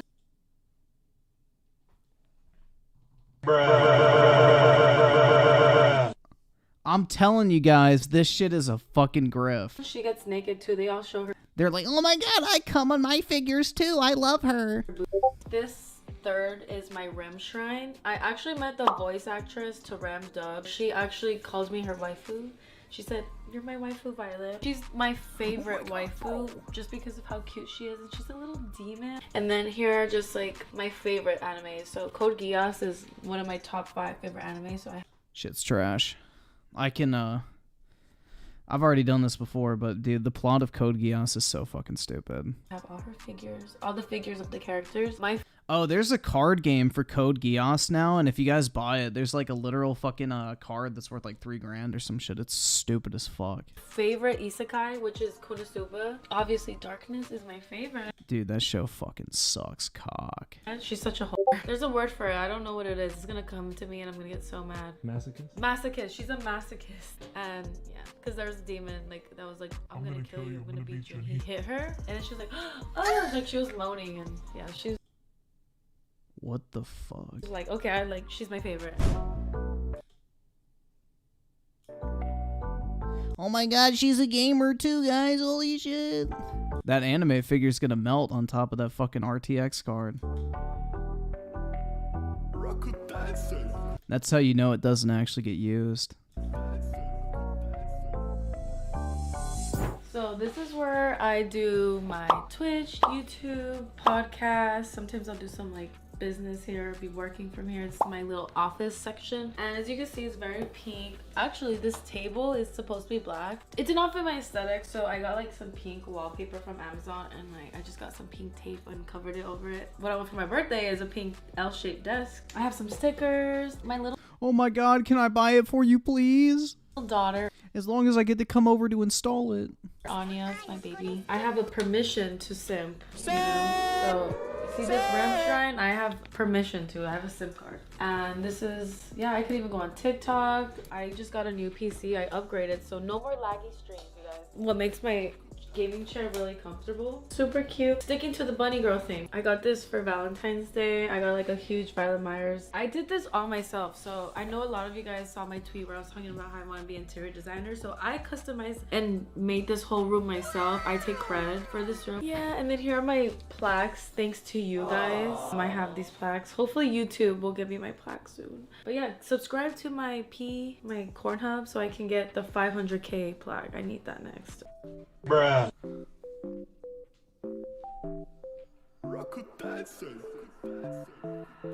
Okay, so here's my bookshelf. Bruh, I never have even hung up my 100K plaque. Much less would I ever hang up a fucking Pornhub plaque. Like, holy shit, bruh. Bill Clinton with the 2. This is the demoralization that Soviet guy said. Pretty much, man. If your room looks like this, I feel very sorry for you. Ever have to go to the library? I could just go to like a bookstore, get my manga, put it in here, and just chill. I have them categorized. So these are my slice of life. On this side, here's more of my mangas, and then here are my shonen, and then a little bit of the shonen right here too. Right here. Then here's my horror manga. I collected these little figures. If you remember when I went to Miami, I love horror movies. I don't talk This is so fucking depressing, man. about horror movies enough, but that's where I got Myers from. Right here is my section. I'm like, yeah, I get to work today. What am I gonna use today, you know? And then this is like my award. Thank you to the fans who nominated me and voted for me to win this award. So I got social media star.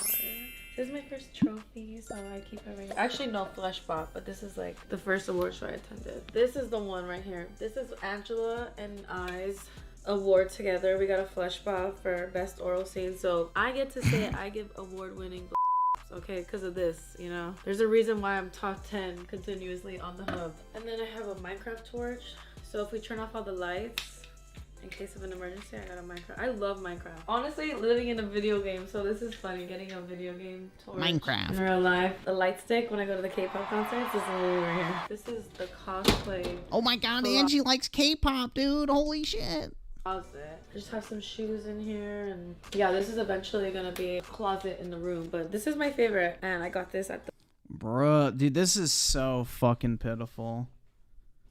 This is sad, guys. This really is fucking sad. I mean, I already didn't respect whores, but you know, I really don't now. This is pitiful.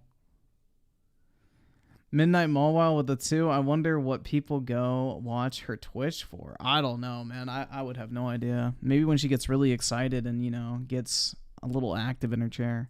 The second biggest mall in America. So cute. I love LinkedIn. Here's my sneaker collection. I have officially covered every Oh my god, guys, and she's a sneakerhead too. In here. Give this video a thumbs up if you guys want to see another sneaker haul video. That ends the room tour. So I know a lot of you guys are curious to see what my room looks like, and now you guys know what my room looks like. Also, before I forget, Zongzina with the 2, bro. She sold herself for that bag for 100%. Zero fucking dignity. this is Vixen actually gave me this. It's from my Tushy scene. This is me as a painting. How cute, right? Oh my god, and I signed it too. So I want to say thank you guys for watching the whole video. If you did, Why did you sign a painting of yourself that you didn't paint? What the fuck is the point of that? What? Bro, that would be like, oh my god, that's so fucking cringe, dog. Like, let's say I sold a poster, okay? And I printed out a poster for myself, and then I signed my own poster to put on display. That's so fucking stupid. Why would I sign my own fucking poster? Like, it's already mine, bro. Like, oh. Comment Pinky and give me your username for Instagram, and then you never know, I might get a message you, and then I want you in my next YouTube video. So I want to be in a different type of video. thank you guys. Let's get this video to 2,000 thumbs up. We need to get those likes going up, you guys. Let's go, let's go, let's go. Turn the notifications on. Subscribe to the everything. Vinyl Myers. Bye, guys.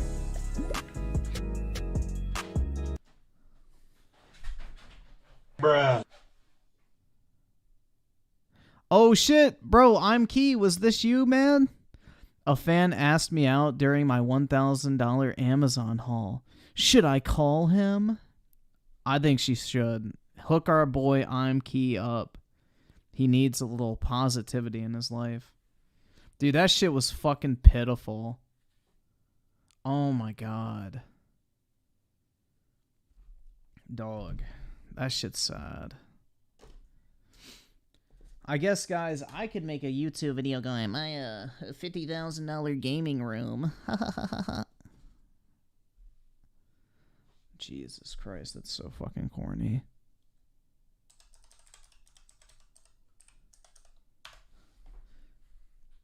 Alright. Let's watch the Dead Island review. I'm actually curious how this turned out. We'll see what Dreamcast guy has to say.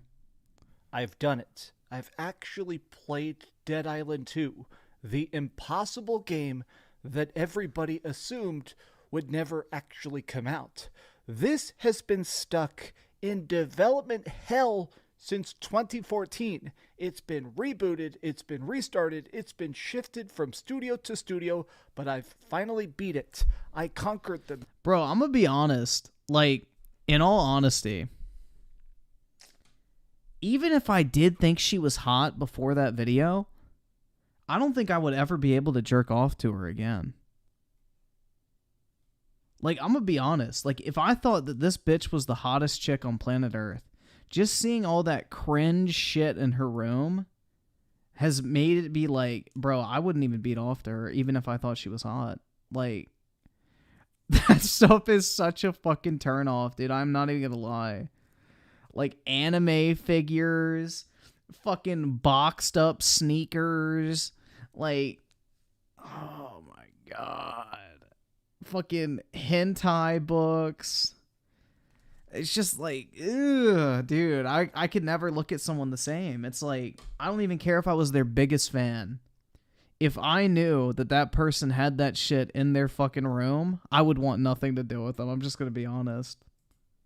Main campaign, I've done a lot of side quests. Oh shit, Waterboy with the 2. Finally some wholesome content by the one and only Dreamcast guy. That's right, man. This is giving hand jobs in an Olive Garden parking lot. No, that's the other person. I've maxed out the skill trees, and finally, we can discuss if this was actually worth this tremendous decade of impossible troubles. And it's a bit of a mixed bag. Let's discuss. What's up, gamers? Dreamcast guy here. Hi, hope you're having a great day. If you could like this video and subscribe if you haven't already. So we're going to divide this into 3 separate chunks. The story, the gameplay, and the upgrade system, because each of these are pretty dang sizable. First and foremost, let's discuss the paper-thin plot and why I do think this does make some good changes from the original Dead Island. So this takes place in LA, Los Angeles, and it turns out that we are a rare person who's completely immune to the zombie virus. You can get bit, you can get clawed, they can spit in your freaking mouth, you can swallow it, and you still won't become infected. Now this is great, but it actually has an additional layer to it. You want to escape. You need to get out. The apocalypse is already beginning at the start of the game. Now we choose a hero, each of which have different base stats. More resilience, extra health, faster run speed, things like that. I decided to choose... Nobody will ever hit as good as Sam B, bro.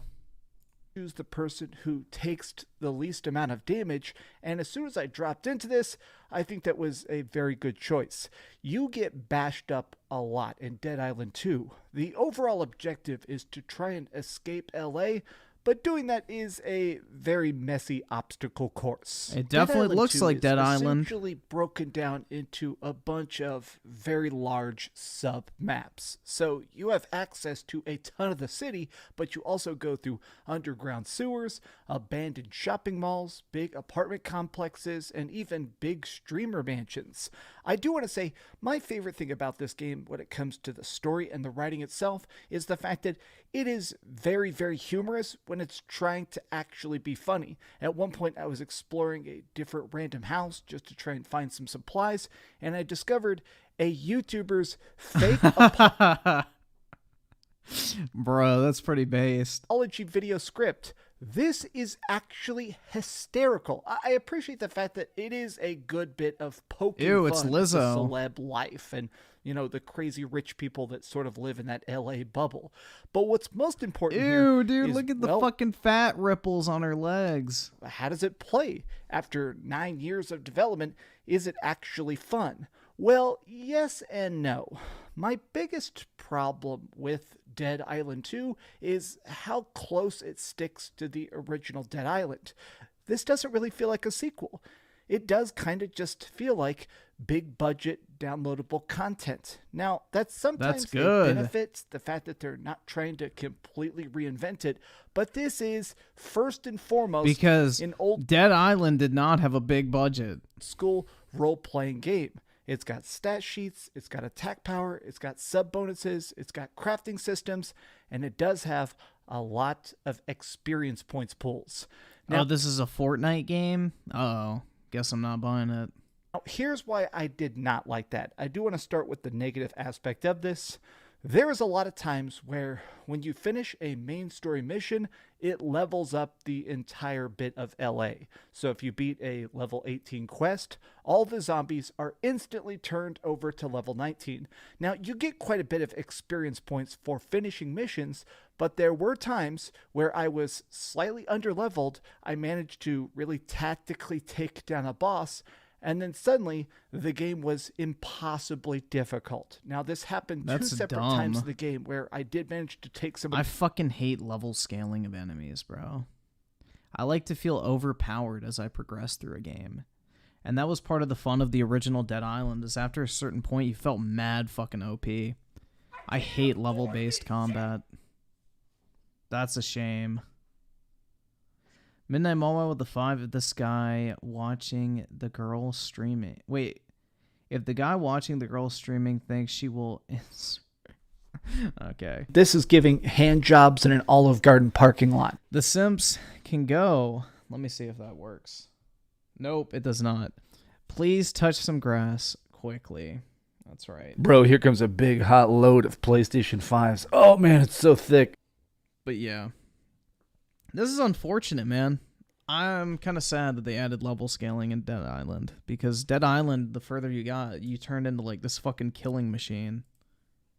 Down, and then every single enemy was practically one-shotting me. And additionally, there is a bunch of autosave checkpoints all over the place. There were a few situations where I got cornered by a monster that was way higher level than me, and I couldn't really escape. I actually just had to run away. And sometimes it does actually lock you into particular sections of the map to try and get you to solve a problem or get rid of a puzzle, and it sucks when everything is very over-leveled.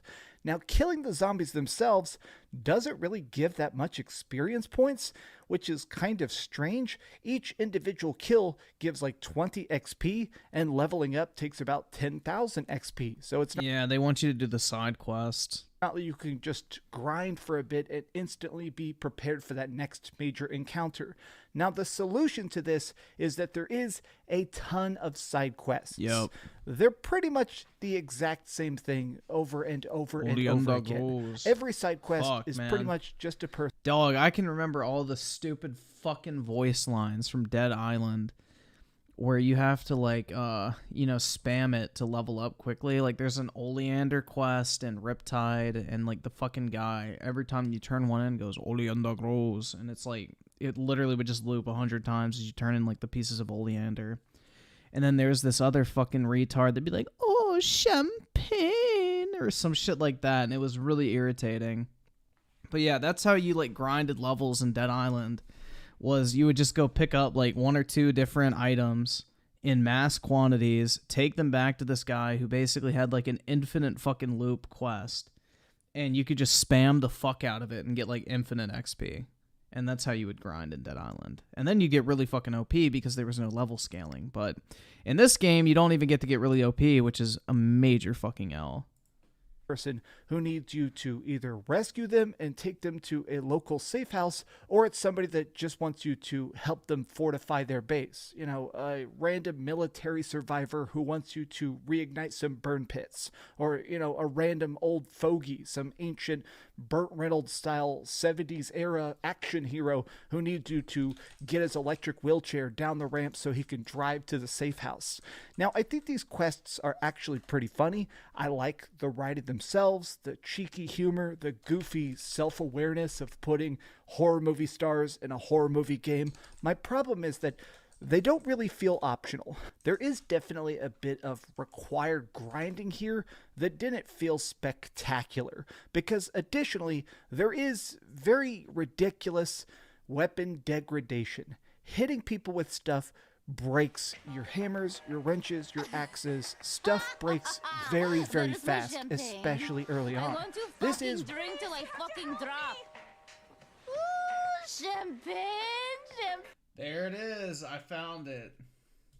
This fucking bitch, bro. This fucking bitch. Where's my champagne? I want to fucking drink till I fucking drop. Ooh, champagne. Give it to me, baby. You like sweaty. Okay, baby, we're going to party. Now find me some champagne, and not the cheap shit. I'm so scared. But basically, every time you handed her one, she would say the, "Ooh, champagne." And then, like, every single time you skip the dialogue, give her another one, it just would loop that same fucking voice line over and over again. So you would hear, "Ooh, champagne." It was so fucking you'd hear it like 100 times, bro. So fucking obnoxious, but it was easy fucking XP. One of those very bizarre games where it gets easier and easier and easier as you get more rare weapons and more customization specialities get unlocked. You can actually build weapons that have pretty much unlimited health. You can get stuff that will pretty much never degrade. But early on... Yo, what Dead Island game was it, or what game was it that you got Excalibur in? Or it was called XP Caliber. I forgot which game that was, but that shit was really fucking fun. Niter Love with the 5 Dead Island had level scaling. It was just poorly implemented, so you could easily end up with extremely OP weapons that negated the level scaling. But I don't ever feel like you would see like level 20 on top of someone's head, right? I mean, like, obviously they'd boost the health a little bit, but I never felt like it was actual level-based combat. Was that Dying Light? I forgot which game that was. But yeah, XP Caliber, bro. That shit was fire. Cool Easter egg. And then, what game was it that had the Minecraft pickaxe, too? Fuck. Bro, there's like a lot of little Easter eggs, I remember.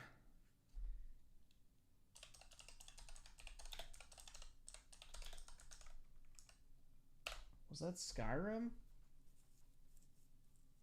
I guess it was.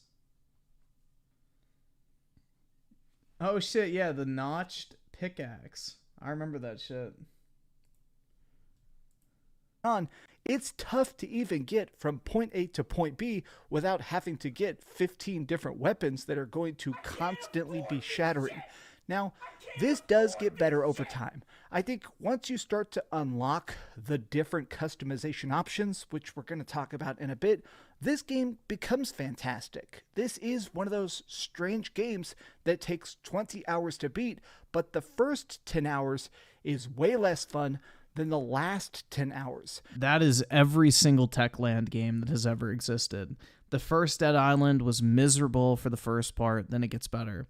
Dying Light was boring until you're about halfway through and you get like the grappling hook and all that sort of shit. Dying Light 2, I played like a decent chunk of it. It did not get to the fun part. That's just how they design their fucking games. Although Techland didn't make this, but I guess they stuck with the same style. I feel like that's the only way to do these type of games, though, because if you make your character way too OP in the beginning, there's not even like a challenge.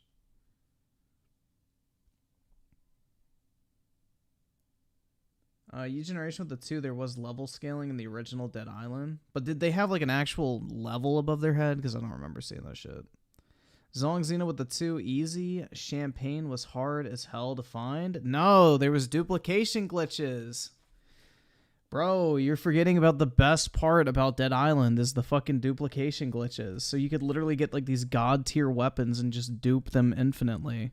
Same with any item in the game.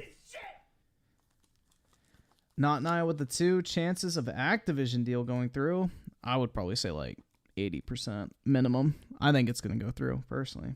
Delta Gold with the 5, I hate level-based combat. Just buff their HP, not their AI. Anyhow, they fight and react. I mean, I wouldn't even buff their HP, man. Like, I don't know. I feel like as you play through a game, you earn the right to just fucking straight up body enemies.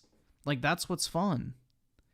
Is like at first when you're fighting the zombies, you struggle because you're lower leveled and you have shitty gear. But as you get better, more accustomed to like the fucking zombies, you level up, get better shit, you should be able to mow through those motherfuckers with zero effort. That's my ideal scenario, personally. That's the way I like it, personally. I want a power fantasy, dude. Now, there is additionally unlockable long-ranged weapons. At a certain point in the story, you start to be able to pick up guns. Now, the ammunition is pretty plentiful, but again, it's based on the role-playing game system. So there is definitely a lot of times where a shotgun will do 4 damage when you have a pull Q that does 400 damage. So it's still better to hit somebody instead of shooting them in the face. Now, personally, I don't really have a problem with that because, I mean, it is a video game. It is trying to be a role-playing game specifically. So if you want to make melee weapons better than sniping people, I'm totally fine with that. My issue is that it does come down a bit to sometimes the uselessness of guns. It's weird when you get an acid pistol that melts people, but it just doesn't do anything. Yeah, because in the first game, the guns were so OP. Once you got guns, you didn't need to use anything else. Nighter level the 2, the zombies had levels above their head. Okay, I don't fucking remember that shit. Although it's been like, what? 7 years probably since I played Dead Island last. Delta Gold with the 2, I mean, just their health buff, not buffing their AI. Yeah, I mean, I guess. I don't know. I would just rather him stay static, personally. Like, I like the power fantasy, like Prototype, for example, I think is pretty fire.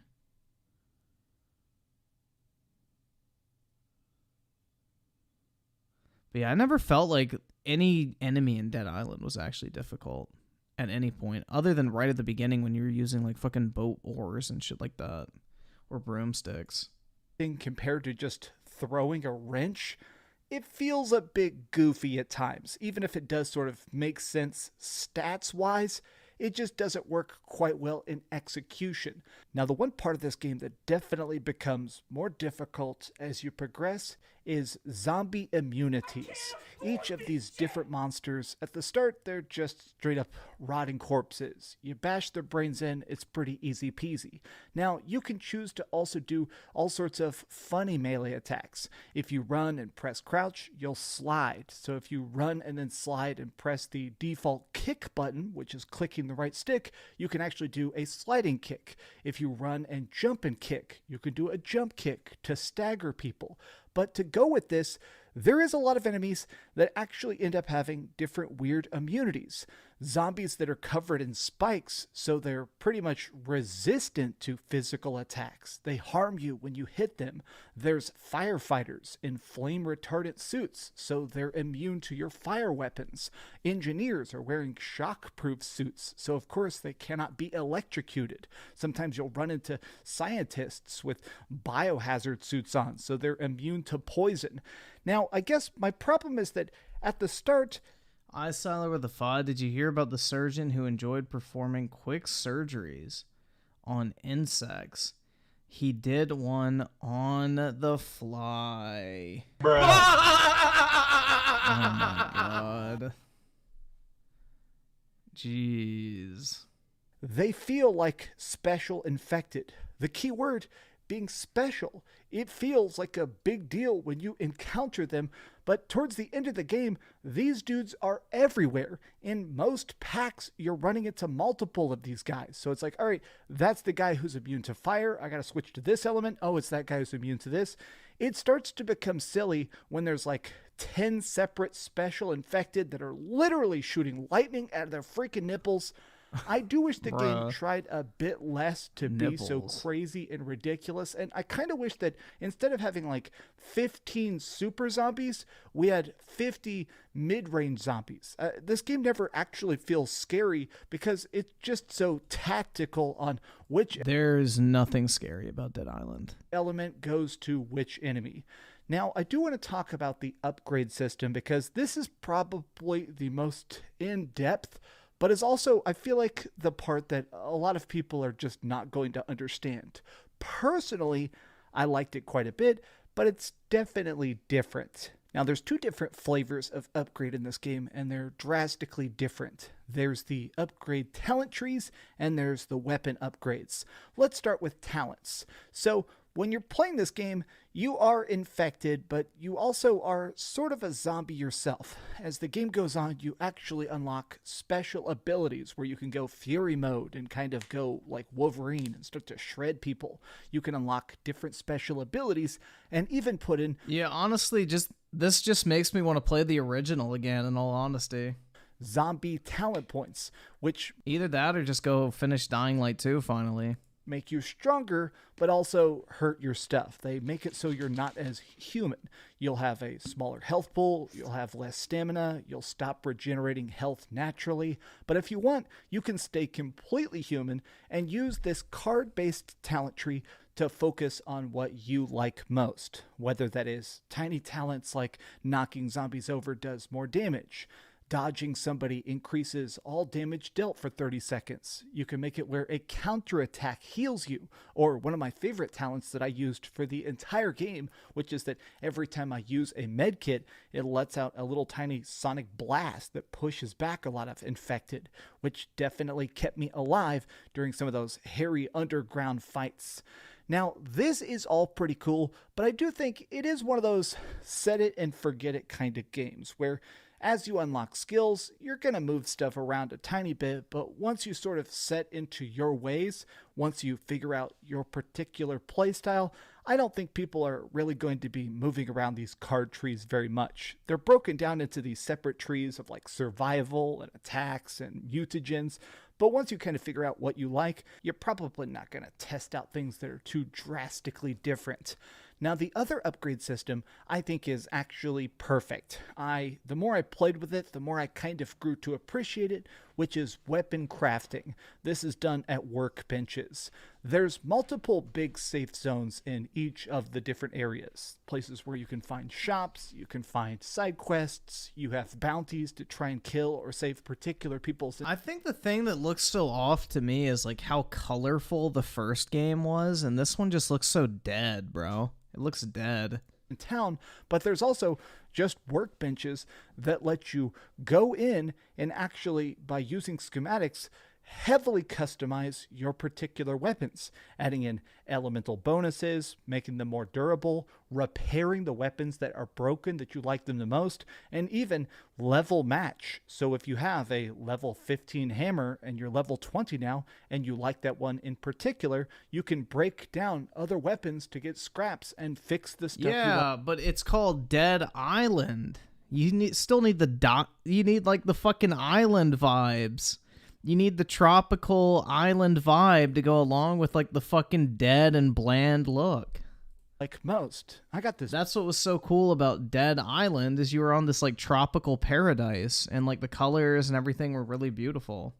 Big huge hammer with hundreds of attack power, and I'll be honest, I grew attached to it. I actually loved doing heavy attacks with it so much, I kept repairing it over and over and over again. And I think that's a testament to how good this crafting system is because while it is a little bit simplistic, it's cool that I can figure out, okay, what do I want to specialize in? Breaking limbs? Do I want to try and melt people? Is this one of those kind of weapons that I just want to be able to throw at people and then pick up later? I like that. It's cool that you can actually build sniper rifles with different amounts of special ability or bonus crit damage or even just tiny things that make it where it's able to stun from further range.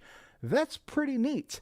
And it makes it where you actually just let it walk through the fire. Stop shooting it. Every item and figure out, okay, what do I want to change? What do I want to improve? What do I want to truly make my own? I want to watch Dead it burn. Island is a game that I feel like tries to mix together a lot of very quirky ideas. Some of them work and some of them don't.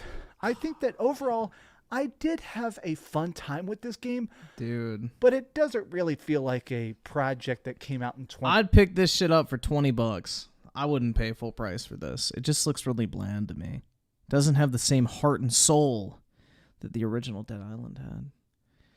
I saw there with the 10. A turtle is crossing the road when he's mugged by 2 snails. When the police ask him what happened, the shaken turtle replies, "I don't know. It all happened so fast." Fuck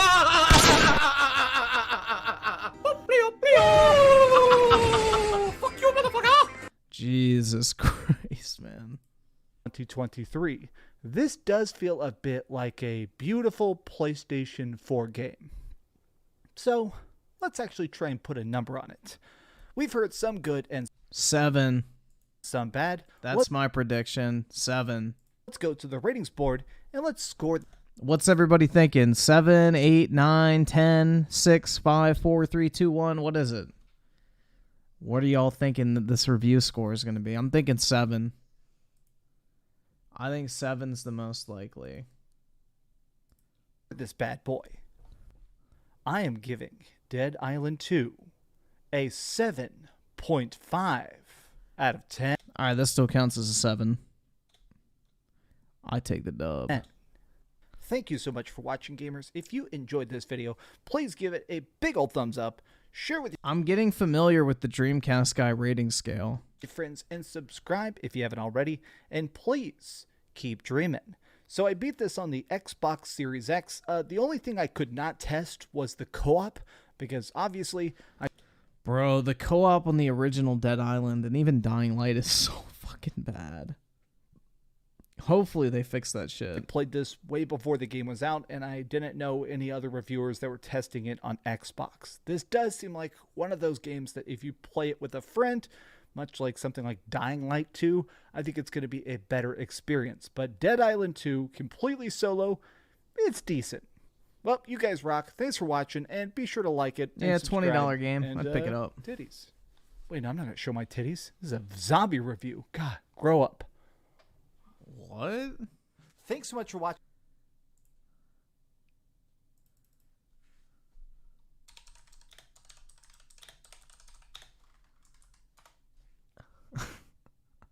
This fucking shit, bro.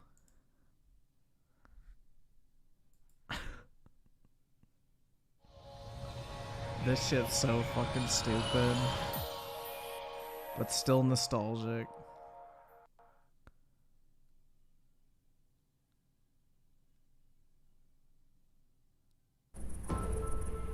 Things that go bump in the night. What the Jesus? Me, jerk. Sam B. Okay. Shrunken head, broken legs, body parts on the concrete. Cut 'em up, butcher style gators in the swamp. Red light, leave 'em dead, running like a track meet. Scared of nobody. You know who I am. You have any idea who you're fucking talking to? Or maybe you saw me in the playoffs. I played for the fucking goddamn champions.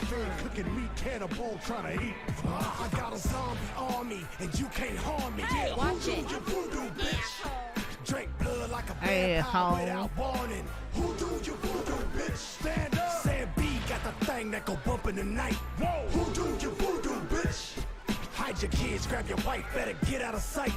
Who do you voodoo, bitch? Let's go. Sam B the Papa Shango, embarrass some lady. Handful of fingertips, toss them up like confetti. Stay full of corpse bitches, I'm a pimp of the dead.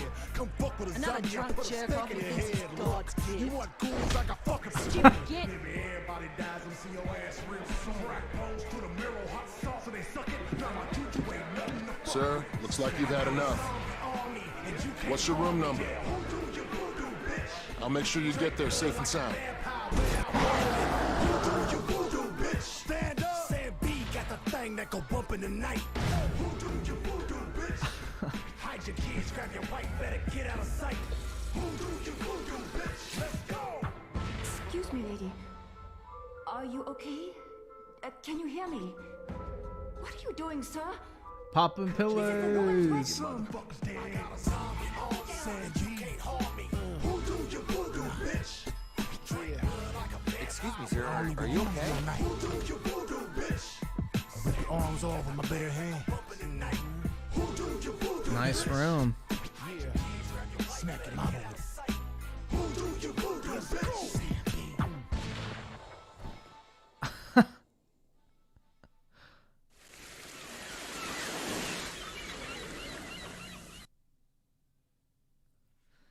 Bruh. Classic. Absolutely classic, bro. I started the 5. Last one for tonight. Scientists have discovered what is believed to be the world's largest bedsheet. More on this story as it unfolds. Jesus Christ. Griffin, did you see Tipster whining and crying that if people don't agree with him on Chris Tyson's trans thing, then ban, gone forever. Banning people who don't agree, calling them trans. Oh, man. I don't know. I mean, not to fucking stroke my own cock or anything, but I do feel like I am kind of a rarity that I don't ban people who disagree with me, because I feel like most YouTubers 100% do. I feel like 9 times out of 10, when it comes to anybody who live streams, they just ban anybody that fucking disagrees with them. I try to pride myself on the fact that I don't ban people, even if they talk shit. So I don't know. I mean, unfortunately, that's more of just a fucking content creation trend these days because, you know, everybody's got a massive fucking mangina on this fucking platform, basically. Like, everybody has a fucking mangina, it seems like, on the internet these days. Like, nobody can handle the slightest bit of any sort of fucking, you know, I guess disagreement in their chat. But, you know, I'm not trying to stroke myself off or anything. Vesnio the 2, isn't Tipster a lolicon? I don't think so. He defended it, though. Like, he was defending lolly content and shit. I don't think he himself is a lolicon, but he was, like, defending somebody who was, like, fucking enjoying that shit. I don't know. I haven't, like, actually seen any proof that he is a lolicon. I just know he was, like, defending that lolicon, pretending like there was nothing fucking wrong with jerking off to cartoons and shit. I don't fucking know, bro. It was dumb as fuck. Really fucking dumb. Yeah, the only guy I've gotten close to banning recently was that fucking dipshit trying to, like, promote his chat GPT, like, fucking stock market scam. So, yeah. It really takes a lot to, like, get banned from this chat. Like, you gotta be, like, insanely fucking racist and shit.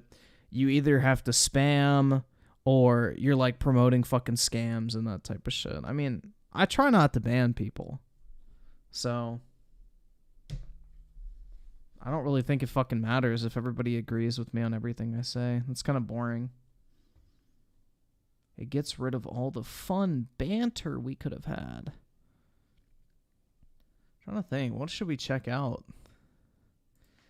I'm sure MBG is taking a victory lap today.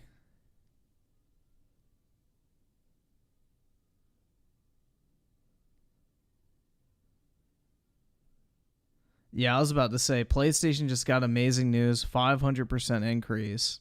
I was about to say. All right, guys, welcome back to the channel. Welcome. Don't care about that. If you are new, thank you for joining me today. We have more PlayStation set of topics, and we are talking about just how incredibly well the PS5 is doing. I mean, we have been talking each month now about the reports of, 300% increase. Hearing you genuinely angry was pretty frightening.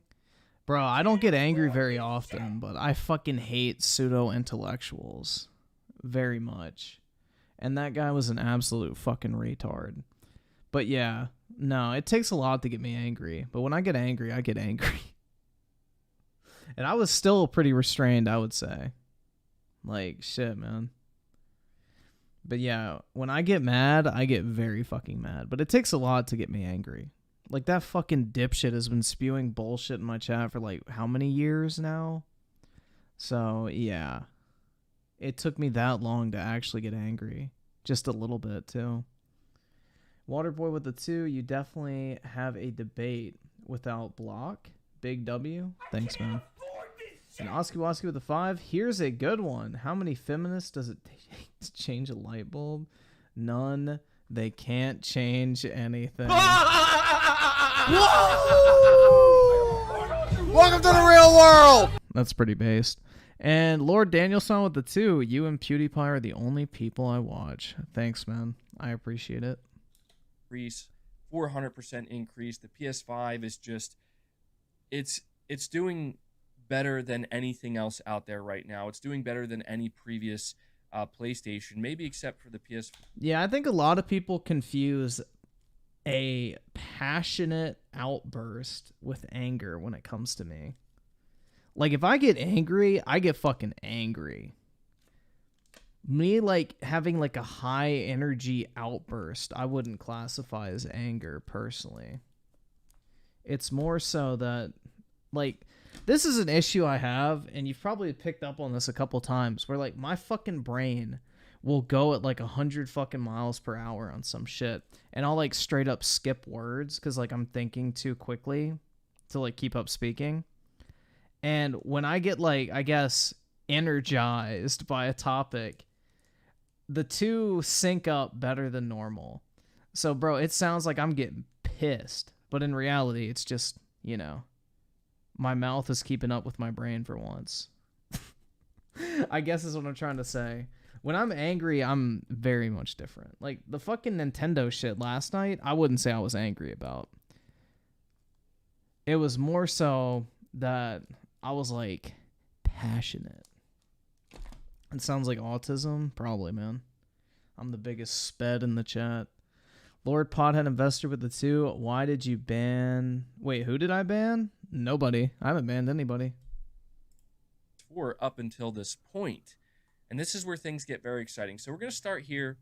PS5 sales rise 500% in Europe. Xbox and Nintendo Switch sales are down. It says here the PlayStation 5 is having a breakout year so far. For March 2023, PS5 sales across Europe have risen 500% when compared to the same numbers for March 2022. Meanwhile, the Xbox Series X and S and Nintendo Switch are struggling in the region. However, the PS5 has more than made up for their decline, leading to an increase in overall consoles in Europe for the first quarter of the year. As suggested by GamesIndustry.biz, the reason for this surge in Europe PS5 sales is due to severe stock shortages for Sony's console in 2022.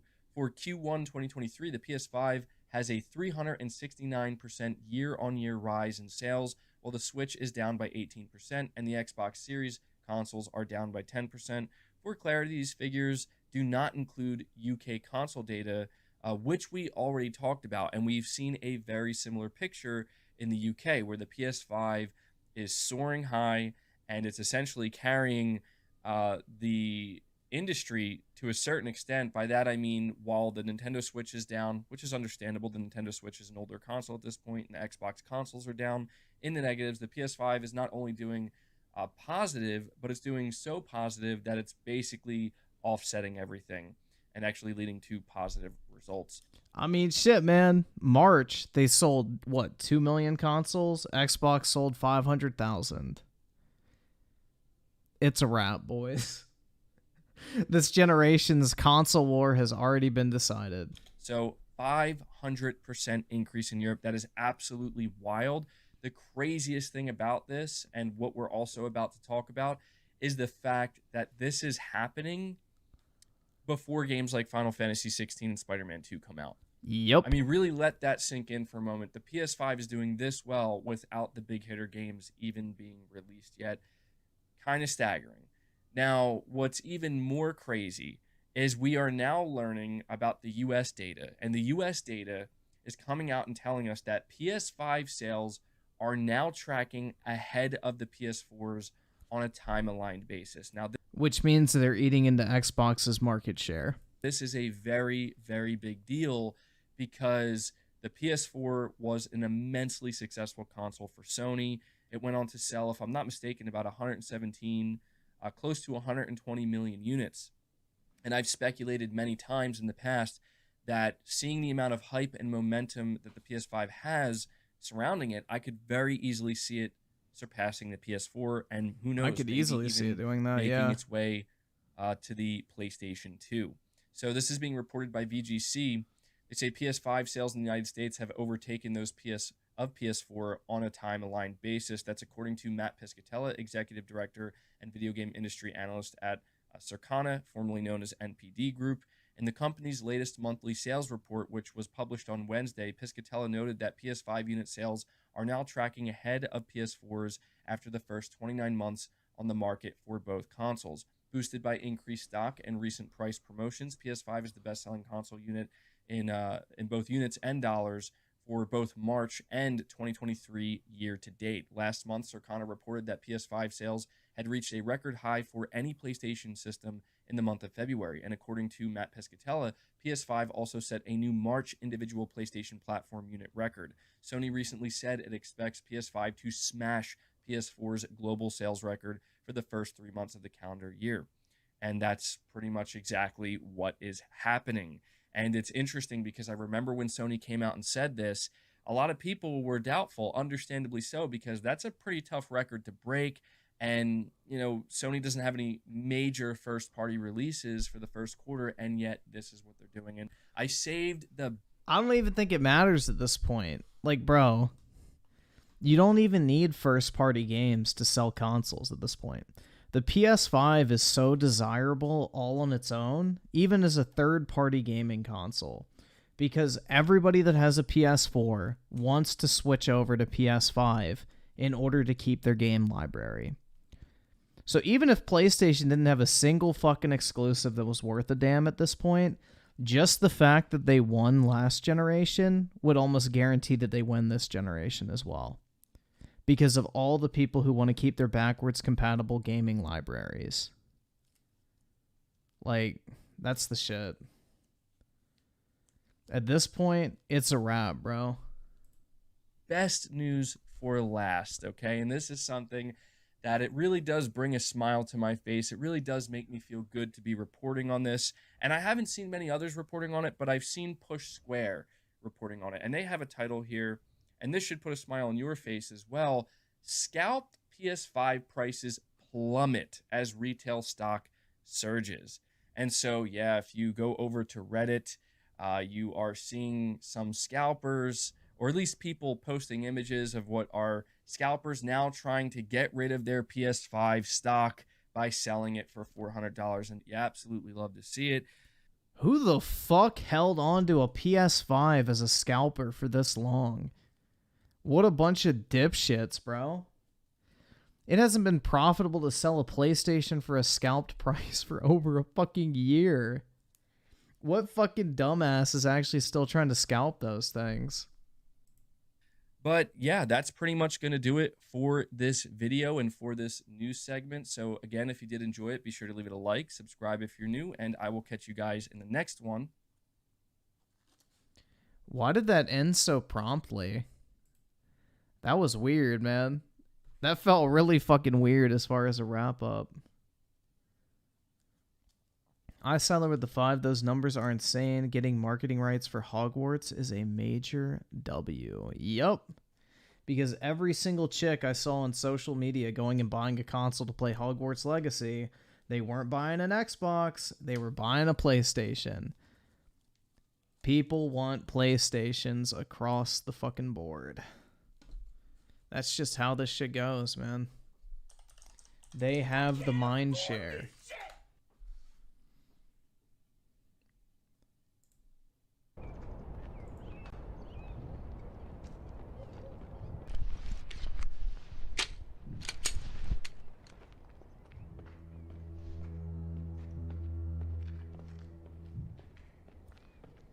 I'm gonna be honest, this would probably be a good VR game. I don't think it'd be very good to play, like, just straight up.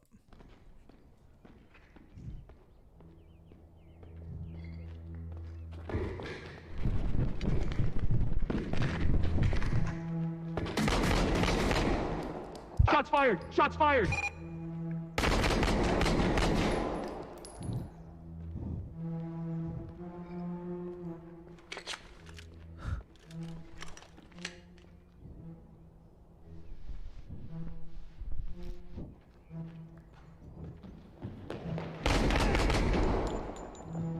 Why'd it blur his face? I want to see who I'm shooting.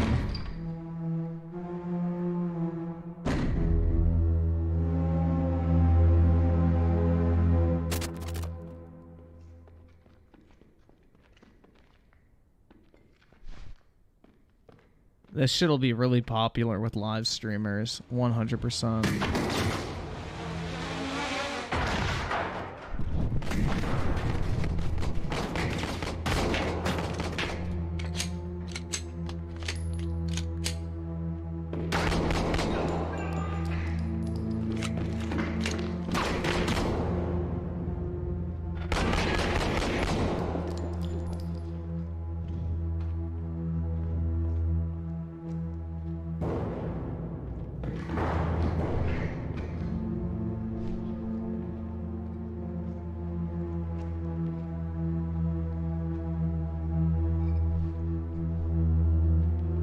No, you can definitely tell this is a game. Shoot him anyway. Where the fuck is Oscar?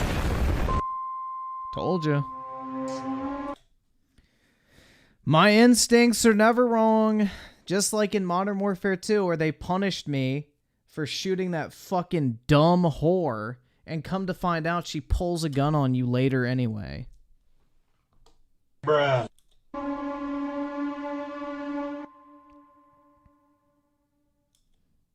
That's all I can say, guys, is I have great in-the-moment decision-making.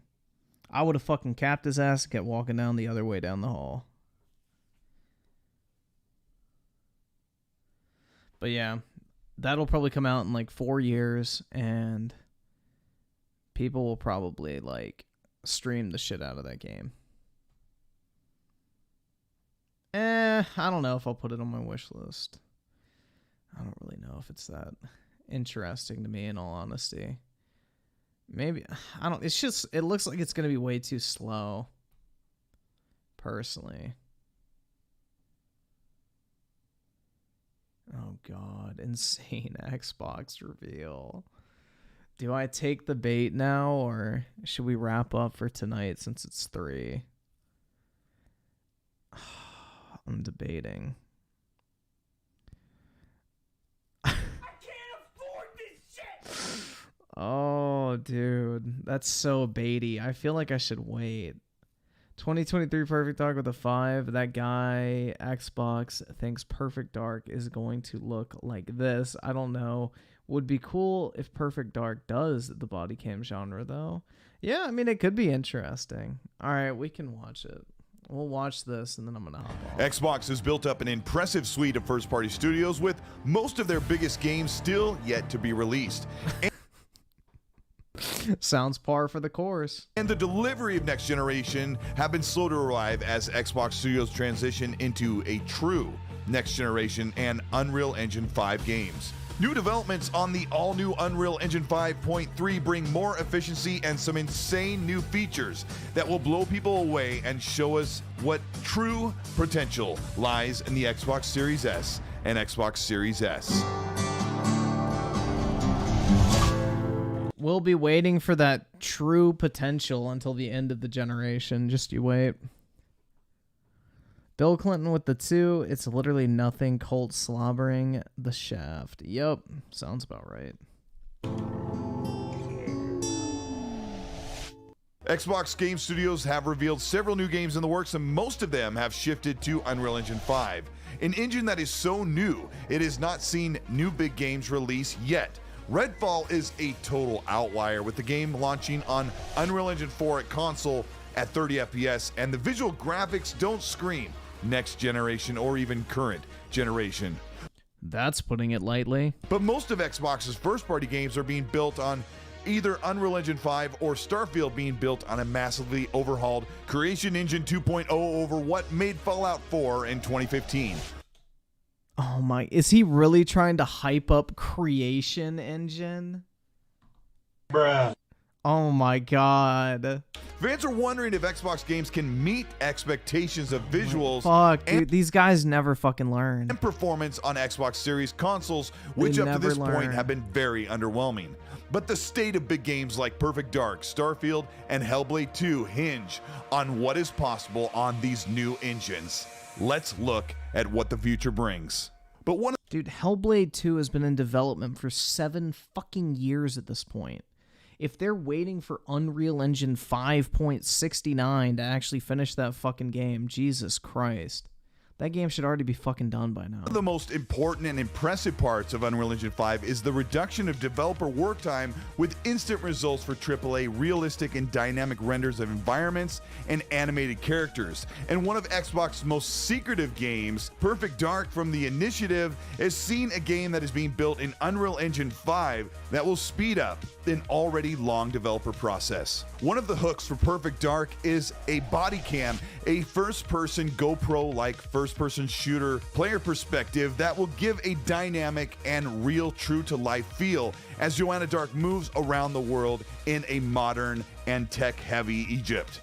Drama Studios' unrecorded demo of gameplay shows the type of feel and look that we will have with Perfect Dark, although with a different visual aesthetic that is very in tune to what Crystal Dynamics has been able to do with games like Tomb Raider and punchy cinematic movie-like visuals we got in the Marvel's Avenger game. The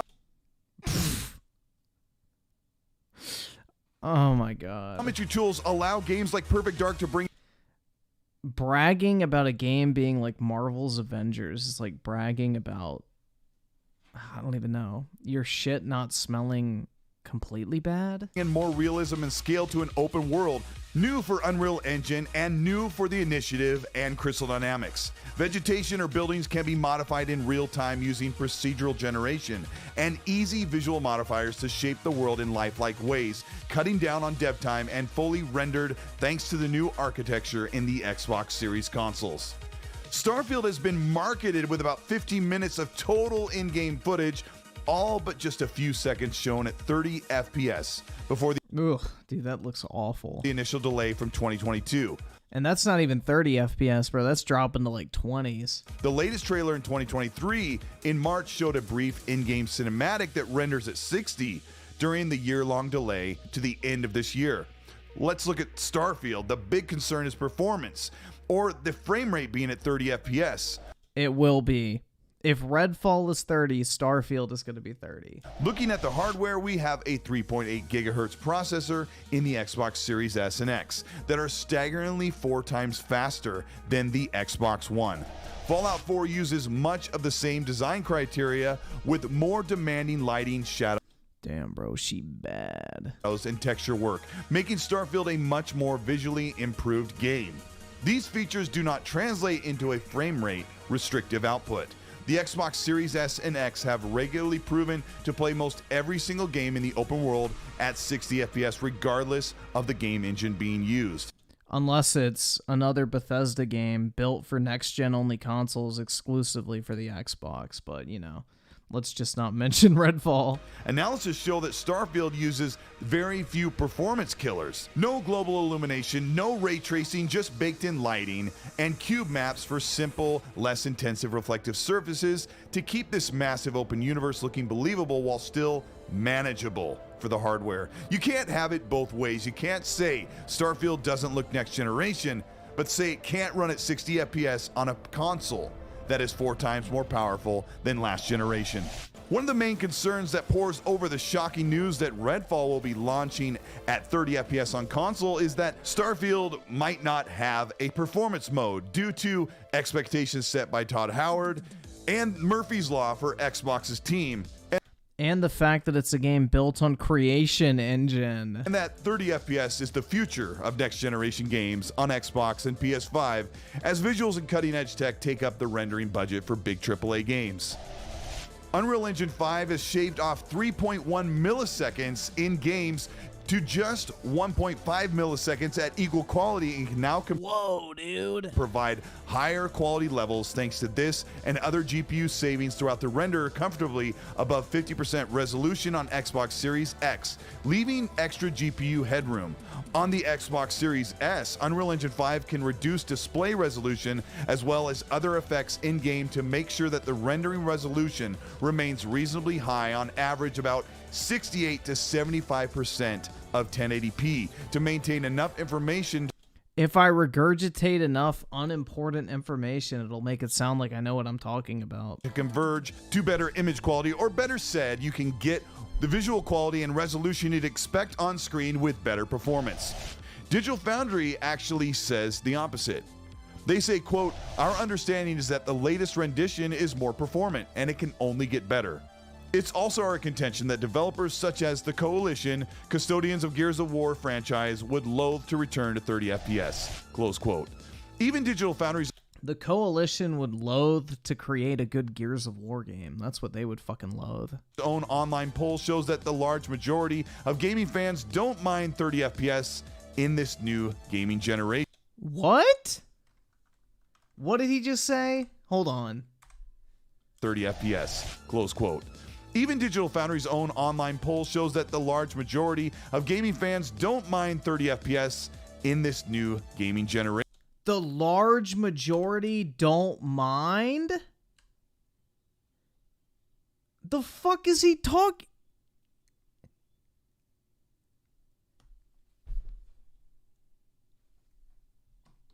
Bruh. Bruh. Bruh. Bruh. Bruh. Bruh. Oh my god.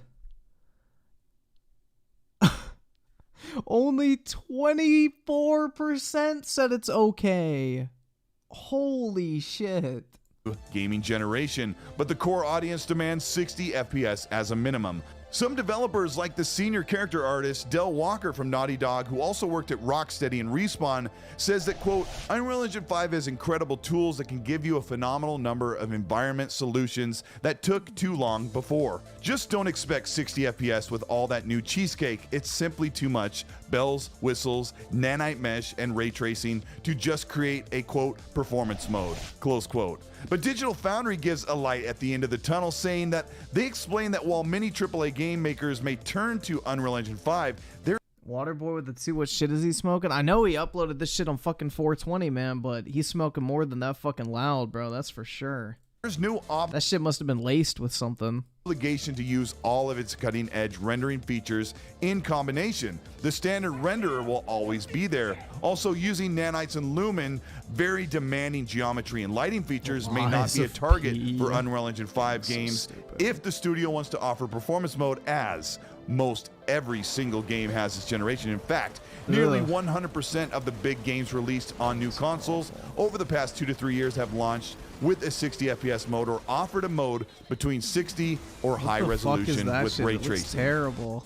Ninja Theory has been working on a massive upgrade from their AA Senua's Sacrifice to an open world masterclass that looks more like a high production film on screen than any realistic video game, and that's all happening thanks to Unreal Engine. That's what I want in my video games, guys. It looks like a film and not a video game.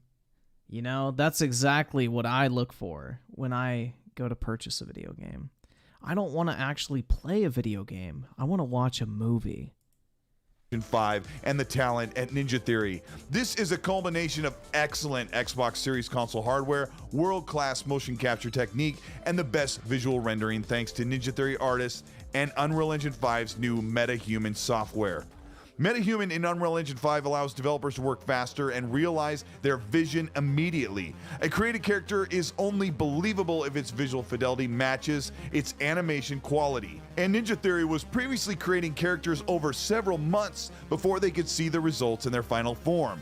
MetaHuman in Unreal Engine 5 utilizes the 4D pipeline of creating and animating a character in real near time on just one PC. Using all 12 cores of an AMD Threadripper CPU paired with a GTX 3090 GPU, developers can process MetaHuman in minutes on one production desktop machine. MetaHuman uses depth and information in the video to create a 3D model of the actor, and even uses audio frequencies during speech to animate the mouth and tongue realistically. So for a few seconds of performance capture, one production PC can render a near full ready production of the game and its created character in just 1 minute. Digital Foundry explains that why we've seen the proliferation of 60 or 120 FPS game modes over the last couple of years is largely down to a cross-generation console game development. The need to support platforms with CPUs as weak as the AMD Jaguar in the Xbox One console and PS4 console, that the processing power is instantly there, at least to double performance on the latest console hardware. The graphics side of the equation is still more scalable. Even Digital Foundry admits that games like Plague's Tale Requiem and Gotham Knights not being at 60 FPS is down to the authorship of the game, or better said, to design decisions that don't work on gaming hardware, and brute force cannot save games like Plague's Tale, Gotham Knights, or even right now, Redfall, which has been, as they assume, top-heavy in its design and needs to be changed in the future to run at 60. As new generation games, as we actually get away from cross-gen... That's just what makes no sense about Redfall. That game looks like absolute shit. It is not a next generation looking game. There's nothing visually impressive about Redfall. So there's got to be something really wrong with that game that doesn't allow it to run at 60. Generation releases in 2023 will rely on upscaling, temporal super resolution, machine learning, resolution boost, and a host of other benefits that will make games look sharp, and counting pixels will be completely obsolete. Yes, prioritizing 60 frames or 120 frames per second for performance modes on brand new games.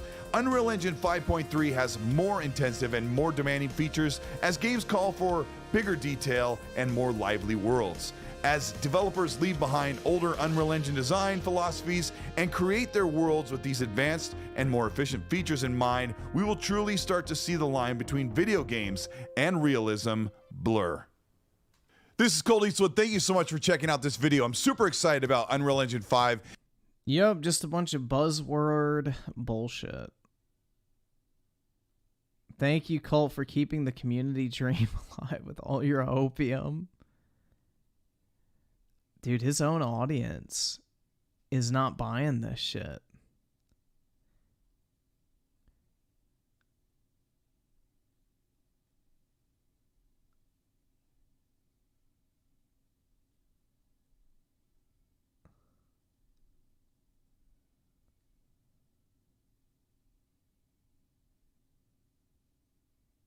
Yep, Xbox gamers are tired of waiting for these games with zero updates.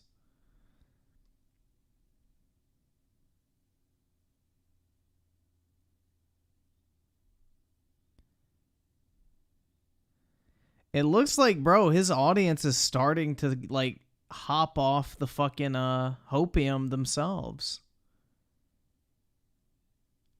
I can't afford this shit! Oh, that's so clickbaity. Oh, that makes you want to click it. Fuck. But it's crap gamers, so nothing will actually be said. I must resist.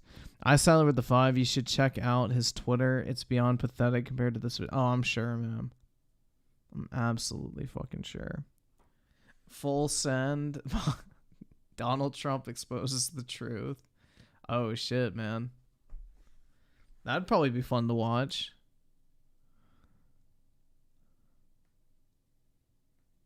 The Starfield hype is about to go insane.